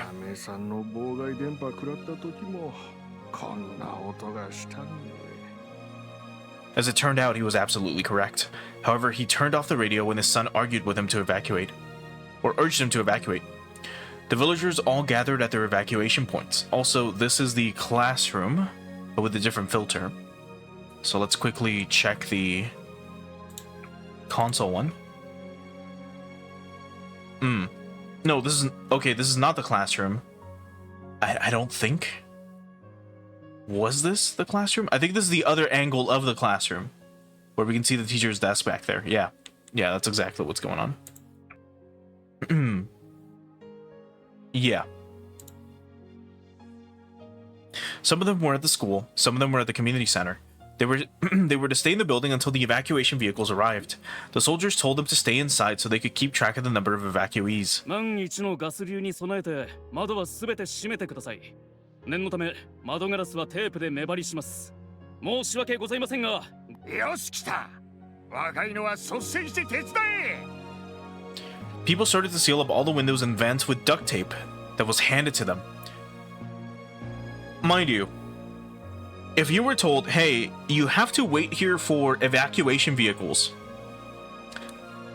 why don't you all just seal any method of air entering the building that you're staying at? We get it, yeah, there's dangerous gas outside, but instead of giving everyone gas masks, oxygen, anything like that, they're being told, hey, we're gonna seal everything up. It was long past 3 a.m., but everyone was wide awake with fear. They were having an extremely long night. Coincidentally, the end of their night had almost arrived. 全部お社様のたたりなんじゃ。リカちゃま、リカちゃま。お社様、お社様。Yeah. やっぱりフルデ神社の鬼隠しはお社様のお怒りの先触れだったんだ。あの日フルデ神社は鬼の国に飲み込まれたんよ。リカちゃまは鬼たちに腹渡を食らわれたんじゃ。They all started saying that the gas disaster was caused by the curse of Oyashiro-sama, and Rika's death and the mysterious disappearance of her friends and the two detectives were also the result of the curse. People started talking about being ogred away. What do you mean the way? They had no idea that Keiichi and his friends' short battle sealed their fate for that night. The more religious villagers had become convinced that the children and the detectives went missing. Also, I don't believe we've seen this background before, but just in case, here it is. And the console version. Yeah, I don't think I've ever seen this background before. But here it is. And once more, with the original version.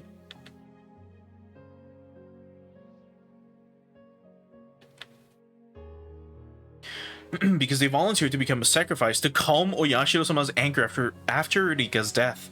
They didn't know the truth. They couldn't know. No one realized that Keiichi and his friends' efforts had all been in vain. Indeed, in Hinamizawa, everything that happens is the will of Oyashiro-sama. But why did it have to be that way? Before the series of mysterious deaths occurred, no one really used the term the curse of Oyashiro-sama that frequently. In other words, who set them up? People in this village were set up to believe that the curse of Oyashiro-sama happens every year. They really are just too superstitious. サンサ、全小隊が点呼を終了しました。遅れていた自主避難者もさっき最後の家族が合流したようです。全員揃いました。そう、いよいよね。お社様のたたりが現実となる。お社様の生まれ変わりであるフルデリカを綿流しにするという冒涜によってお社様の怒りが村に下される。それでこの5年間の連続したたたりは本当の神罰に昇格される。もう誰にも事件なんて呼ばせない。これは荒ぶる神の怒りなのだから。始めなさい。中隊長より全隊員へ彼らのために1分間の黙祷を捧げよう。サンサ、1分だけご許可を。お好きになさい。Takano gave him a disparaging laugh. The company commander crossed his heart and began to speak. 天に召します我らの父よ。罪なき彼らをどうか生み彼らの尊き犠牲が。そして願わくば我らが今日ここにある。I'm skipping this. The company commander isn't Christian. In fact, he doesn't follow any religion. However, he prayed because he felt the need to ask someone for forgiveness. He wasn't even sure he would. Okay. Anyway, Takano was speaking in a soft voice. She was talking to herself. 神がいつ降臨されるのかは誰も、それは例えるなら、だから予期せずしてそのとエセ預言者たちは。Yeah. One man heard her murmurs. マタイの福音書ですね。そうなの？祖父の好きだった言葉よ。報われる日がいつ訪れるかわからないから、常に勤勉であれって言葉だと思っていたけど。今日が報われる日なのですか？そうよ。あなたにはわからないでしょうけどね。God. 失礼ながら、主の降臨は慈悲深いものであるべきだと信じています。このような日にそれを例えられることは冒涜かと思います。Oh my fucking god. You're about to kill 2,000 people and you're gonna get into a religious debate with your fucking commander? He was trying to tell her that using that verse of the Bible was inappropriate for the occasion. Who gives a fuck, dude? However, Takano simply laughed as though she had heard something very funny. ごめんなさいね。あなたは神に試されなさい。You have no right to judge. You're about to kill 2,000 people. 試す側となるのよ。以上で黙祷を終了する。And with the end of the silence, 滅菌を開始せよ。 The order was given in a hollow, in as hollow and reluctant a manner as an order can possibly be.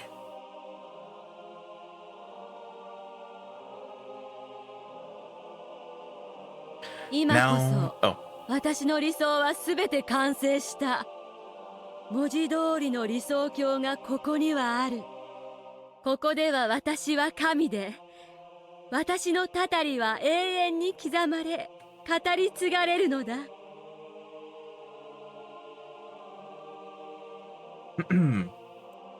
The people were packed in the classroom. They were afraid. The troopers closed the doors of the classroom. The people inside had no idea why they were doing that. However, they didn't suspect anything at all. One old man walked up to the door to open it because it was with it closed, it was far too hot inside the room. But he collapsed all of a sudden. His wife tried to walk over to help him up, but she also collapsed all of a sudden. Then, other people started collapsing inside of the room. It really was a very odd sight. What could make for a good example? It would be pretty amusing if they were dominoes. However, they're human beings. People sitting by the window watched this strange event happen before their eyes. They opened those eyes wider to try to understand what was going on. ダム戦争をきっかけに、長き眠りからよみがえった荒ぶる神が、不信心なる者を綿流しの聖夜の旅にたたりを下してゆく。その一年一年の積み重ねが神の復活、お社様の意向の復活、たたりを恐れるという原始的恐怖への回帰。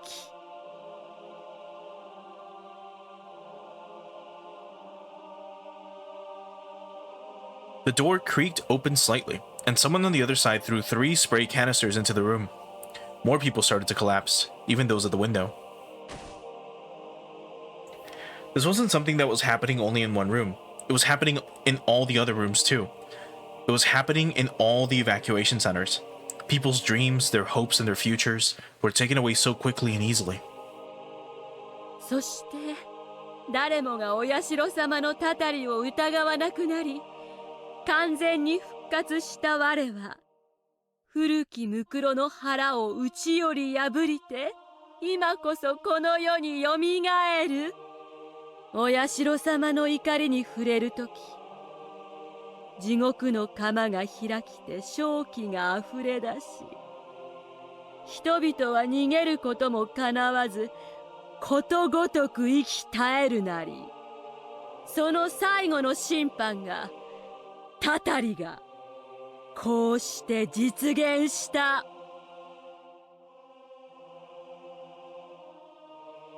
There was a commotion in the reception room by the principal's office. Someone had figured out what was going on, broke the seal off the window, and escaped outside. Other people tried to remove the seal on their windows too, but they collapsed in a matter of seconds. あなたは死んだら何が残る？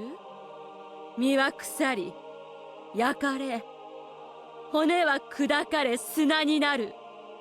大地の肥やしになる以上の何が残せるの？応接室で脱走発生。4名が窓から脱出。発砲許可。撃て撃て撃て撃て撃て撃て。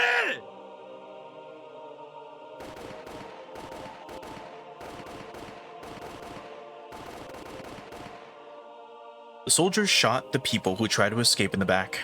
The sound of gunshots echoed in the silence. It was a noise filled with cruelty. They helplessly fell to the ground. Their deaths were so pitiful compared to the silent deaths. Fuck. My mouth hurts from reading so much today. Their deaths were so pitiful compared to the silent deaths of those before them. The residential police officer was one of the escapees. He tried to shoot back at them with his own gun. His shots could be heard throughout the building. The soldiers ducked into the shadows upon hearing the noise. The officer seized this chance and ran towards the gate, but that was just a waste of time. Not only is the range of the automatic weapons they were using longer than the length of the schoolyard, but as trained professionals, it would be nothing for them to shoot him, from that distance. The villagers had no choice. Either they died from the gas without realizing what was happening, or they'd find out about the mission and be killed. どうした？反撃されたか？応答しろ！脱走者は全員射殺。銃声は駐在警官が反撃したものです。射殺隊を回収しろ。一般犠牲者と一緒にしないよう注意せよ。The soldiers walked over to the four fallen bodies. They needed to make sure that they were all dead, not just injured. 私は残した。名を残した。偉業を残した。たたりを残した。私の存在はこの長く封鎖されるこの土地で神格化されるだろう。そして近隣の町にて今日のたたりを逃れた者たちはたたりを恐れ、その恐怖を人々に語り継ぐだろう。人間の群れの記憶が私を超越した存在へ昇華させるのだ。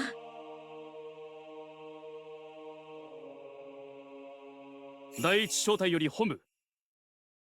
営林署の滅菌を終了。脱走者4名は射殺。第二小隊より本部滅菌終了。脱走者なし。第三小隊より本部脱走者10名以上。現在相当中。制圧は時間の問題。 More than 10.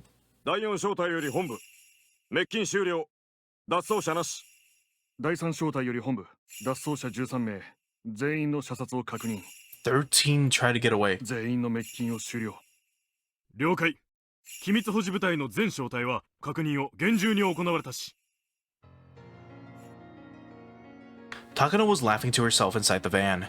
She didn't physically see all those people dying silently,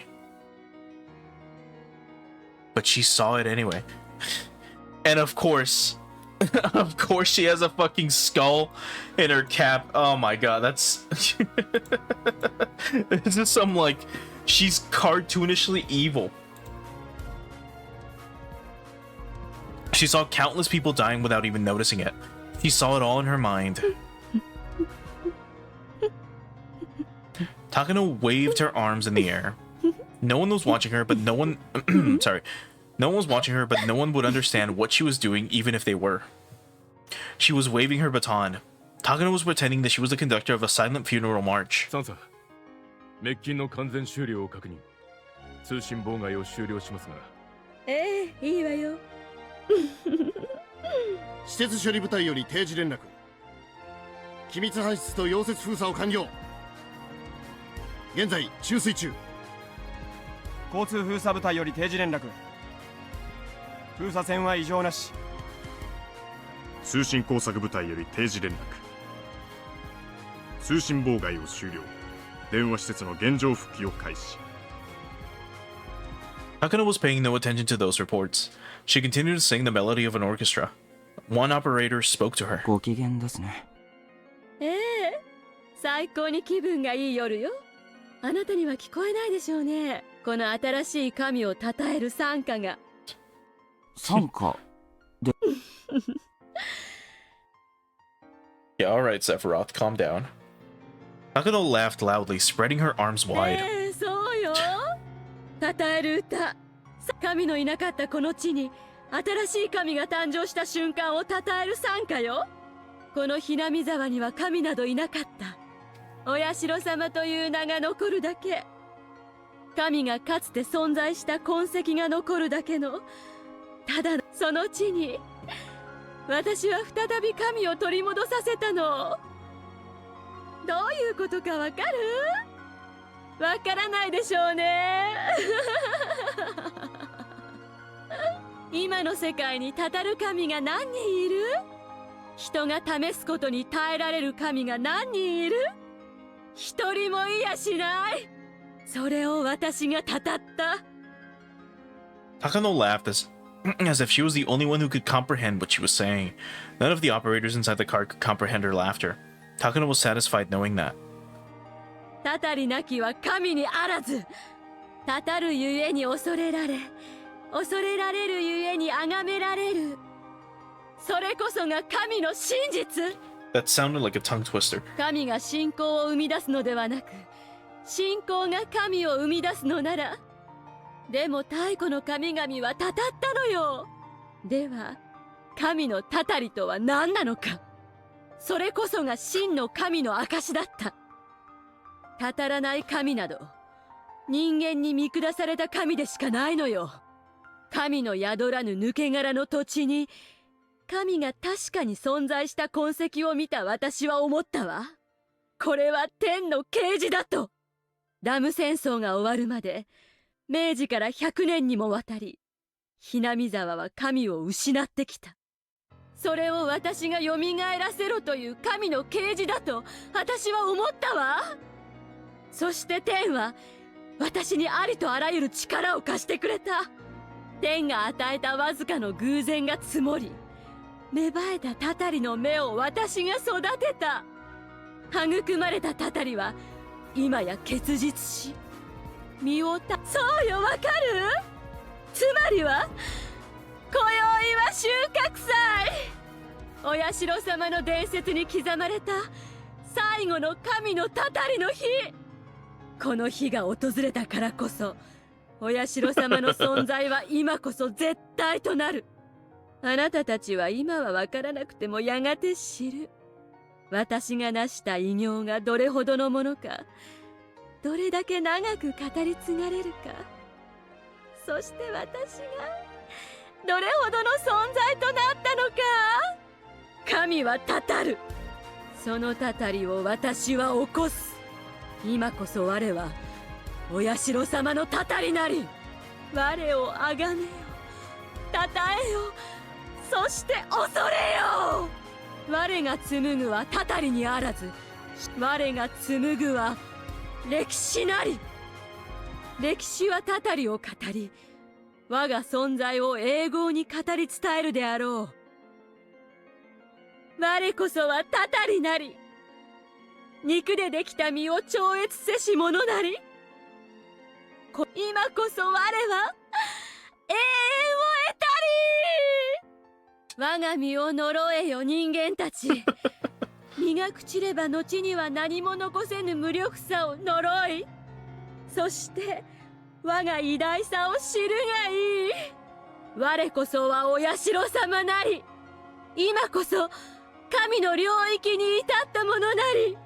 我は肉体が滅びようとも永遠にこの地で語り継がれるのだ。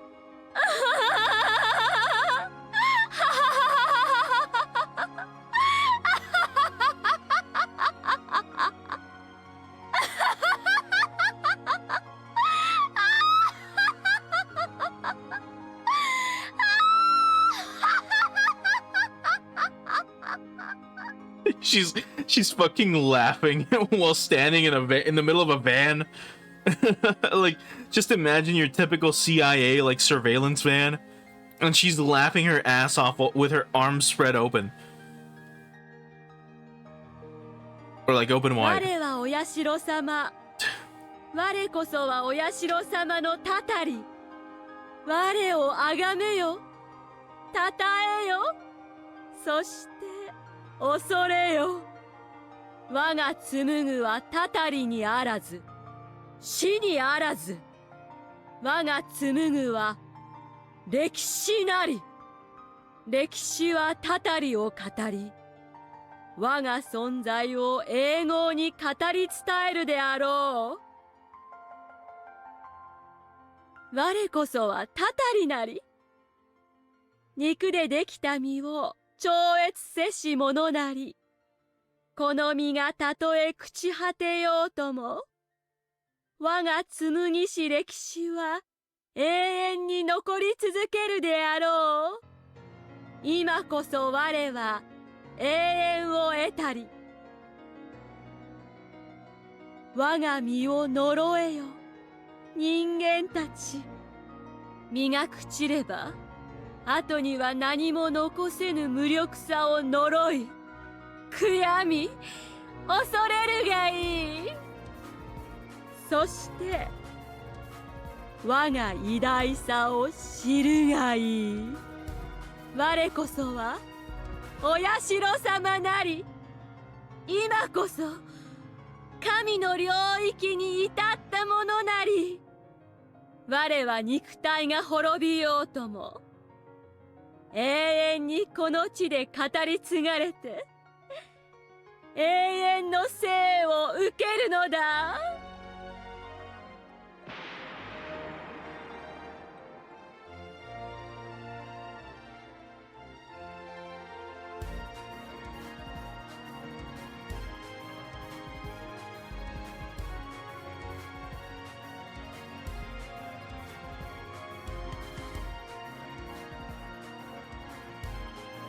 We still get a tip at the end. Holy fuck.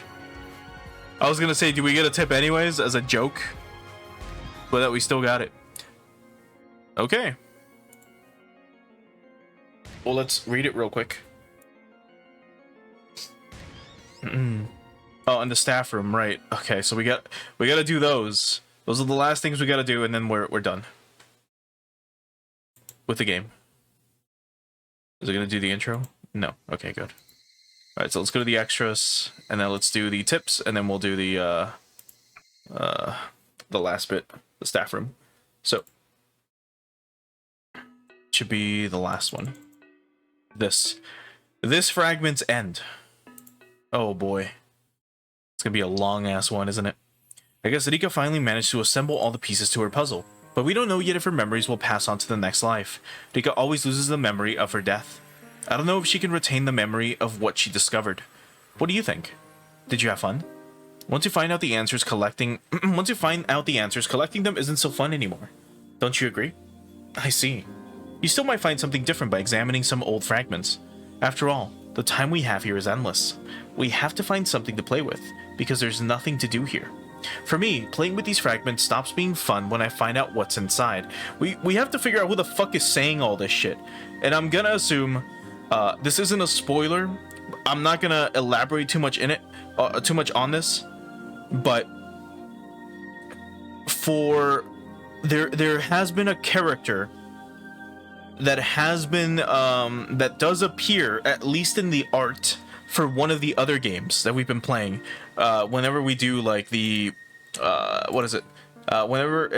Higurashi When They Cry Whole Plus specifically. But don't look that up because it's probably spoilers.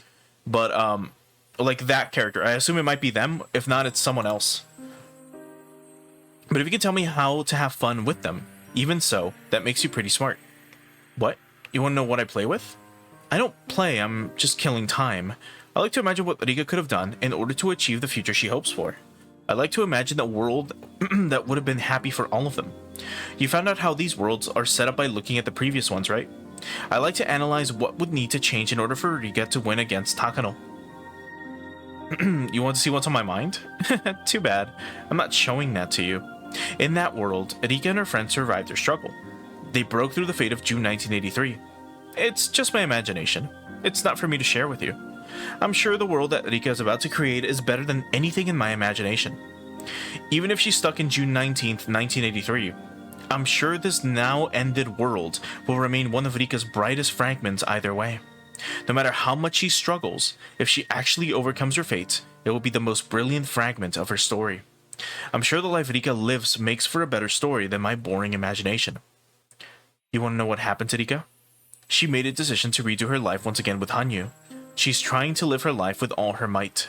And that's what she learned from this world. And her next life has already begun. I do wonder what that life is like. I'm going there now to check. Do you want to come with me?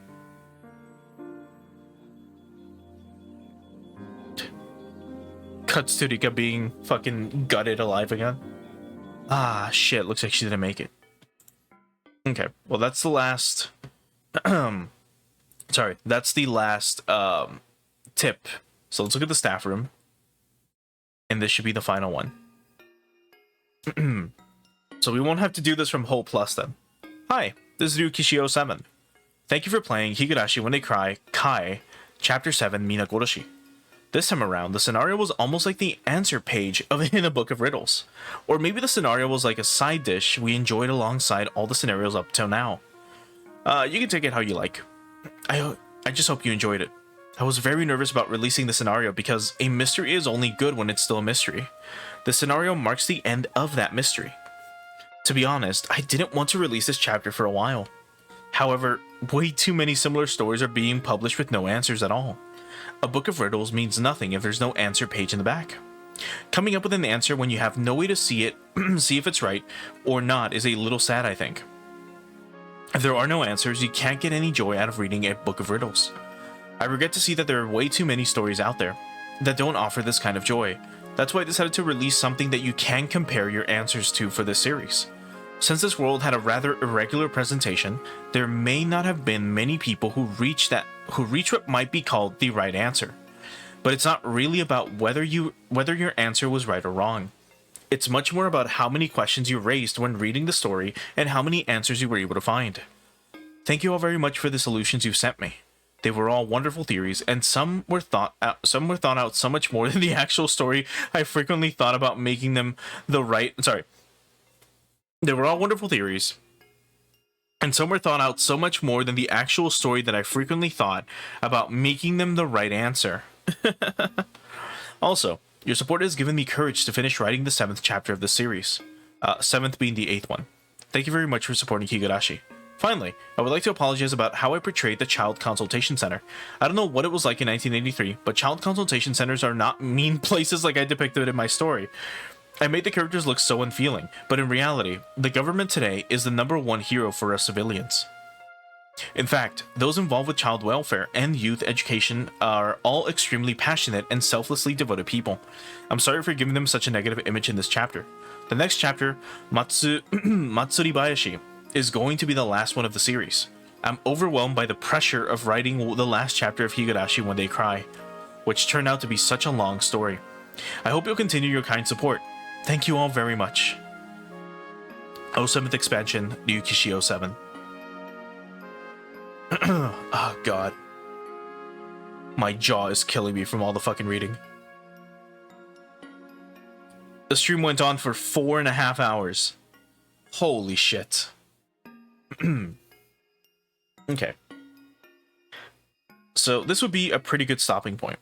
So let's swap on over to the ending screen just for final thoughts. And then we'll call it here for today. Okay.